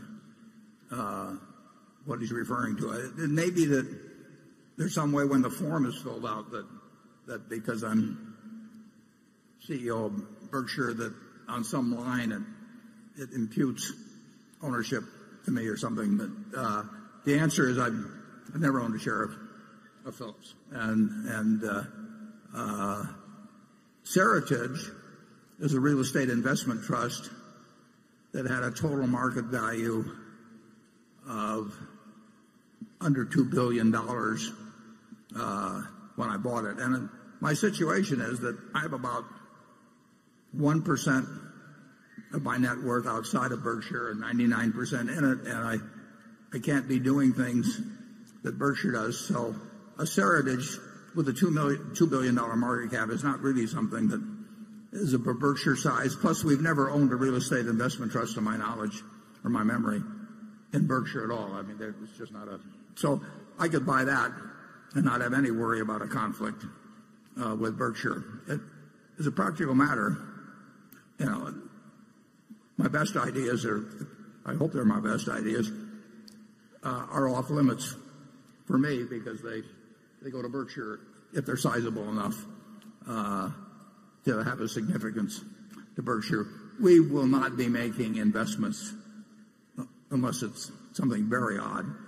We will not be making investments in companies with a total market cap of a couple billion. Well, we're our present size. But so every now and then I see something that's sub-sized for Berkshire that I'll put that 1% of my net worth in, and the rest of the stuff is off limits, basically, unless Berkshire's all done buying something. Or is it? I own some wells that I bought a long, long time ago, and Berkshire was not interested in. I mean, we bought enough or something at the time, or maybe we didn't have money for investment, but I try to stay away from anything that could conflict with Berkshire. And if I've been buying Phillips when Berkshire was buying Phillips, or prior, or subsequently, there could be a case where it'd be okay when we might have hit some limit. But the answer is I didn't buy and have never owned any. Charlie? Well, part of being in a position like that we occupy is you really don't want conflict of interest or even the appearance of it. And it's been 50 or 60 years. When have we embarrassed Berkshire by some of us side conduct? Both of us have practically nothing of significance in the total picture outside of Berkshire. I've got some Costco stock. I'm the director of Costco. Berkshire's got some Costco stock. There are 2 or 3 little overlaps like that, but basically, Berkshire shareholders have more to worry about than some conflict that Warren and I are going to give it. We're not going to do it. It may sound a little crazy, and it's only because I can afford to say this, but I would much rather make money for Berkshire than for myself. I mean, it isn't going to make any difference to me anyway. I've got all the money I could possibly need and way more. And on balance, my personality, everything's more wound up in how Berkshire does than I am myself, because I'm going to give it all away. So I know my end result is 0, and I don't want Berkshire's end result to be 0. So I'm on Berkshire's side. Cliff?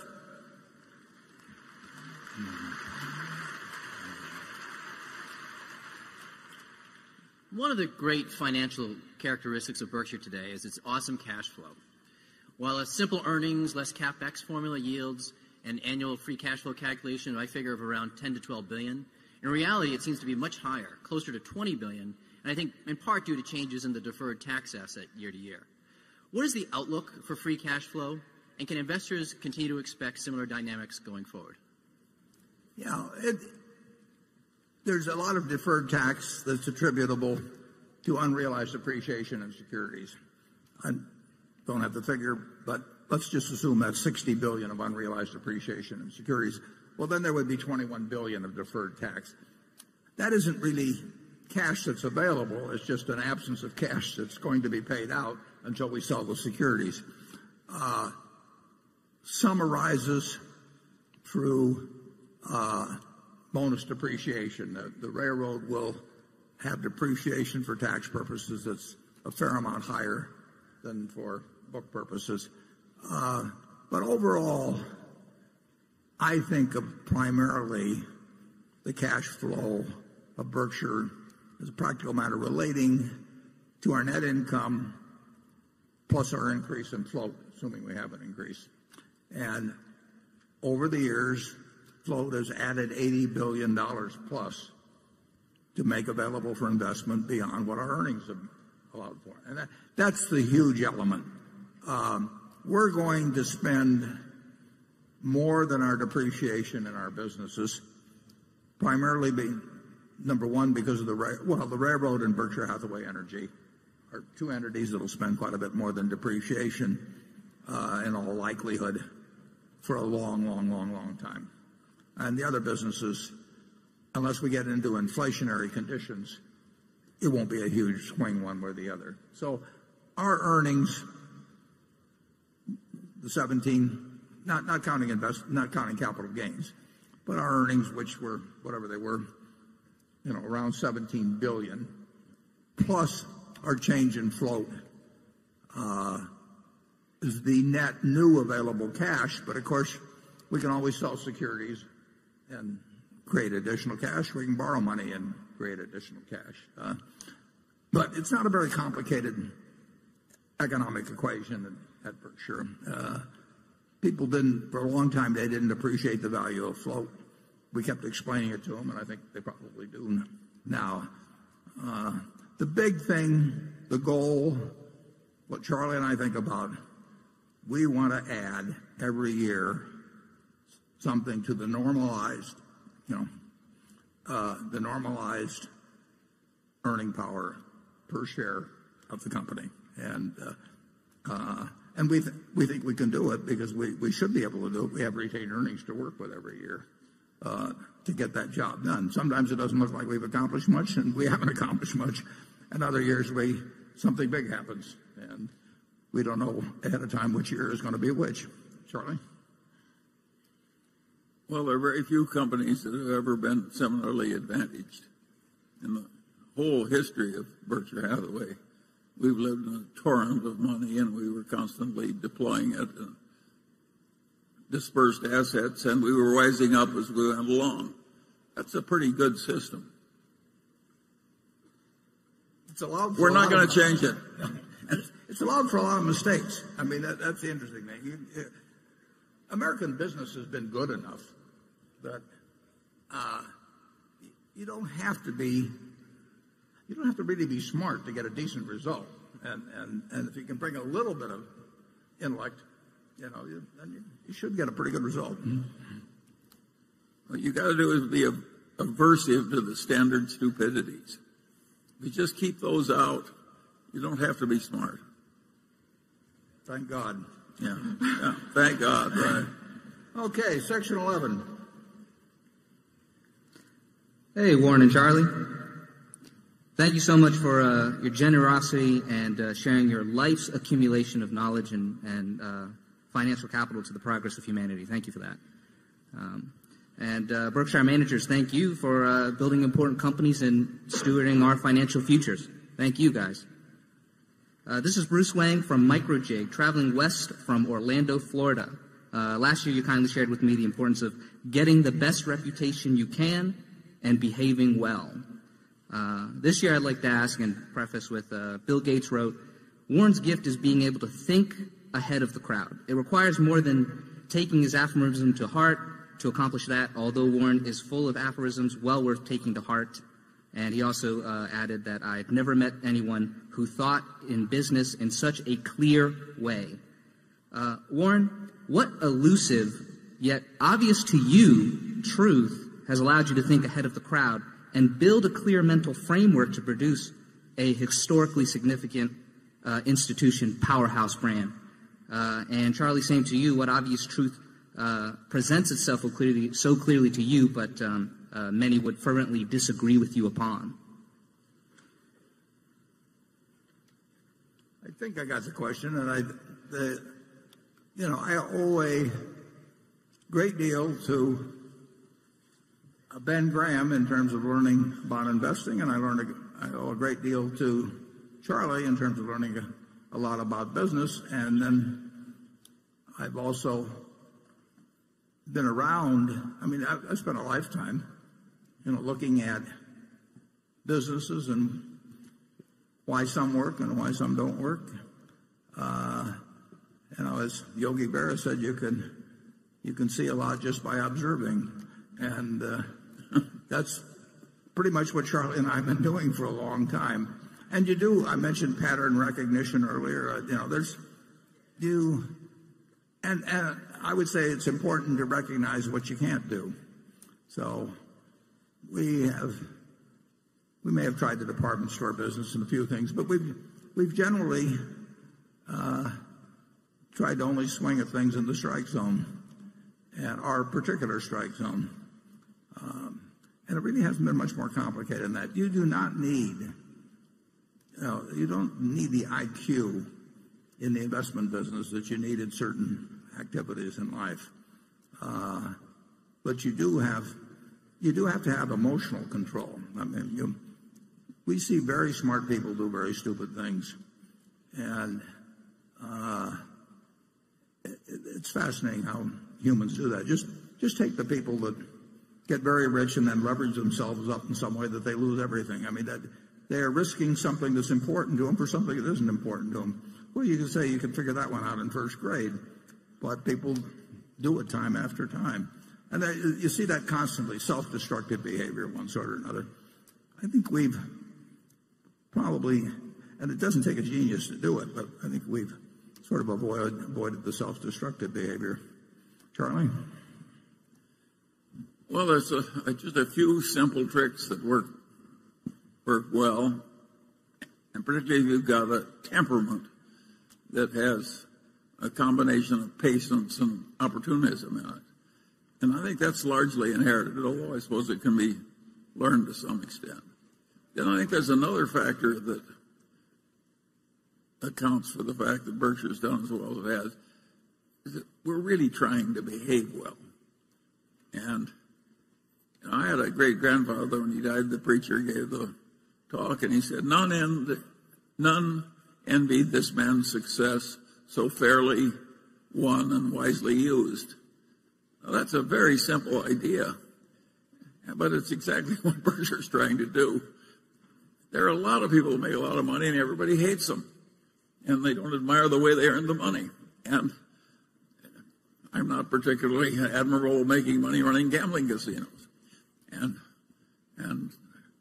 you know, we don't own any, and we've turned down businesses, including a big tobacco business. So I don't think Berkshire would work as well if we were just terribly shrewd, but didn't have a little bit of what the preacher said about my grandfather Ham. We want to have people think of us as having won fairly and used wisely. It works.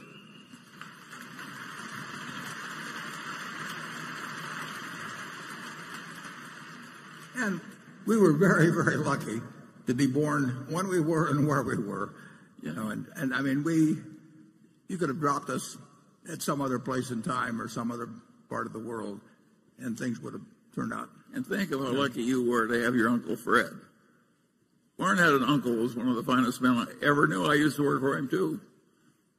You know, a lot of people have terrible relatives. That's not an unimportant point. Just yesterday, we had a meeting of all my cousins and a whole bunch that we just get together at annual meeting time. There are probably 40 of us or 50 of us there. And they were pulling out some old pictures. And I had 4 aunts. They're all in these pictures. And every one of them, you know, I mean, you were so lucky if you had one like that. And I had 4. I mean, they just were, in every way, they reinforced a lot of things that needed some reinforcement in my case. I wish you'd had a couple more. But we'd be doing even better. But he mentioned my Uncle Fred, but my Aunt Katie worked in the store, too. My Aunt Alice worked in the store. And you just couldn't have been around better people. I think Charlie would agree with that. Yeah, well, we were very lucky. Yeah. My grandfather was a little tough, however. Tell him what my grandfather used to do when he paid you on Saturday, Charlie. Well, that was very interesting. You know, Warren's a Democrat, but he came from different antecedents.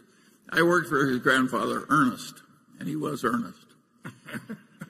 And when they passed Social Security, which he disapproved of because he thought it reduced self-reliance, and he paid me $2 for 10 hours work. There was no minimum wage in those days on Saturday, and it was a hard 10 hours. At the end of the 10 hours, I came in, and he made me give him 2 pennies, which was my contribution to Social Security. And he gave me 2 $1 bills and a long lecture about the evils of Democrats and the welfare state and the lack of self-reliance, and it went on and on and on and on. So I had the right antecedents, too. I had Ernest Buffett telling me what to do. Okay, enough family history. I haven't overstated that, have I? No, you haven't overstated it at all. No. You can't believe it, people. And he thought he was doing his duty by the world to do that. But we were lucky, Dad. The people we were around when we were young, we were very lucky. Andrew? Warren and Charlie, you're famous for making a deal over a day or two with nothing more than a handshake. You pride yourself on the small overhead of doing the diligence mostly yourself. Other successful acquisitive companies use teams of internal people, outside bankers, consultants, and lawyers to do diligence, often over many months to assess deals. Speed may be a competitive advantage. You've done some amazing deals. But does your diligence process also put us at greater risk? And if you're ever gone, how would you recommend Berkshire change how we approach deal making? Yeah, I get that question fairly often, often from lawyers. In fact, we talked to Munger Tolles, the law firm, and that was one of the questions I got, why we didn't do more due diligence, which we would have paid him by the hour for.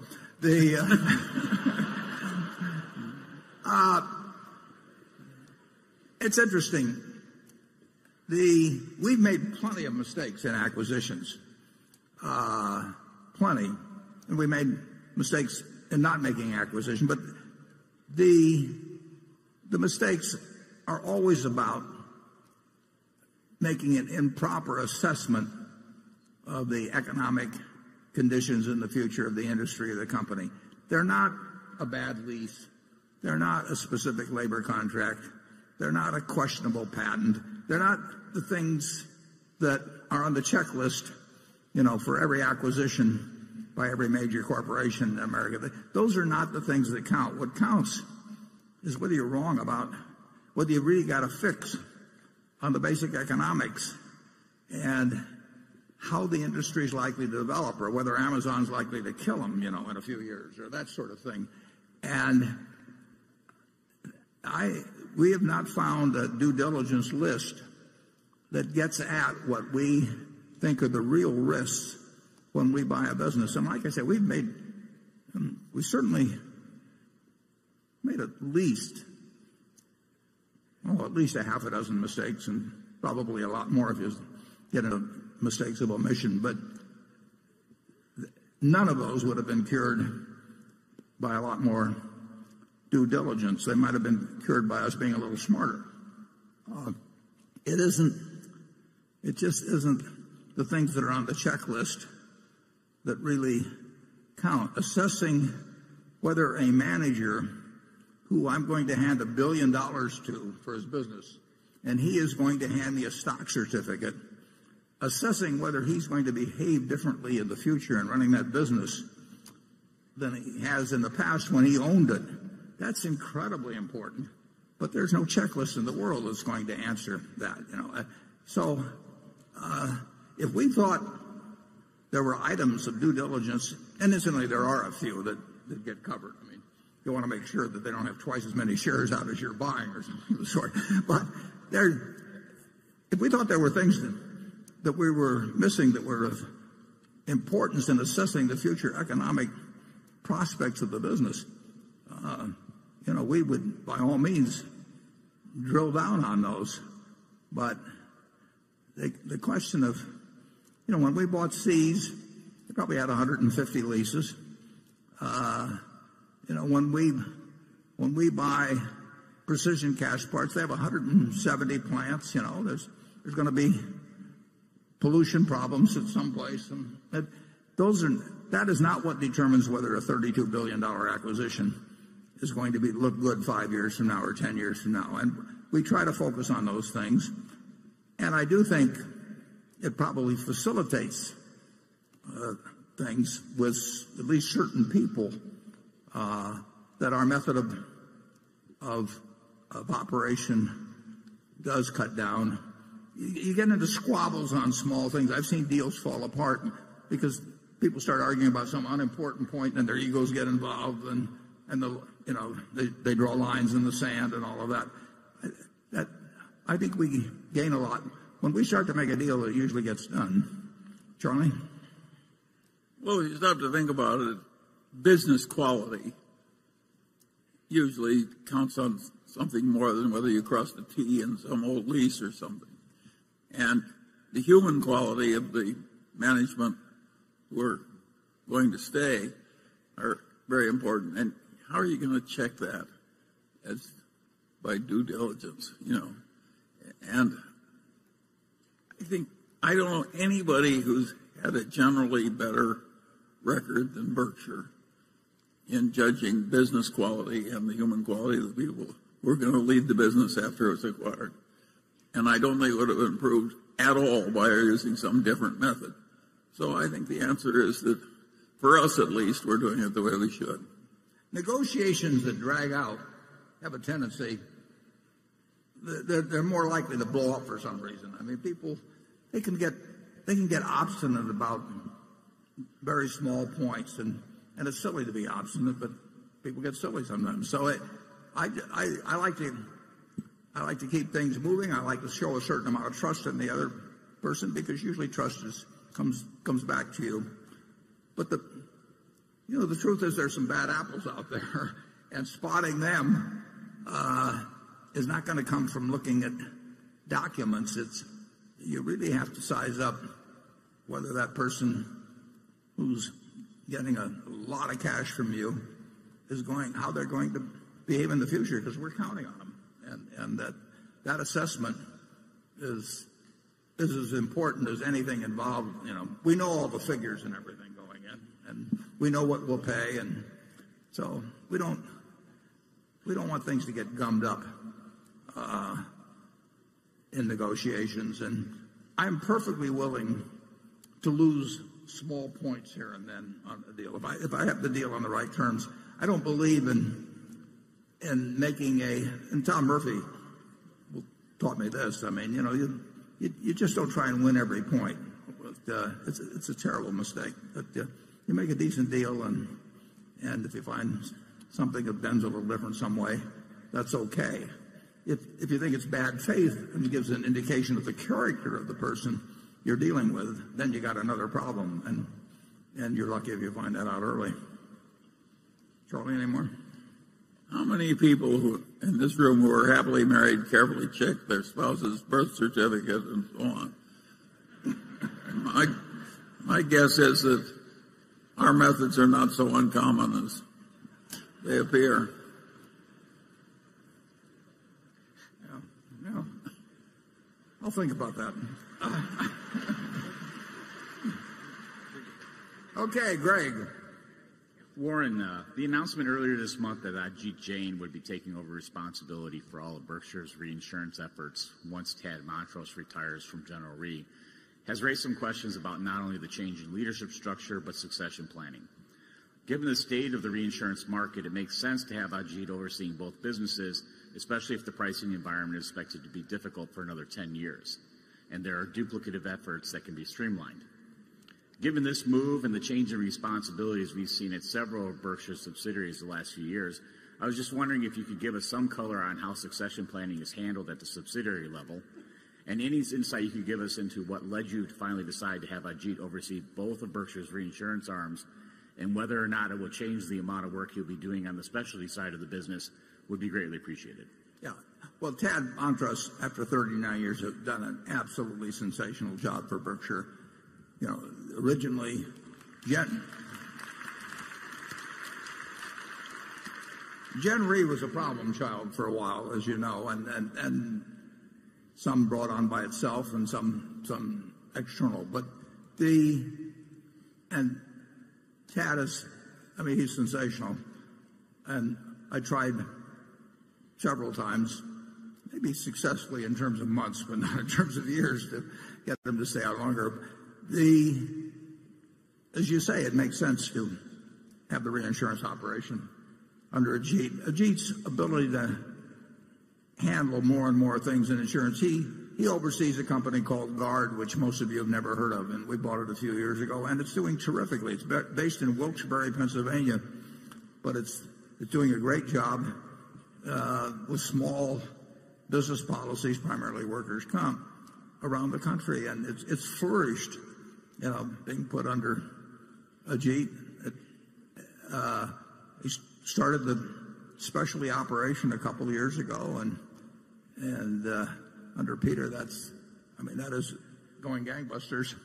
And I have found, and this is interesting, but it's true, I have found with really able people, they can handle so much. They almost, just take Kerry Solvit, put this meeting together. If you have some preconceived notion that an annual meeting that's going to have 40,000 people therefore needs, to spend millions of dollars with all kinds of organizational planning and meetings and meetings and meetings, but really able people,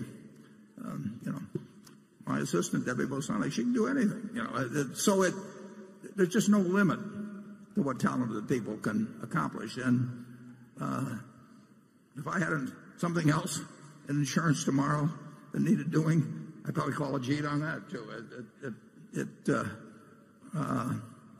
So it has no, in terms of my succession, that's something. We'll have a board meeting on Monday, but we'll talk about it as we always do at every meeting. And when we haven't, our thoughts are as one on that, and everybody knows why it makes the most sense. But 5 years from now, something different could make sense. that's one reason for not announcing any names. I mean, who knows what happens in terms of the time when it happens, or what happens to the person involved. Maybe their situation changes. So there are no tea leaves to read in the fact that Ajit is supervising Gen Re from this point forward. Charlie? Well, and there's an obverse side of that. Not only can the able people usually do a lot more, but the unable people, by and large, you can't fix. So I think you're forced to use our system if you have your wits about you. And we don't feel the need to follow any kind of organizational common view as to, you do this and you have only so many people can report to you or any of this sort of thing.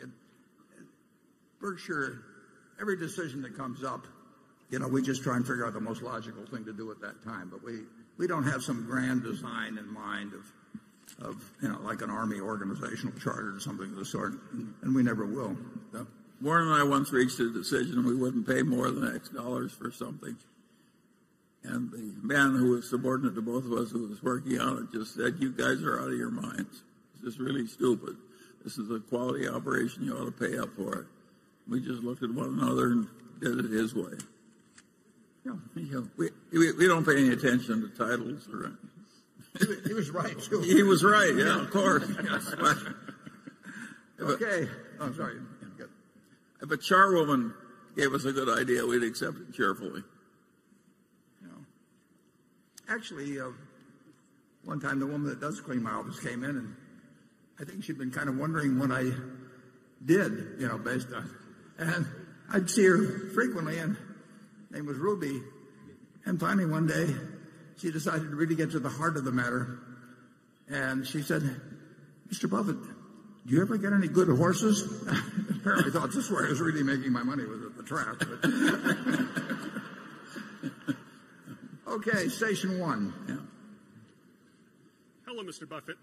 Hello, Mr. Buffett, hi. Mr. Munger, Nirav Patel, Haverhill, Massachusetts. Thank you for taking my question.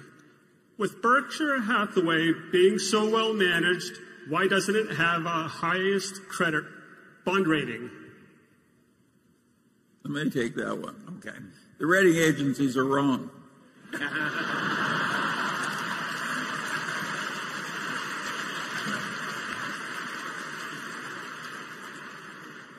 And set in their ways. And we don't fit their model very well. Yeah. I mean, we don't look like anything exactly they see otherwise. But that's the answer. Yeah. And I'll say this, though. What I do, when they come in the door, I always say, let's talk quadruple A. I believe in starting to negotiate from that standpoint. I never get any place. Okay, Carol. Questions continue to come in about the financing and working relationship that Berkshire formed with 3G a couple of years ago, and this is one of those questions. While 3G has been very successful in cutting costs and increasing margins at Kraft Heinz, the company has seen volumes and revenues decline. As a long-term investor, how do you judge when a management is cutting muscle as well as fat? Can a business increase revenues while cutting costs? And I forgot to say this came from Rick Smith at New York City. Well, the answer is yes. That sometimes you can cut costs that are a mistake to cut, and sometimes you can keep costs that are a mistake to keep. Tom Murphy had the best approach. I mean, he never hired a person that he didn't need, and therefore they never had layoffs. And you might say that at headquarters at Berkshire, we followed a similar approach. We don't take on anybody. Now, I think it is totally crazy when companies are now if you're in a cyclical business, you may have to cut a workforce because there aren't as many carloads of freight moving or something like that, so you cut back on crane crews and all that. But the idea that you give up your staff, whatever it may be, economists or something like that, because business has slowed down. If you didn't need them if you don't need them now, you didn't need them in the first place. I mean, the people that are there just because somebody started a department and they hired more people and so on. I would argue that, since we've forgotten to insult this group so far, I would suggest that happens in investor relations departments, perhaps, or something of the sort. That, you get people, you get a department going and they're always going to want to expand. The ideal method is not to do it in the first place, but there are all kinds of American companies that are loaded with people that aren't really doing anything or are doing the wrong thing. And if you cut that out, it should not really have any significant effect on volume. On the other hand, if you cut out the wrong things, you could have a big effect. I mean, it can be done in a dumb way or a smart way. My impression from everything I've seen, and I've seen a fair amount so far, is that 3G, in terms of the cost cuts that they've made, have been extremely intelligent about it and have not done things that will cut volume. It is true that in the packaged goods industry, volume trends for everybody, whether they're fat or lean in their operation, volume trends are not good. And the test will be over time, 3-5 years, are the operations which have had their costs cut, do they do poorer in terms of volume than the ones that, in my judgment, look very fat? So far, I see no evidence of that whatsoever. I do think at Kraft Heinz, for example, we've got certain lines that will decline in volume. I think we've got certain lines that will increase. But I think overall, the packaged goods industry is not going to go anyplace in terms of physical volume, and it may decline just a bit. I've never seen anybody run anything more sensibly than 3G has in terms of taking over operations where costs were unnecessarily high and getting those costs under control in a hurry. And the volume question we'll look at as we go along. But believe me, I look at those figures every month, and I look at everybody else's figures every month. And I'm always looking for any signs of underperformance because of any decisions made, and I've seen none. Charlie? Yeah, and sometimes when you reduce volume, it's very intelligent because you're losing money on the volume you're discarding. It's quite common for a business not only to have more employees than it needs, but it sometimes has 2 or 3 customers that would be better off without. And so it's hard to judge from outside whether things are good or bad just because volume is going up or down a little. Generally speaking, I think the leanly staffed companies do better at everything than the ones that are overstaffed. I think overstaffing is like getting to weigh 400 pounds when you're a normal person. It's not a plus. Yeah, sloppy thinking in one area probably indicates there may well be sloppy thinking elsewhere. And I have been a director of 19 public corporations, and I've seen some very sloppy operations, and I've seen a few really outstanding business operators, and there's a huge difference. If you have a wonderful business, you can get away with being sloppy. We could be wasting $1 billion a year at Berkshire, the $650 million after tax, that'd be 4% of earnings, and maybe you wouldn't notice it.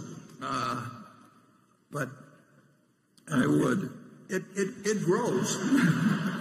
And Charlie would notice it. So, but it's the really prosperous companies that the classic case, I think, were the tobacco companies many years ago. I mean, they went off into this thing and that thing, and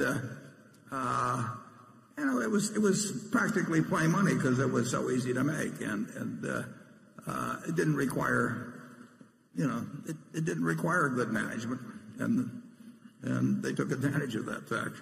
You can read about some of that in Barbarians at the Gate. Okay, Jonathan.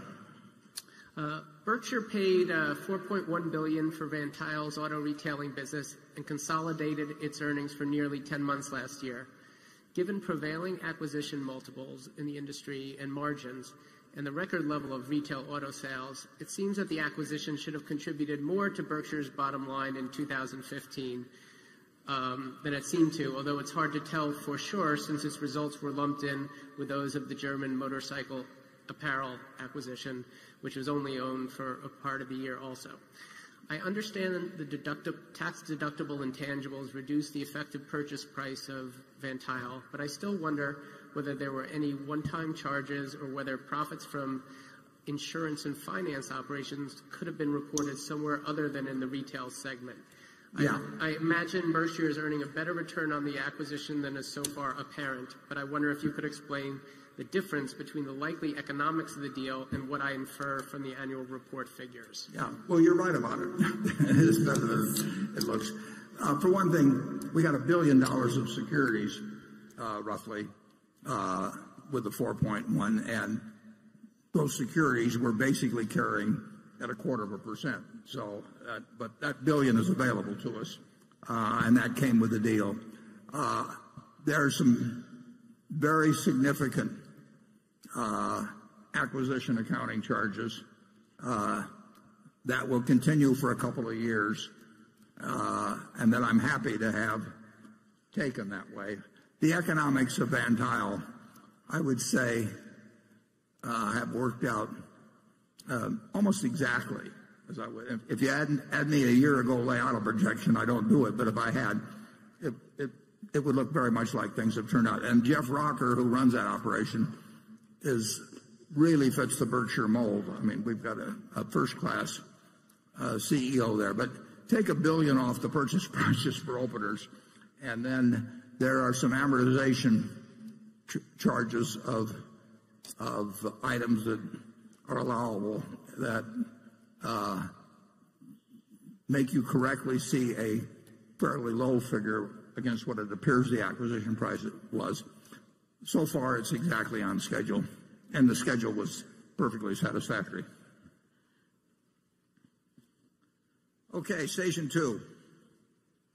We haven't, incidentally, we haven't had much luck so far in acquiring other auto dealerships based on the same metrics that we bought Van Tile. And I think to a small degree, that's because people think we paid more for Van Tile than we did. They're not seeing certain factors in it, so they think we paid X, and therefore they're entitled to X, and we didn't pay X, so we haven't made. We've bought very little so far. I hope that changes in the future, but we're not going to change. We're not going to change our metrics in terms of how we value auto dealerships. Okay, station 2. Good afternoon, Mr. Buffett and Mr. Munger. I'm John Gorey from Iowa City, Iowa. When interest rates go from zero to negative in a country, how does that change the way that you value a company or a stock? Do you choose a high valuation because the discount rate is low? Or on the other hand, do you choose a low valuation because the cash flow is likely to be poor? Well, going from, which we haven't done in this country yet, but going from 0 to -0.5 is really no different than going from 4 to 3.5. I mean, it has a different feel to it. Obviously, if you have to pay 0.5 point to somebody, but if you have your yield or your base rate reduced by 0.5 point, it's of some significance, but it isn't dramatic. What's dramatic is interest rates being where they are generally. I mean, whether it's 0, +0.25, -0.25, +0.5, -0.5, we are dealing with a situation of essentially very close to zero interest rates, and we have been for a long time and longer than I would have anticipated. The nature of it is that you'll pay more for a business when interest rates are 0 than if they were like 15% when Volcker was around, and you can take that up and down the line. I mean, we don't get too exact about it because it isn't that exact a science, but very cheap money makes me pay a little more for businesses than when money was at what we previously thought was normal rates, and very tight money would cause me to pay somewhat less. I mean, we had a rule for 2,600 years that Aesop lived around 600 BC, but he didn't happen to know it was BC, but, you can't know everything. And it was that a bird in the hand is worth two in the bush, but a bird in the hand now is worth about 9/10 of a bird in the bush in Europe, because it depends on how far out the bush is, but it keeps getting worth less as you go along. So these are very unusual times that way. And if you ask me whether I paid a little more for precision cast parts because interest rates were around zero than if they'd been 6%, the answer is yes. I try not to pay too much more, but it has an effect. If interest rates continue at this rate for a long time, if people ever really start thinking something close to this is normal, that will have an enormous effect on asset values. It already has some effect. Charlie? Yeah, but I don't think anybody really knows much about negative interest rates. We never had them before. And we never had periods of stasis like except for the Great Depression. We didn't have things like happened in Japan. Great modern nation playing all the monetary tricks, Keynesian tricks, stimulus tricks, and mired in stasis for 25 years. And none of the great economists who studied this stuff and taught it to our children understand it either. So we just do the best we can. And they still don't understand it. No. And our advantage is that we know we don't understand it. It's interesting though. I mean, we are, it makes for an interesting movie. And it does modestly affect what we pay for businesses. I don't think anybody expected it to last this long, do you, Charlie? Virtually? I don't think everybody, if you're not confused, you haven't thought about it correctly. Yeah. I thought about it correctly then. Becky?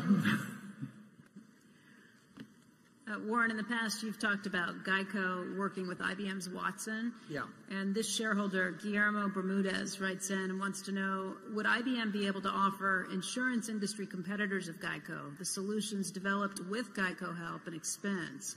I would think that there would be confidentiality provisions to protect Geico because inasmuch as Geico educates IBM as to insurance issues, Geico could be at jeopardy of competitors gaining or equaling its advantage if they purchase solutions jointly developed by Geico and IBM. Yeah, I would say the answer to that is that both parties have thought about that matter and very intensively and extensively, and neither would be in a position to talk about it. I don't like to not answer any question, but there's some things that it doesn't pay to answer. Am I right, Charlie? Yes, of course you're right. I like that. Cliff? You've long stressed the importance of taking a long-term view when investing, and over the decades, your substantial returns in American Express seem to support your point. Now, you've talked in the past about the ability of American Express to reinvent itself over time, but today it seems to be a company that doesn't have alternative businesses, and its brand doesn't seem to have the same cachet as it once did. Shouldn't a prudent investor, shouldn't Berkshire periodically reassess its reasons for owning an investment? Well, we reassess our reasons for owning all investments on almost a continuous basis, and both Charlie and I do that, and we're usually in a general range of agreement, but sometimes we are a fair distance apart, perhaps.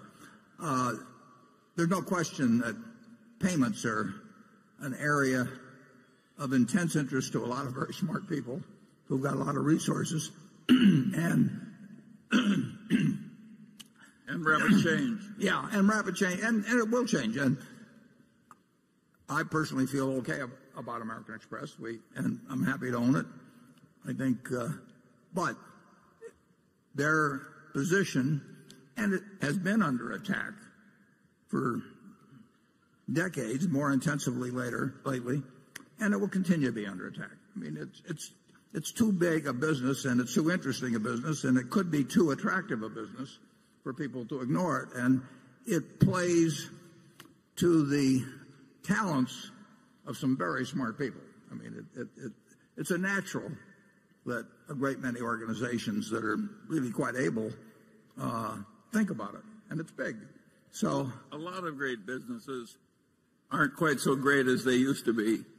The packaged good business, the Procter and Gamble's and so forth, of the world, General Mills, they're all weaker than they used to be at their peak, and the auto companies. I mean, when auto companies. Oh my God! Yeah.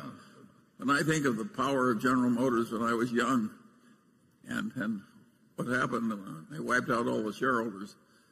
I would no more have predicted that. When I was young, General Motors loomed over the economy like a colossus. It looked totally invincible. Torrents of cash, torrents of everything.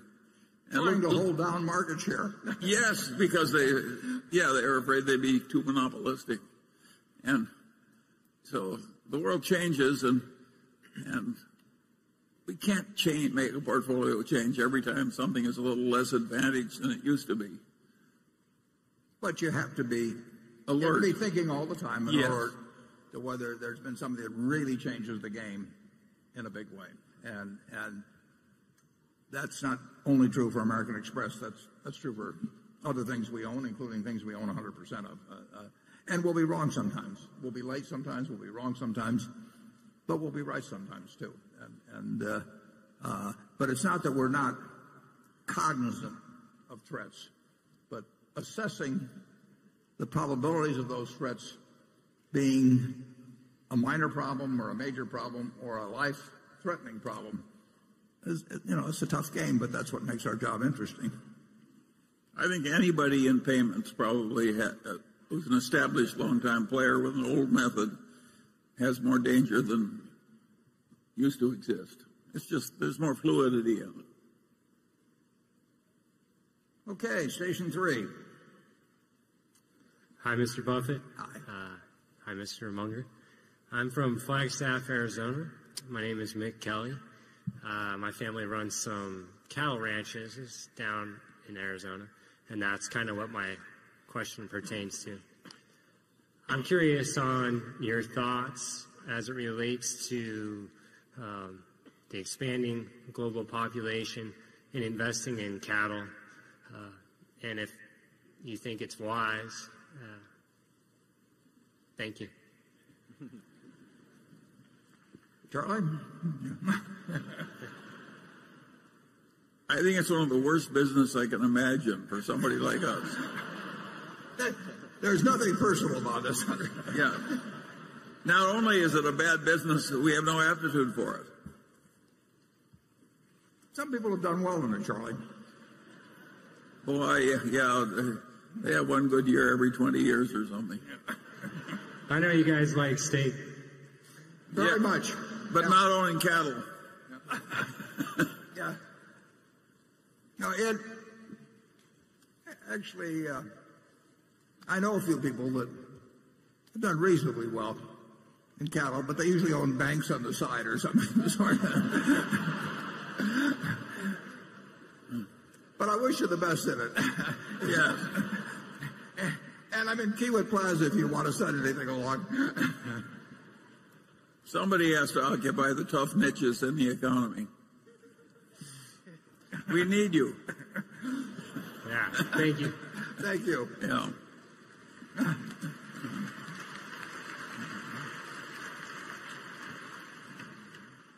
Andrew? Warren and Charlie. Well, the first part's for Charlie, the second part's for Warren. Charlie, you clearly understand the power of incentives. How do you apply this at Berkshire when designing compensation formula? Without naming names or dollar amounts, please illustrate for us with examples of a couple of examples of how Berkshire's operating managers get paid for performance in different industries. The second part is for Warren, which is you once said you'd write about how we should compensate the next Berkshire CEO. Can you describe exactly how we should do it now? Well, I wouldn't worry about the next CEO. But when it comes to the system, our incentive systems are different. And what they try and adapt to is the reality of each situation. And the basic rule on incentives is you get what you reward for.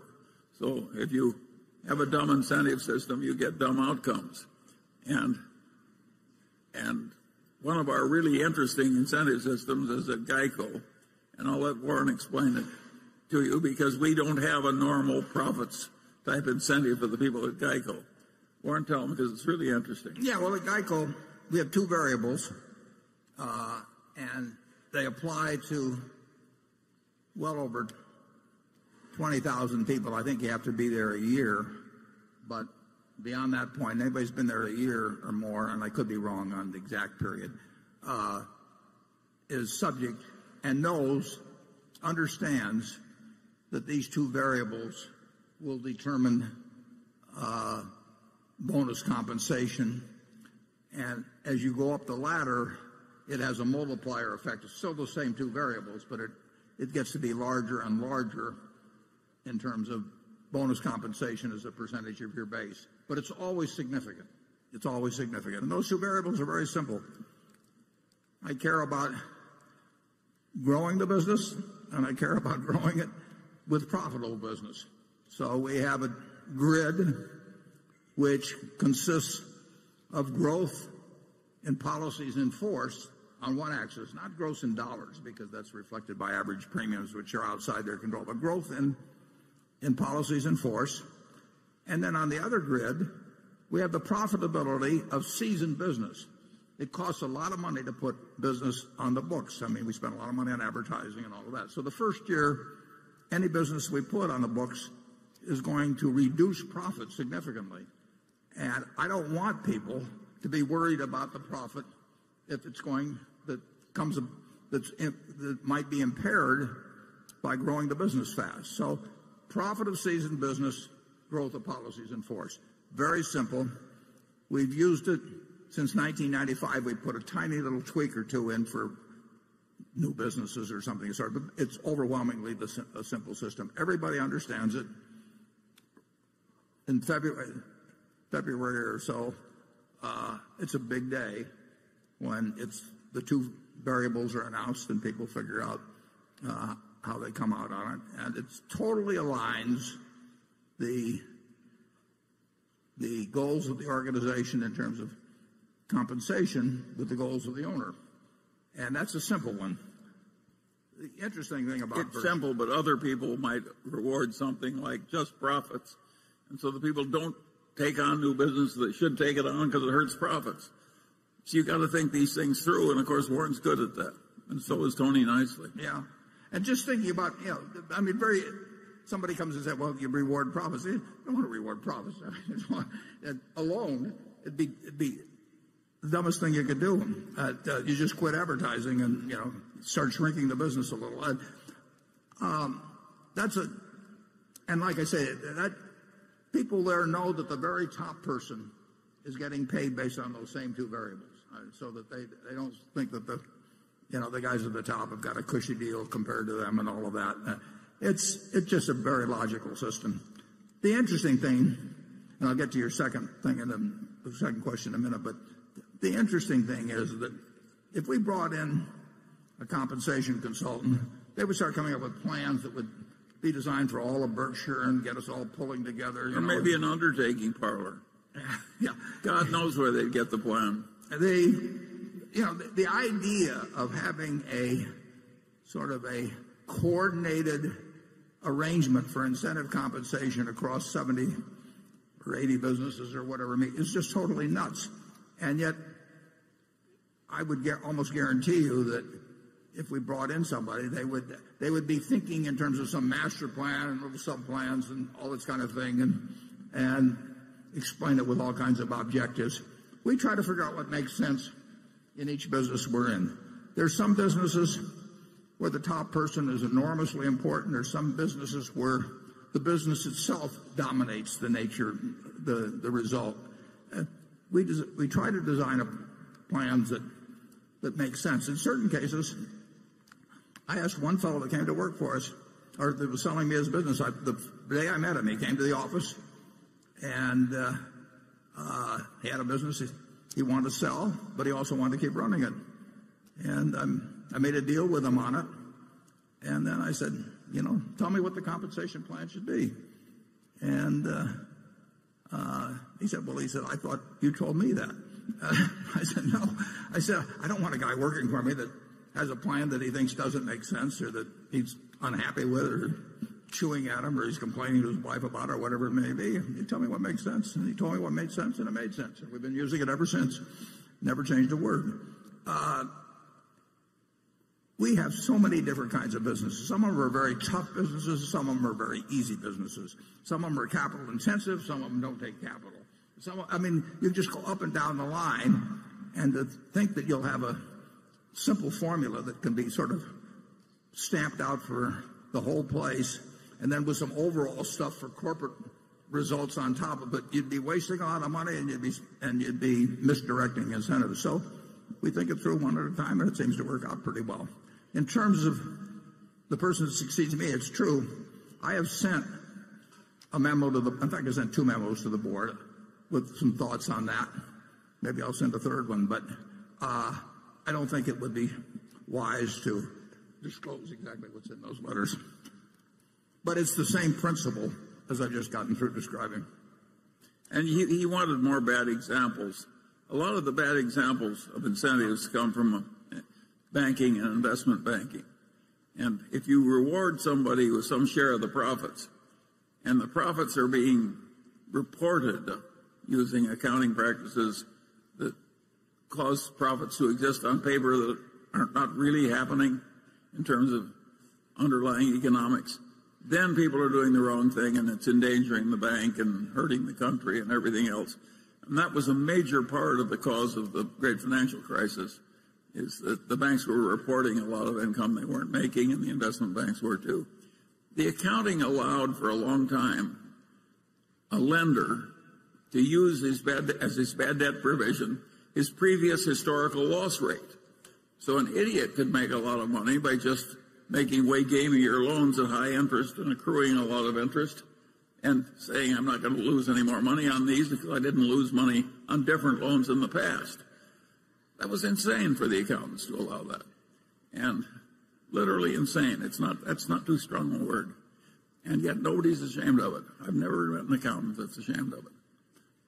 Another thing, possibility, is when you get the very greedy chief executive and who wants an enormous payoff for himself, and to justify it, designs a pyramid so that a whole bunch of other people down the line get overpaid in some relation, or get paid in relation to something they have no control over, just so it doesn't look like he's all by himself in terms of that fantastic payoff he's arranged for himself.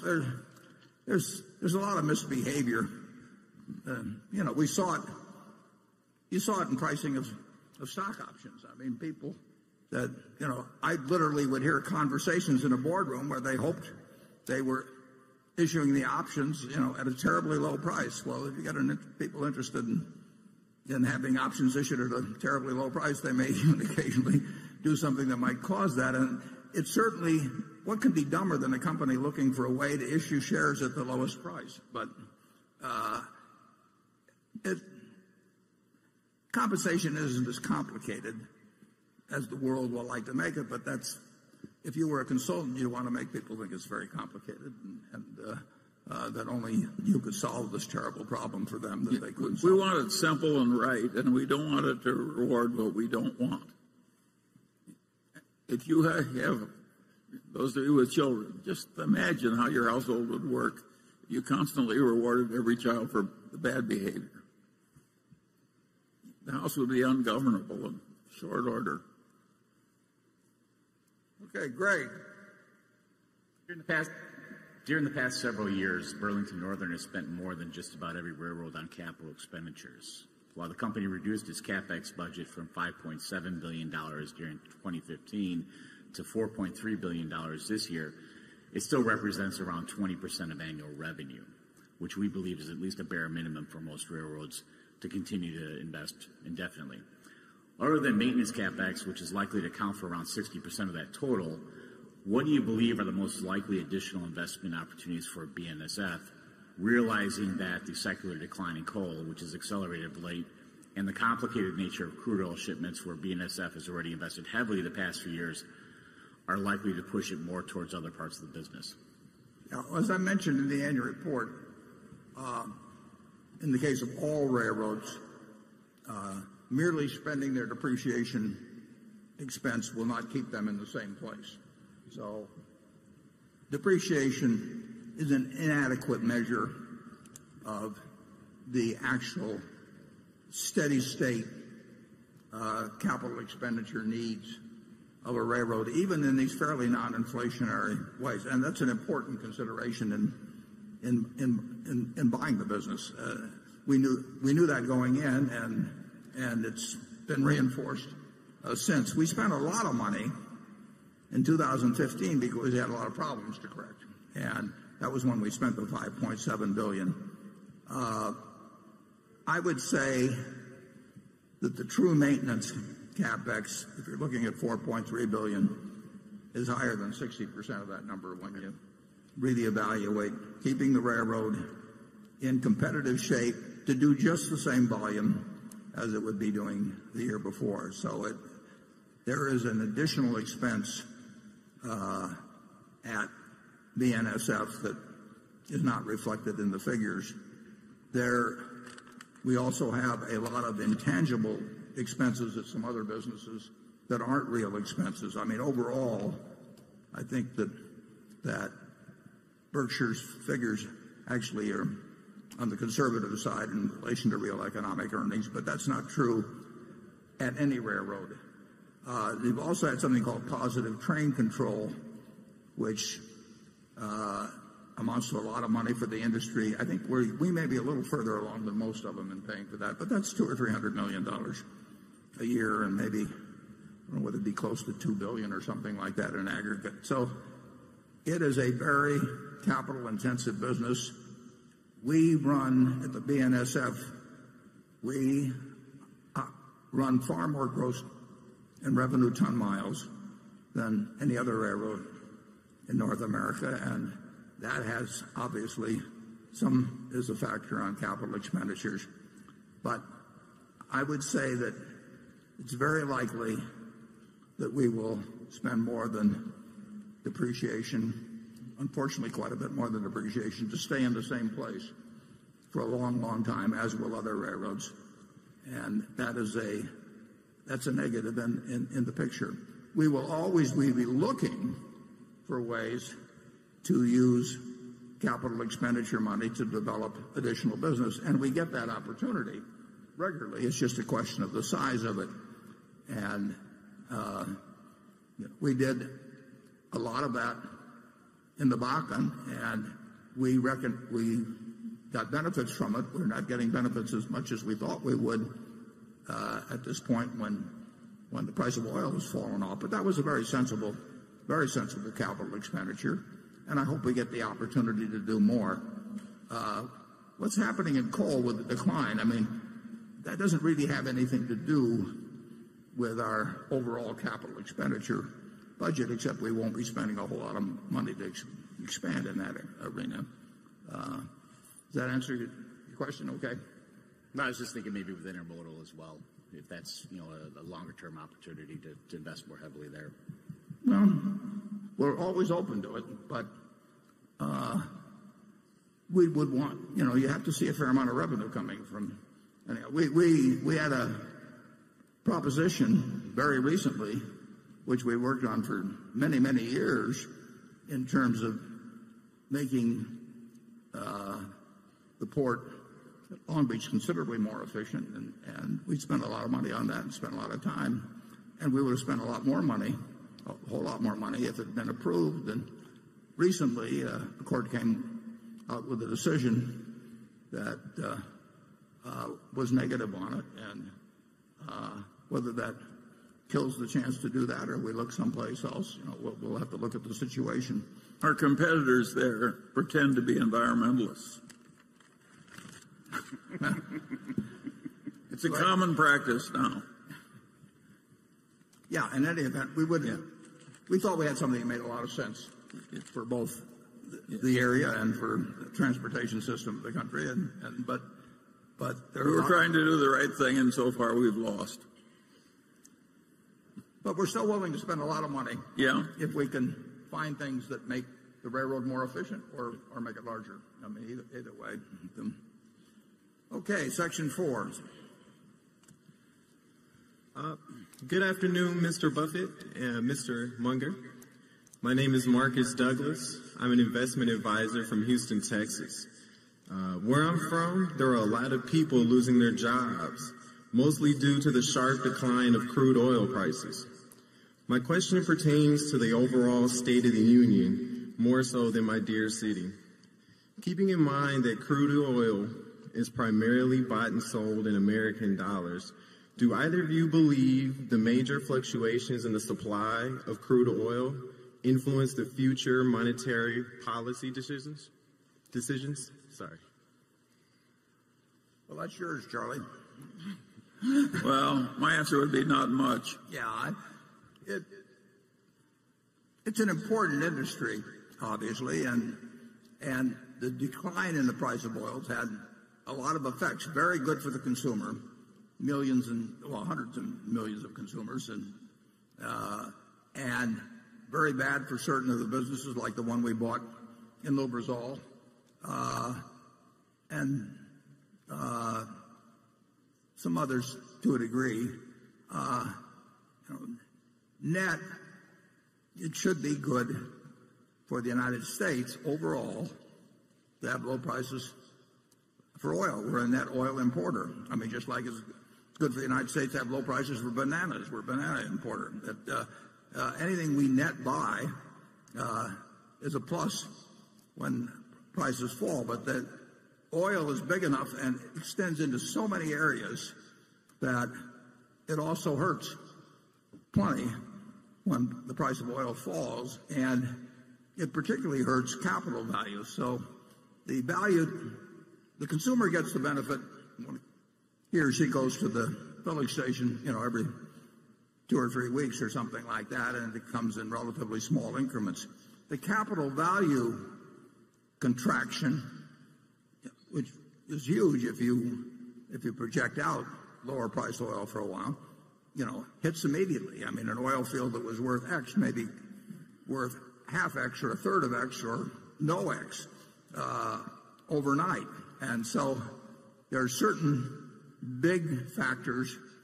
Well, in terms of our chemical operation, people just stop ordering. So you have this big impact on capital values immediately, and you have the benefits move in over time. But net, the United States is better off, and Saudi Arabia is worse off when prices of oil are lower. Oil is a big part of the economy, but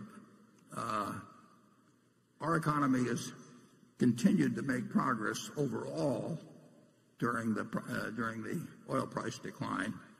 But obviously, given regions suffer disproportionately, just as like they boomed. They got a real boom during the period when it was at $100 and when fracking came in big time.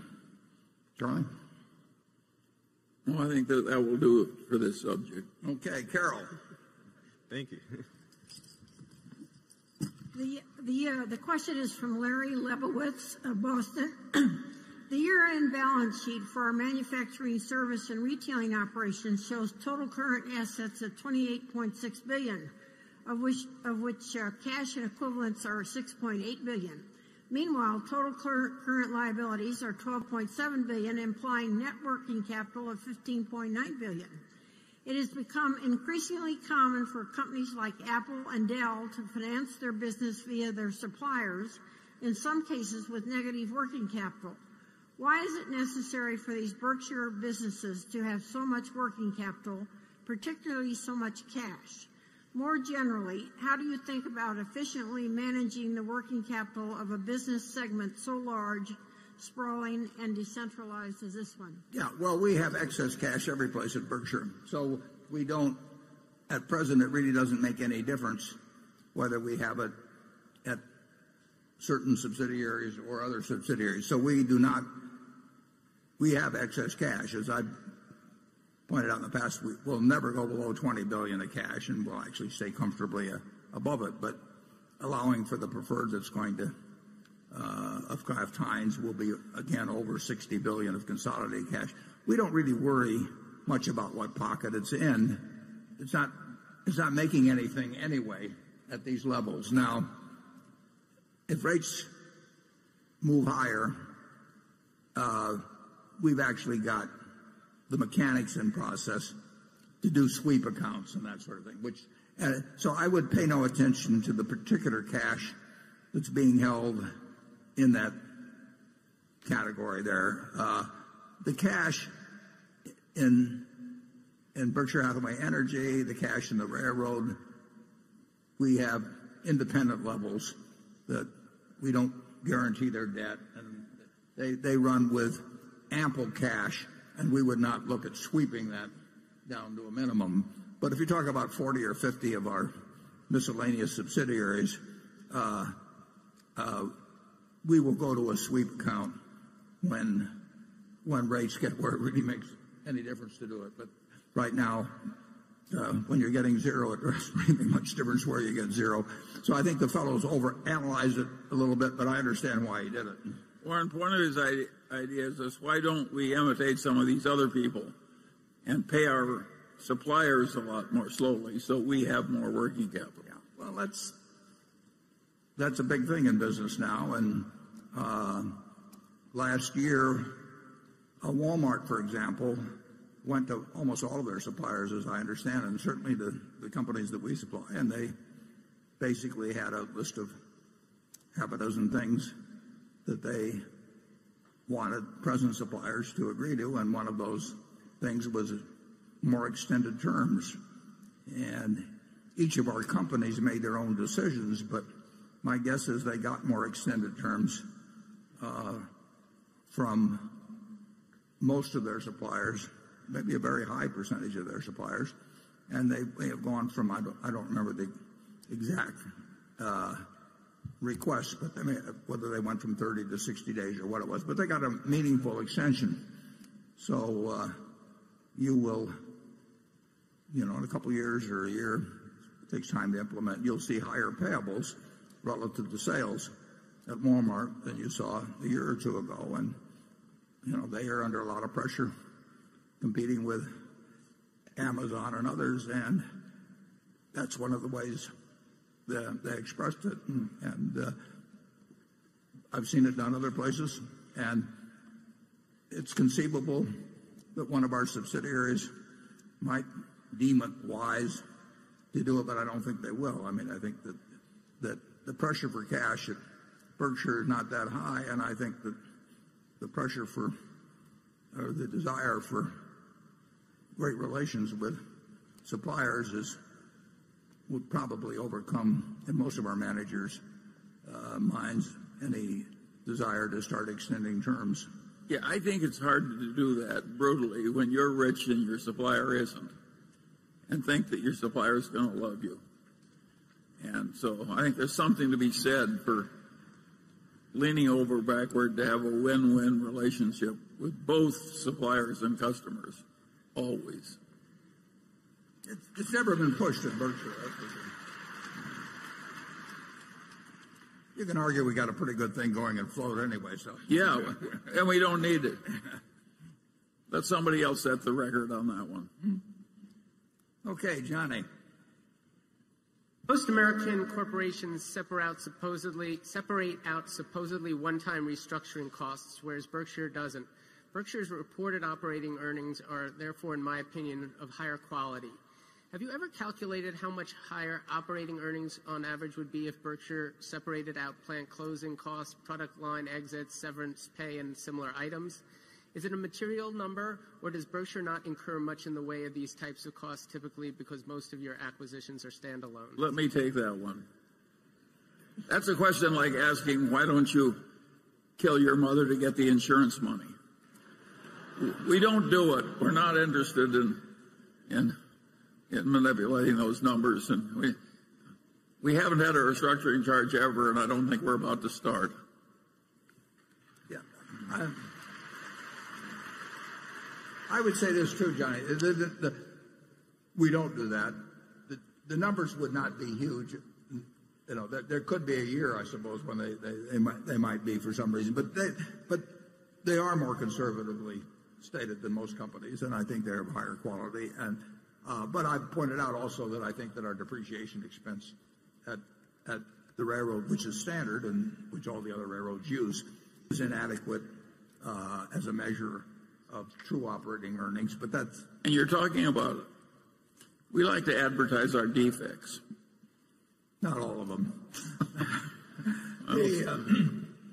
There's no question that I think we will have more amortization of certain intangibles which reduce earnings and reported earnings, but which in reality are not expenses. We'll have more of that than some companies, and I pointed that out. I never want to report one of these things where I have the whole adjusted earnings set out and say this is what you're supposed to pay attention to, because every one of those I've seen virtually results in some inflation of figures, and things are good enough at Berkshire. We don't need to inflate the figures.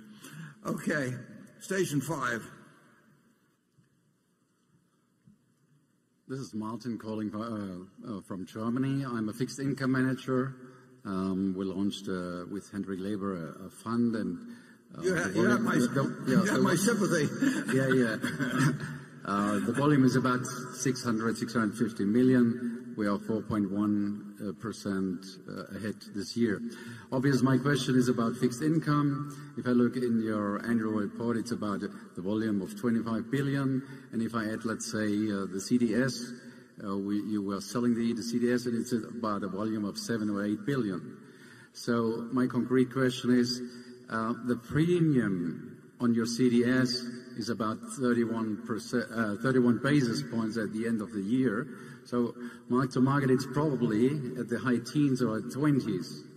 So would you consider to unwind this position? Are you allowed to do it? In the annual report you say no, but probably you can make exactly the contrary trade on it. That means you are buying protection. Is that a philosophy which you stand behind? Could you do that from the ethic point of view when the premium are extremely low, which is the case that the spreads are, as I said, between 15 and 20 basis points? Can you give me Charlie, that sounds like it was designed for you.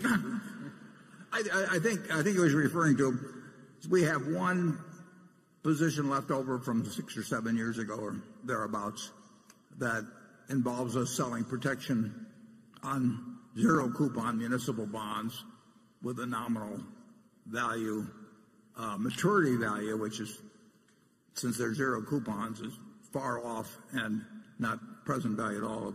I think 7.7 billion or something like that. And we're just sitting with that position because we like the position. And the gentleman mentions that our CDS is, that's an insurance premium against our debt that people buy. There's a fair amount of activity in it from time to time. And I think that's partially caused by the fact that we neither collateralize that municipal contract that he refers to, but we don't collateralize, with minor exceptions, the equity puts that are still out there. So the counterparties have to buy. I believe this is the case. I think the counterparties have to buy protection on Berkshire's credit through CDSs. Now, the people they buy it from, their credit probably isn't as good as Berkshire. So, I mean, I think but it's probably in an internal rule at some of these firms that are on the other side of the contract. And so, but that really doesn't make any difference to us. Back in 2008 and 9, our CDS prices went up to a crazy level. And I even commented here at the annual meeting that I would love to be selling them myself, except I wasn't allowed to. But what goes on in the CDS market really isn't of any particular interest to us, and it's too bad for the other guys. They didn't get collateral from us, and we wouldn't have given it to them. And so they have to buy these things that, like I say, from our standpoint, they're wasting their money but they probably have internal rules that make them. I think I've addressed your question, but Charlie, do you think I've addressed his question? Well, the truth of the matter is that we don't pay much attention to trying to get an extra 2 basis points by being gamey on our short-term things, and that credit default position is a weird historical accident, and we don't pay much attention to it either. It'll go away in due course. Yeah, all of our contracts are just going to expire. We're not now we do a few operational contracts in our energy company. And there's a couple of places where they, for their own reasons, and sometimes because the utility commissions want them to, they do certain things, but it's peanuts. And the positions that I instituted 6 or 7 years ago are basically all in a runoff position, and the first big runoffs will be in 2018, in a couple of years. We're basically not in that. We don't fool around with our own credit default swaps at all. No, never. No. But I would have liked to have sold them in 2008. They actually got up. People were paying. I know, it was crazy. 500 basis, about 5% in terms of betting that Berkshire would go broke, which was totally crazy. But I couldn't take advantage of it. I wanted to, though. Becky. This question comes from Tom Hensley, a longtime shareholder from Houston, Texas, who says, over the years, you've been effusive in your praise of Ajit Jain and his contributions to Berkshire. In the 2009 chairman's letter, you wrote, if Charlie, Ajit, and I are ever sinking in a boat and you can only save one of us, swim to Ajit. My question is, what if we don't get to Ajit in time? Please comment on the impact on national indemnity in Berkshire and whether or not there's another Ajit in the house. There's not another Ajit in the house. I didn't hear the part immediately before when you were, but there's not another Ajit in the house. The impact on national indemnity, I guess the impact on the insurance companies as a result. If we lost him, yeah, it would be very significant, and that would be true of some other managers at some other subsidiaries, but it's quite dramatic with Ajit's operation, because literally there were a few years when we had like 25 or so, or 30 people where that operation, it was an unusual period to be in, but where its earning potential under Ajit was fantastic. That probably won't happen to that degree again, and wish it would, but he's done a tremendous amount for Berkshire.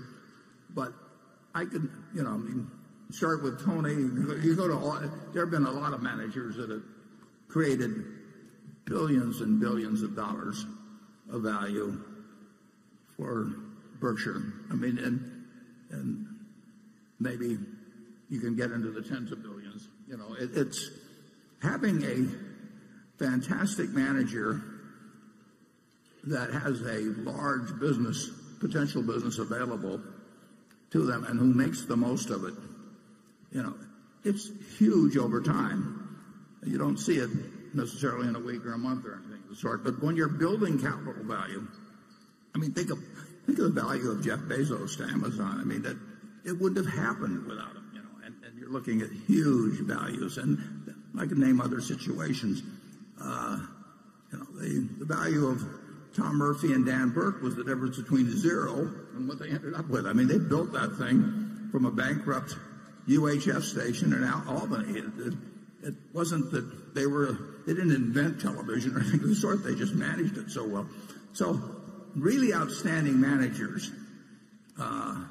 they're invaluable, and we want to align. Charlie and I can't do it ourselves, but we want to align ourselves with them, and then have them feel about Berkshire the way we feel about it. And if we do that, we have an enormous asset, and we do have in Ajit and a number of the other managers. Charlie? Yes, and Ajit has a longer shelf life than we do. He'd be particularly missed. Well, let's not give up here, Charlie.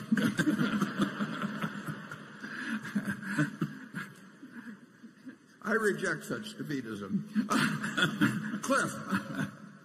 Thank you. Low to negative interest rates is something that's been discussed a few times today, and you've mentioned its implications for a return on float. I was wondering, How should shareholders value the 25% of the float that's been created by retrocessional reinsurance, where the business is booked at an underwriting loss and at times has adversely developed? Cliff brings up some of our business in the insurance business. We take with either the probability of some underwriting loss in order to get to use the money for a very long period of time, and it would look under today's interest rates like we can't do much with that. There's two answers to that. We don't think it'll, for the duration of the kind of contracts we have, we don't expect these rates, but we could be wrong. But the second one also is that we do think that occasionally we will get chances, even in periods of low interest rates, to do things that will produce quite a bit, very reasonable returns. And so we are not measuring it against, double A corporates or anything of the sort. We're measuring it in the potential utility to us with our really pretty unusual flexibility in respect to the deployment of funds and this long period when we'll have an opportunity perhaps to come up with one or two things where we can deploy money at a rate that may be quite a bit higher than other people assume now that money can be deployed. Charlie? Yeah, we're willing to pay a little money now to have a certainty of having a lot of money available in case something really attractive comes up in a bit difficult time. It's an option cost. It's an option cost, right. And that option came in handy in 2008 and 9, for example. Did it ever? Okay, station 6. Hi, Charlie and Warren. My name is Mindy Jensen, and I'm from Longmont, Colorado. I work for the largest real estate investing social network online called BiggerPockets.com. We're seeing investors starting to get concerned that the real estate market is a bit frothy, similar to the run-up of 2005, 6, and 7 that led to the crash in 2008. Warren, in 2012, you told Becky Quick that if you had a way to easily manage them, you'd buy 100,000 houses and rent them out. How do you feel about the real estate market today? It's not as attractive as it was in 2012. We're not particularly better at predicting real estate markets than we are stock markets or interest rate markets, but there's certainly, and it's driven to some extent by these low interest rates, but there are certainly properties that are being sold at very, very low cap rates that strike me as having more potential for loss than gain. But again, if you can borrow money for very, very little and you think you're getting into some very safe asset, 100 basis points or 150 basis points higher, there's a great temptation to do it. I think it's a mistake to do that, but I could be wrong. I don't see a nationwide bubble in residential real estate now at all. I think in a place like Omaha or most of the country, you are not paying bubble prices for residential real estate, but it's quite different than it was in 2012, and I don't think the next time around the problem is going to be a real estate bubble. I think that it certainly was the cause in a very large part of what happened in 2008 and 9, but I don't think it will be a replica of that. Charlie? Nothing to add. Okay. Andrew? Warren, Todd and Ted now have been at Berkshire for several years. What have been their biggest hits and failures, specifically? And what have they learned from Charlie and Warren? And what are the biggest differences between you and them? Well, I'll answer the last part, the easiest. I am trying to think of very big deals that we can do something in investments or in business, preferably just in operating businesses. I mean, they still are. Their primary job is working on each has a $9 billion portfolio, and one of them has, I don't know, perhaps 7 or 8 positions, and the other one has maybe 13 or 14. But they have a very similar approach to investing. They've both been enormously helpful in doing several things, including important things for which they don't get paid a dime, and which they're just as happy working on the things as they are when they're working on things that do pay off for them financially. They're perfect cultural fits for Berkshire. They're smart at what they do, and they're a big addition to Berkshire. Charlie? Again, I've got nothing to add. And did I cover the whole thing, Andrew, or was there a part I missed there? Biggest hits and failures. I think they specifically wanted to know in terms of investments and trying to understand the way you think. Perhaps I think the question was more focused. I think the implication was the way they think and the way you think. Are there differences? Yeah, I would say they have a bigger universe to work with, because they can look at ideas in which they can put $500 million, and I'm trying to think of ways to put nut sums into billions. And they certainly have a more extensive knowledge of certain industries and activities in business that have developed in the last 10 or 15 years. They'd be smarter on that than I am.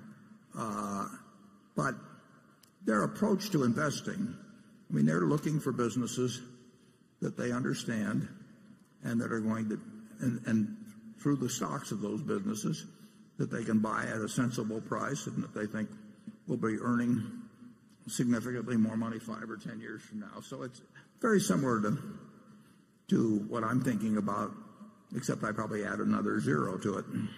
And we don't want to talk about specific hits and failures. No. Okay, Greg? Yeah, we will never get into disclosing.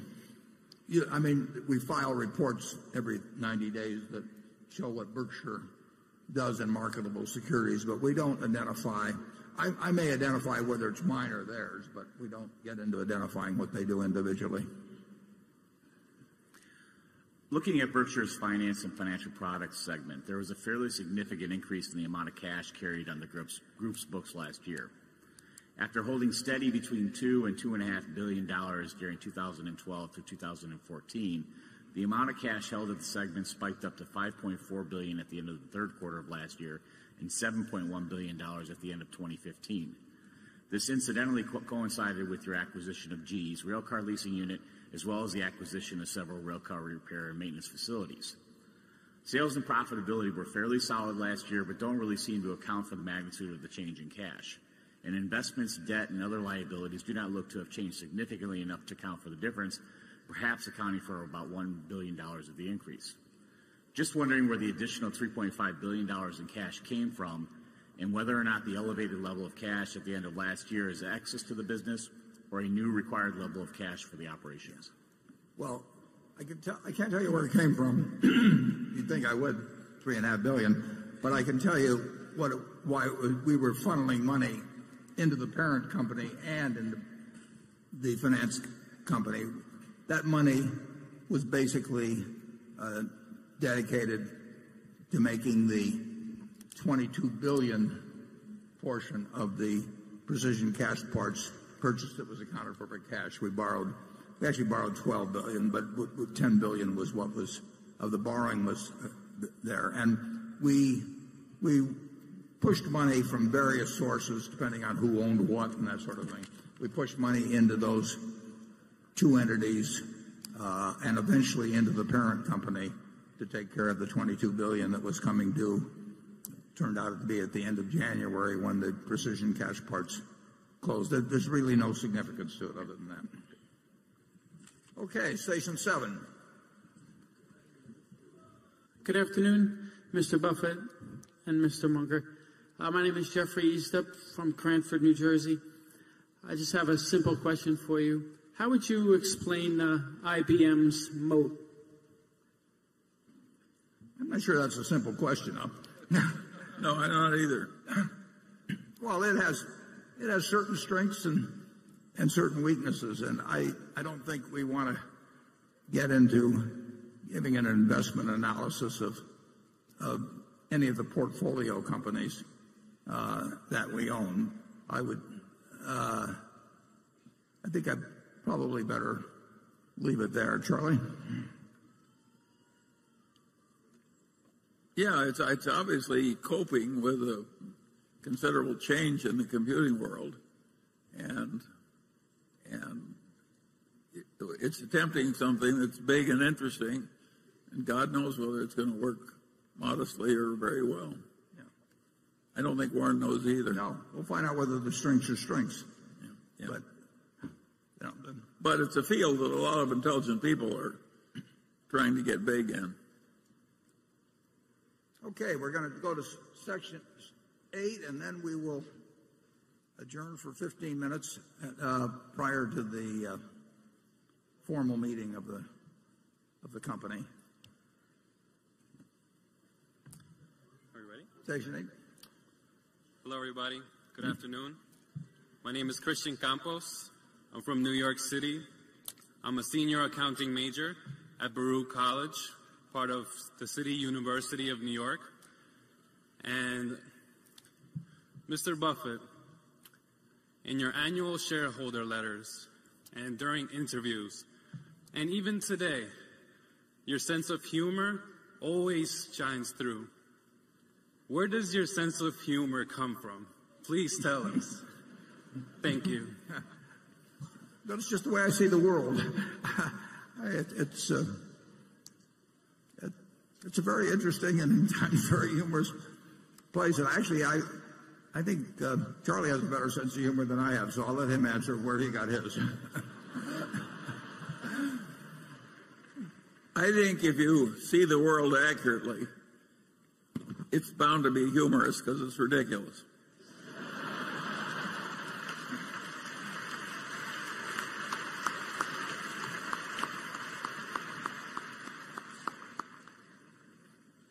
Well, I think that's a good note to close on.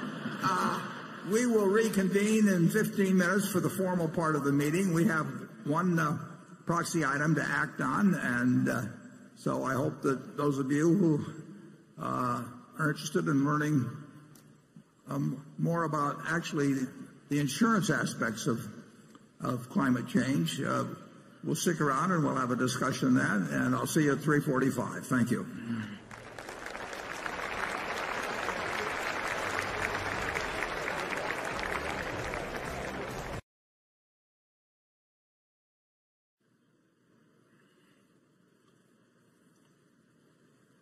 How old is Hanson, do you know?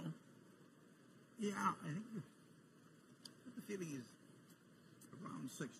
Yeah, I think he's been around a long time. He's a professor at Columbia. Came from Denison, Iowa, University of Iowa.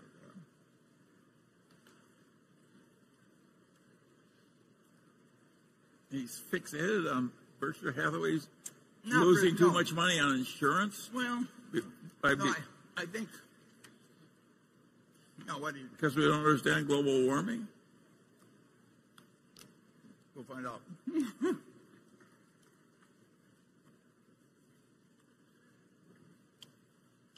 Somewhere here. Here we are.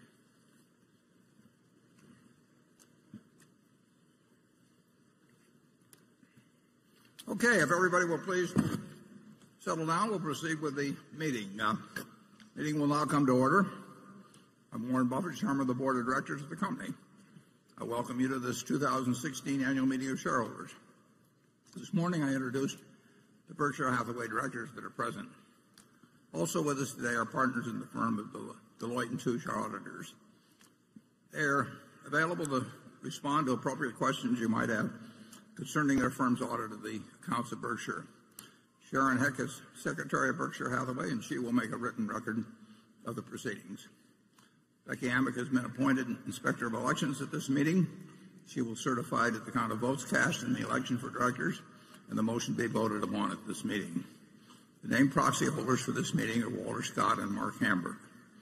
Does the Secretary have a report of the number of Berkshire shares outstanding? Turned off the lights on me. Entitled to vote and represented at the meeting? Yes, I do. As indicated in the proxy statement that accompanied the notice of this meeting that was sent to all shareholders of record on March 2nd, 2016, the record date for this meeting, there were 807,242 shares of Class A Berkshire Hathaway common stock outstanding, with each share entitled to one vote on motions considered at the meeting, and 1,254,393,030 shares of Class B Berkshire Hathaway common stock outstanding, with each share entitled to 1/10,000th of one vote on motions considered at the meeting. Of that number, 575,608 Class A shares and 772,724,950 Class B shares are represented at this meeting by proxies returned through Thursday evening, April 28th. Thank you. That number represents a quorum, and we will therefore directly proceed with the meeting. The first order of business will be a reading of the minutes of the last meeting of shareholders. I recognize Mr. Walter Scott, who will place a motion before the meeting.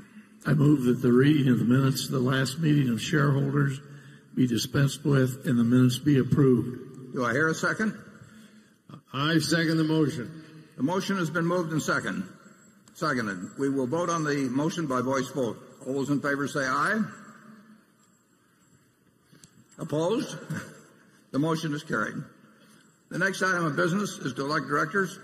If a shareholder is present who did not send in a proxy or wishes to withdraw a proxy previously sent in, you may vote in person on the election of directors and other matters to be considered at this meeting.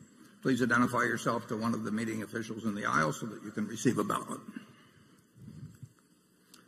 I recognize Mr. Walter Scott to place a motion before the meeting with respect to election of directors. I move that Warren Buffett, Charles Munger, Howard Buffett, Stephen Burke, Susan Decker, William Gates, David Gottesman, Charlotte Guyman, Thomas Murphy, Ron Olson, Walter Scott, and Merrill Whitmer be elected as directors. Is there a second? I second the motion. It has been moved and seconded that Warren Buffett, Charles Munger, Howard Buffett, Stephen Burke, Susan Decker, William Gates, David Gottesman, Charlotte Guyman, Thomas Murphy, Ronald Wilson, Walter Scott, and Merrill Whitmer be elected as directors. Are there any other nominations or any discussion? The nominations are ready to be acted upon. If there are any shareholders voting in person, they should now mark their ballot on the election of directors and deliver their ballot to one of the meeting officials in the aisles. Ms. Amick, when you are ready, you may give your report. My report is ready. The ballot of the proxy holders, in response to proxies that were received through last Thursday evening, cast not less than 643,789 votes for each nominee. That number far exceeds a majority of the number of the total votes of all Class A and Class B shares outstanding. The certification required by Delaware law of the precise count of the votes will be given to the Secretary to be placed with the minutes of this meeting. Thank you, Ms. Amick. Warren Buffett, Charles Munger, Howard Buffett, Stephen Burke, Susan Decker, William Gates, David Gottesman, Charlotte Guyman, Thomas Murphy, Ronald Olson, Walter Scott, and Merrill Whitmer have been elected as directors. The next item of business is a motion put forth by the Nebraska Peace Foundation. The motion is set forth in the proxy statement, and will the projectionist please put up number 9. Here we are. The motion requests that our insurance business issue a report describing their response to the risk posed by climate change, including specific initiatives and goals relating to each risk issue identified. The directors have recommended that the shareholders vote against the proposal. I will now recognize, and I think it'll be up in Area 1, I will now recognize Dr. James Hansen to present the motion. But I believe maybe the gentleman from the Nebraska Peace Foundation may be introducing it, and he may introduce Dr. Hansen. To allow all interested shareholders to present their views, I ask the initial speaker to limit his remarks to 5 minutes, and then the microphone in Zone 1 is available for those wishing to speak for or against the motion. Subsequently, Zone 1 is the only microphone station in operation. For the benefit of those present, I ask that each speaker for or against the motion limit themselves, with the exception of the initial speaker, to 2 minutes and confine your remarks solely to the motion. And the motion should be left up on the, let's see, is that up there or not? Yeah, okay, the motion should be left up there. In a sense, incidentally, it asks us to present a report about the risks to the insurance division by climate change, and I did address this subject in the annual report. That would be a report, and it was a report that was concurred by Ajit Jain, who is number one expert on insurance risks. So that does represent the view of our insurance division and myself as the chief risk officer. But the subject now is open, and we welcome the initial speaker's comments. And if you're just going to introduce Dr. Hansen, I can't see who's who up there, then I presume he will have the 5 minutes, and then subsequent speakers will have 2 minutes. So go to it. You're on. Thank you. My name is Mark Vecina. I'm the treasurer of the Nebraska Peace Foundation, the owner of 1A share of Berkshire Hathaway. We are the sponsor of the shareholder resolution, which Mr. Buffett has described. In so doing, making the recommendation to develop a risk analysis and report on it, we're following the lead of the Bank of England, which last September published a comprehensive report on climate change risks facing the insurance industry and recommended that its regulated companies conduct reviews of the risks and make this available. The Bank of England regulates the UK insurance industry, which is the third largest global insurance market. I'll turn the rest of my time over to world-renowned climate scientist Dr. James Hansen. Thank you for this opportunity. I want to make a suggestion that I hope you will ponder. Some aspects of climate have become clear. Humans are changing the atmosphere, and we can measure how this is changing Earth's energy balance. More energy is coming in than going out. So the ocean is warming, ice sheets are melting, and sea level is beginning to rise. We are now close to a point of handing young people a situation that will be out of control, with ice sheet disintegration and multi-meter sea level rise during the lifetime of today's young people, which would mean loss of coastal cities and economic devastation. Sea level rise would be irreversible on any time scale of interest to humanity. The other irreversible effect of rapid climate change would be extinction of a substantial fraction of the species on Earth. The bottom line is that we cannot burn all fossil fuels. And the economic law of gravity is that as long as fossil fuels appear to be the cheapest energy, we will keep burning them. So my request, given the respect and the trust the public has in you, is that you reflect upon the possibility of a public statement in favor of a revenue-neutral, gradually rising carbon fee. A carbon fee is needed to make the price of fossil fuels honest, to include the costs to humanity of their air pollution, water pollution, and climate change. A rising carbon fee is needed to spur effective investments by the private sector in clean energies and energy efficiency. Most important, it will steadily phase down fossil fuel use. So I'm not asking you to endorse a carbon fee on the spot, but I hope that you will reflect upon it and perhaps provide a clear statement in your next report. It could be your greatest legacy. It could affect everything, even the course of our future climate. Thanks. Thank you, Dr. Hansen. I might say that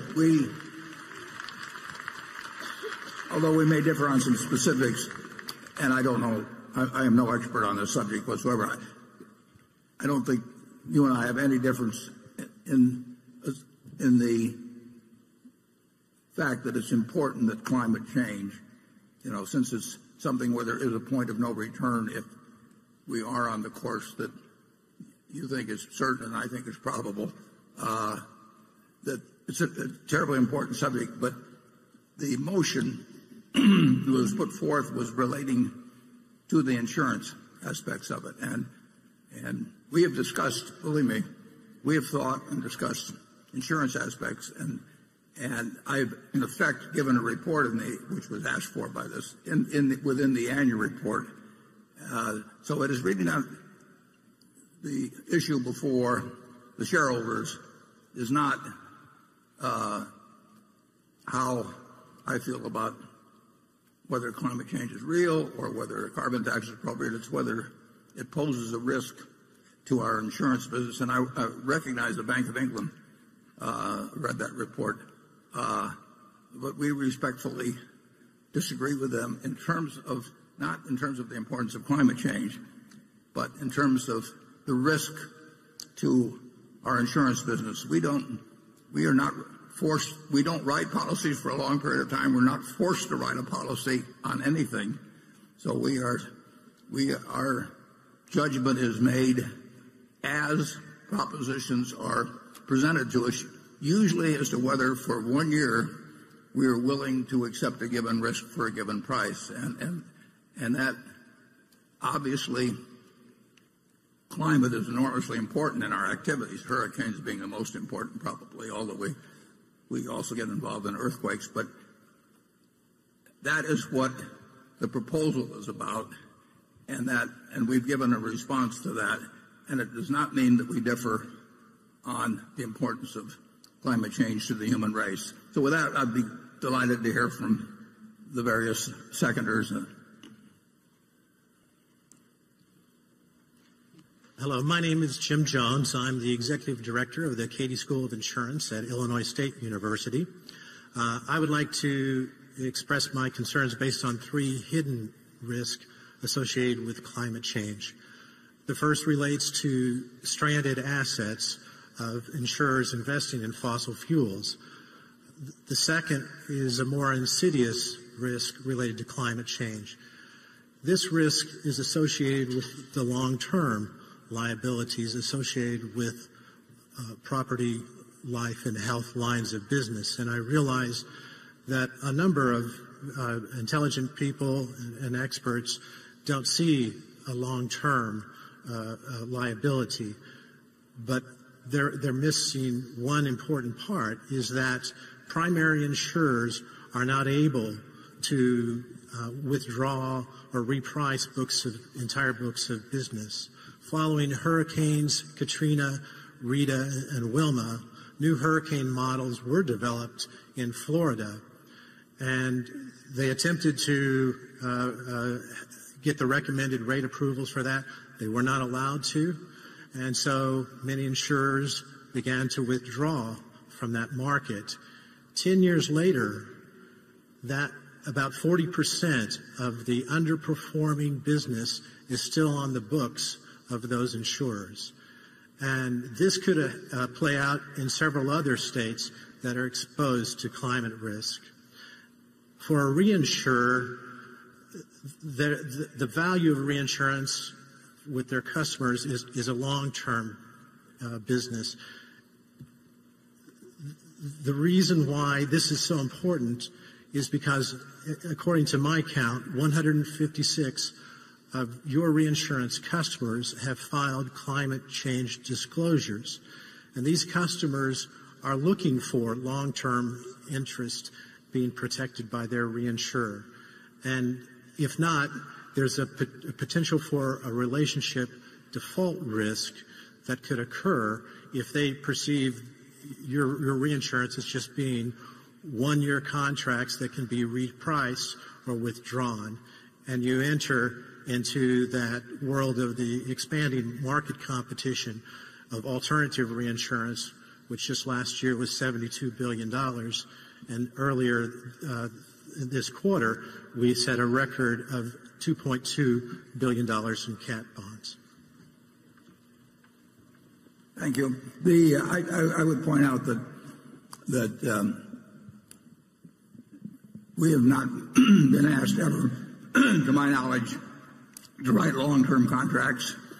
Our primary insurers know that we look at it 1 year at a time, and we will not write business that we think has a major negative probability, and they don't expect us to. It's way less a relational business than in the past. It's much more a transactional business, but we will not write. If we lose a customer because they want us to do something stupid, we lose the customer. And there's not in our business, I'm not speaking for other reinsurers, but in our business, and I believe with most other reinsurers, they are not going to do something that they think is terribly disadvantageous to them just to maintain a relationship. That's not really a relationship, and be a subsidy. So that does not strike me, frankly, as a factor at all of any negative consequence at Berkshire.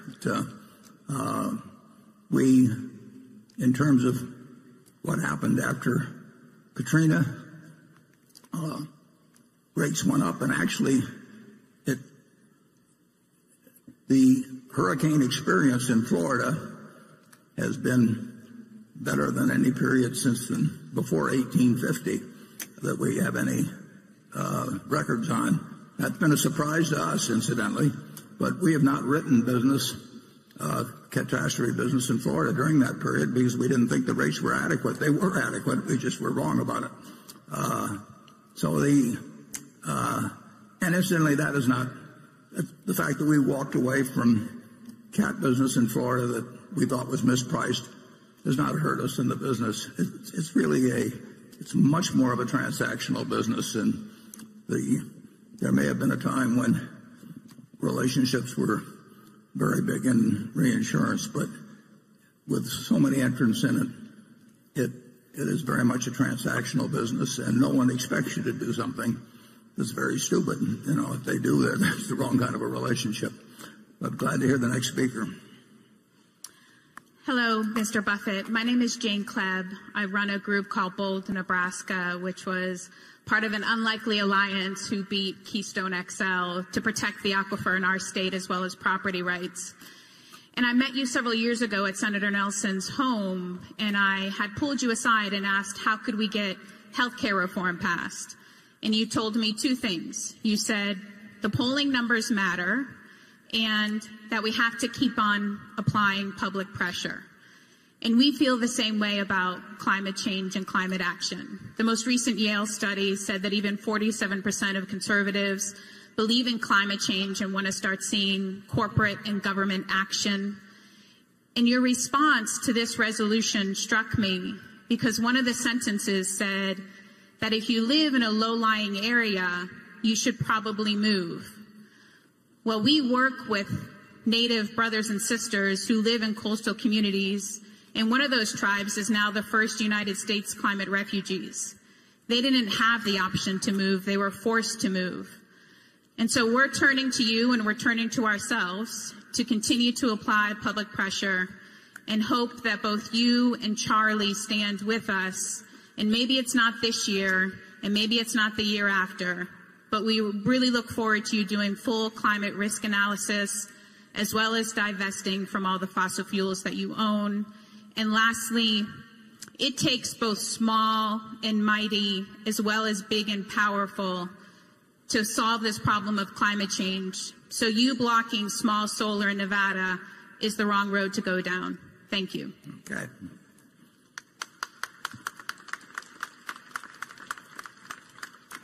I think you'll have a reasonable time to move, but I would say if you're making a 50-year investment in low-lying property, it's probably a mistake. I actually said you may, as a homeowner in a low-lying area, you may wish to consider moving. And I would say that if you expect to be there for 10 years or so, I don't think I would consider moving. But if I thought I was making a 100-year investment, I don't think I would make it. I think it gets to the question. We have a shareholder proposal that says what are the risks to the insurance division from climate change. We're not denying climate change is an incredibly important subject. We're not denying its existence, but it will not hurt our insurance business, and it's immaterial compared to other things that couldn't affect our insurance business. And that is the issue before the meeting. I'll be glad to hear from the next speaker. Good afternoon, Mr. Buffett. My name is Kay Karn. I've been a shareholder for more than a decade, basically my investing life. Today someone said that you think ahead of the crowd. With regards to this resolution, you're saying that the Berkshire insurance business will just raise rates the next time the policy is renewed, and that makes sense. But you agree that climate change poses a major problem for our planet. I would say that climate change poses a major problem for the stability of our global financial markets if the political action continues at its current pace with regards to this issue. I personally agree with Dr. Hansen that a carbon fee is the solution to address this issue. I'm wondering if you can tell us what you think the solution to address this issue is, and whether you think the Berkshire businesses more broadly than just insurance will be impacted by this issue in the next decade or two. Yeah, I would doubt if it's affected in the next decade or two, but I won't argue with you at all that it's likely, not certain, that unless various techniques are designed for reducing, for sequestration, different things of that sort, that plenty of people will be working on, or unless the emissions, greenhouse gas emissions are reduced significantly, that it's a terribly important problem for civilization. And there have been there's certainly going to be some very smart people working on ways to change the balance in some way, either through less being released in the atmosphere or by various techniques that might diminish the impact. But no one here will deny that it's important. I don't think it will impact. I don't think it will impact in a serious way the climate or insurance, for that matter, in the next decade or two. But as I pointed out in the report, if you're dealing with something where you pass a point of no return, the time to do something isn't to wait till you get 10 minutes away from the point of no return. So that there are policies which we subscribe to very strongly in terms of renewables and that sort of thing. But I think there's also possibilities that within the scientific community that there will be solutions that are beyond my limited knowledge of physics to conjure up myself. But there are a whole lot of people out there that are a lot smarter, and I think that a basic problem on the reduction if those things don't come to pass is the fact that it's a planetary problem, and it requires cooperation by very important countries. And I think President Obama has made a good start in working with leaders of other countries, but it can't be solved by the United States alone, as you know better than I. But, be glad to hear from the next speaker.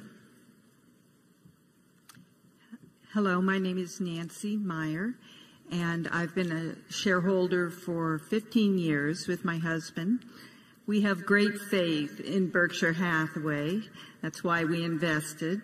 So I'm just here to say that as a shareholder, I'd like to ask my fellow shareholders to consider the economic costs of climate change and urge Berkshire Hathaway to adopt this resolution to show leadership in the insurance industry. Thank you. Thank you. I appreciate the fact you've been a shareholder, but I do think, for reasons that laid out, I don't really think that I think the resolution is in a sense inapplicable to our insurance business. I mean, insurance, global climate is not a risk to our insurance business. It may be a risk to the planet over time, but that's a different thing. I mean, we can adopt all kinds of resolutions about saying that obviously nuclear proliferation is a threat to the planet, and you can say, well, then it's a threat to Berkshire. But in terms of being Berkshire specific, you can read the resolution, and like I say, our answer with the Jane is probably the smartest person I know in insurance, and I have 99% of my net worth in Berkshire that's all destined to go to philanthropic institutions, and I'm not eager to see that disappear. And I do regard myself as the chief risk officer of Berkshire, and I worry about things that can hurt Berkshire, and I do not see it in our insurance division in relation to climate change. But thank you. Good afternoon, Mr. Buffett. I am Richard Miller in the Creighton Theology Department here in Omaha, and I study and teach climate change and its social effects. I just wanted to make you aware that Berkshire is operating within a larger economy, and that the most important climate analysis, economic analysis from Nicholas Stern, indicates that on our current path, by the end of this century, 30% loss in global GDP is possible. The other issue is, when we talk about doing something about climate change, doing something means to avoid major sea level rise, we need to reduce emissions globally, starting today, 7% per year. The only time we've ever reduced emissions over a 10-year period in a growing economy was in the 1990s in England, and we reduced them 1% per year. So we're talking about a completely different thing than President Obama's gradual move, and we need to do something. No, we need to do massive transformation immediately. And with your large global holdings, you are a world significant figure on this, not just about this particular shareholder resolution. Thank you for your time. Thank you.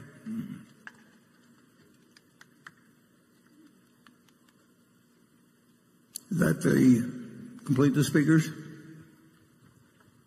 Say that again? Are you the final speaker? Oh, sorry. Yeah. Yes, I think those are all the speakers. Okay, well, thank you. Charlie, do you have anything you want to say?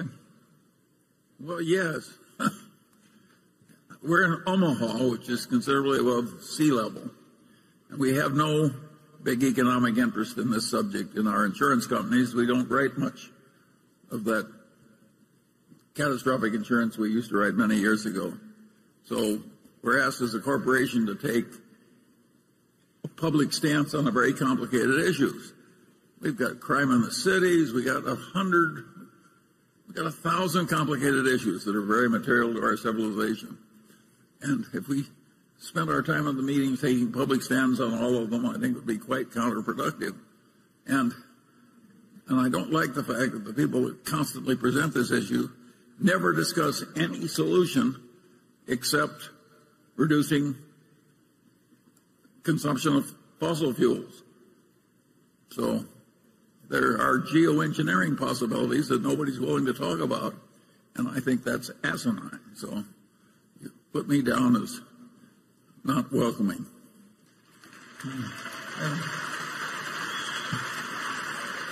You don't want to have a political rally. Yeah. The motion is now ready to be acted upon. If there are any shareholders voting in person, they should now mark their ballots on the motion and deliver their ballot to one of the meeting officials in the aisles. Ms. Amick, when you are ready, you may give your report. My report is ready. The ballot of the proxy holders, in response to proxies that were received through last Thursday evening, cast 69,114 votes for the motion and 531,724 votes against the motion. As the number of votes against the motion exceeds a majority of the number of votes of all Class A and Class B shares properly cast on the matter, as well as all votes outstanding, the motion has failed. The certification required by Delaware law of the precise count of the votes will be given to the Secretary to be placed with the minutes of this meeting. Thank you, Ms. Amick. The proposal fails. Does anyone have any questions for our audit firm before we adjourn? If not, I recognize Mr. Scott to place a motion before the meeting. I move this meeting be adjourned. Mr. Olson? And I second it. Motion to adjourn has been made and seconded. We will vote by voice. Is there any discussion? If not, all in favor say aye. All opposed say no. The meeting is adjourned. Thank you.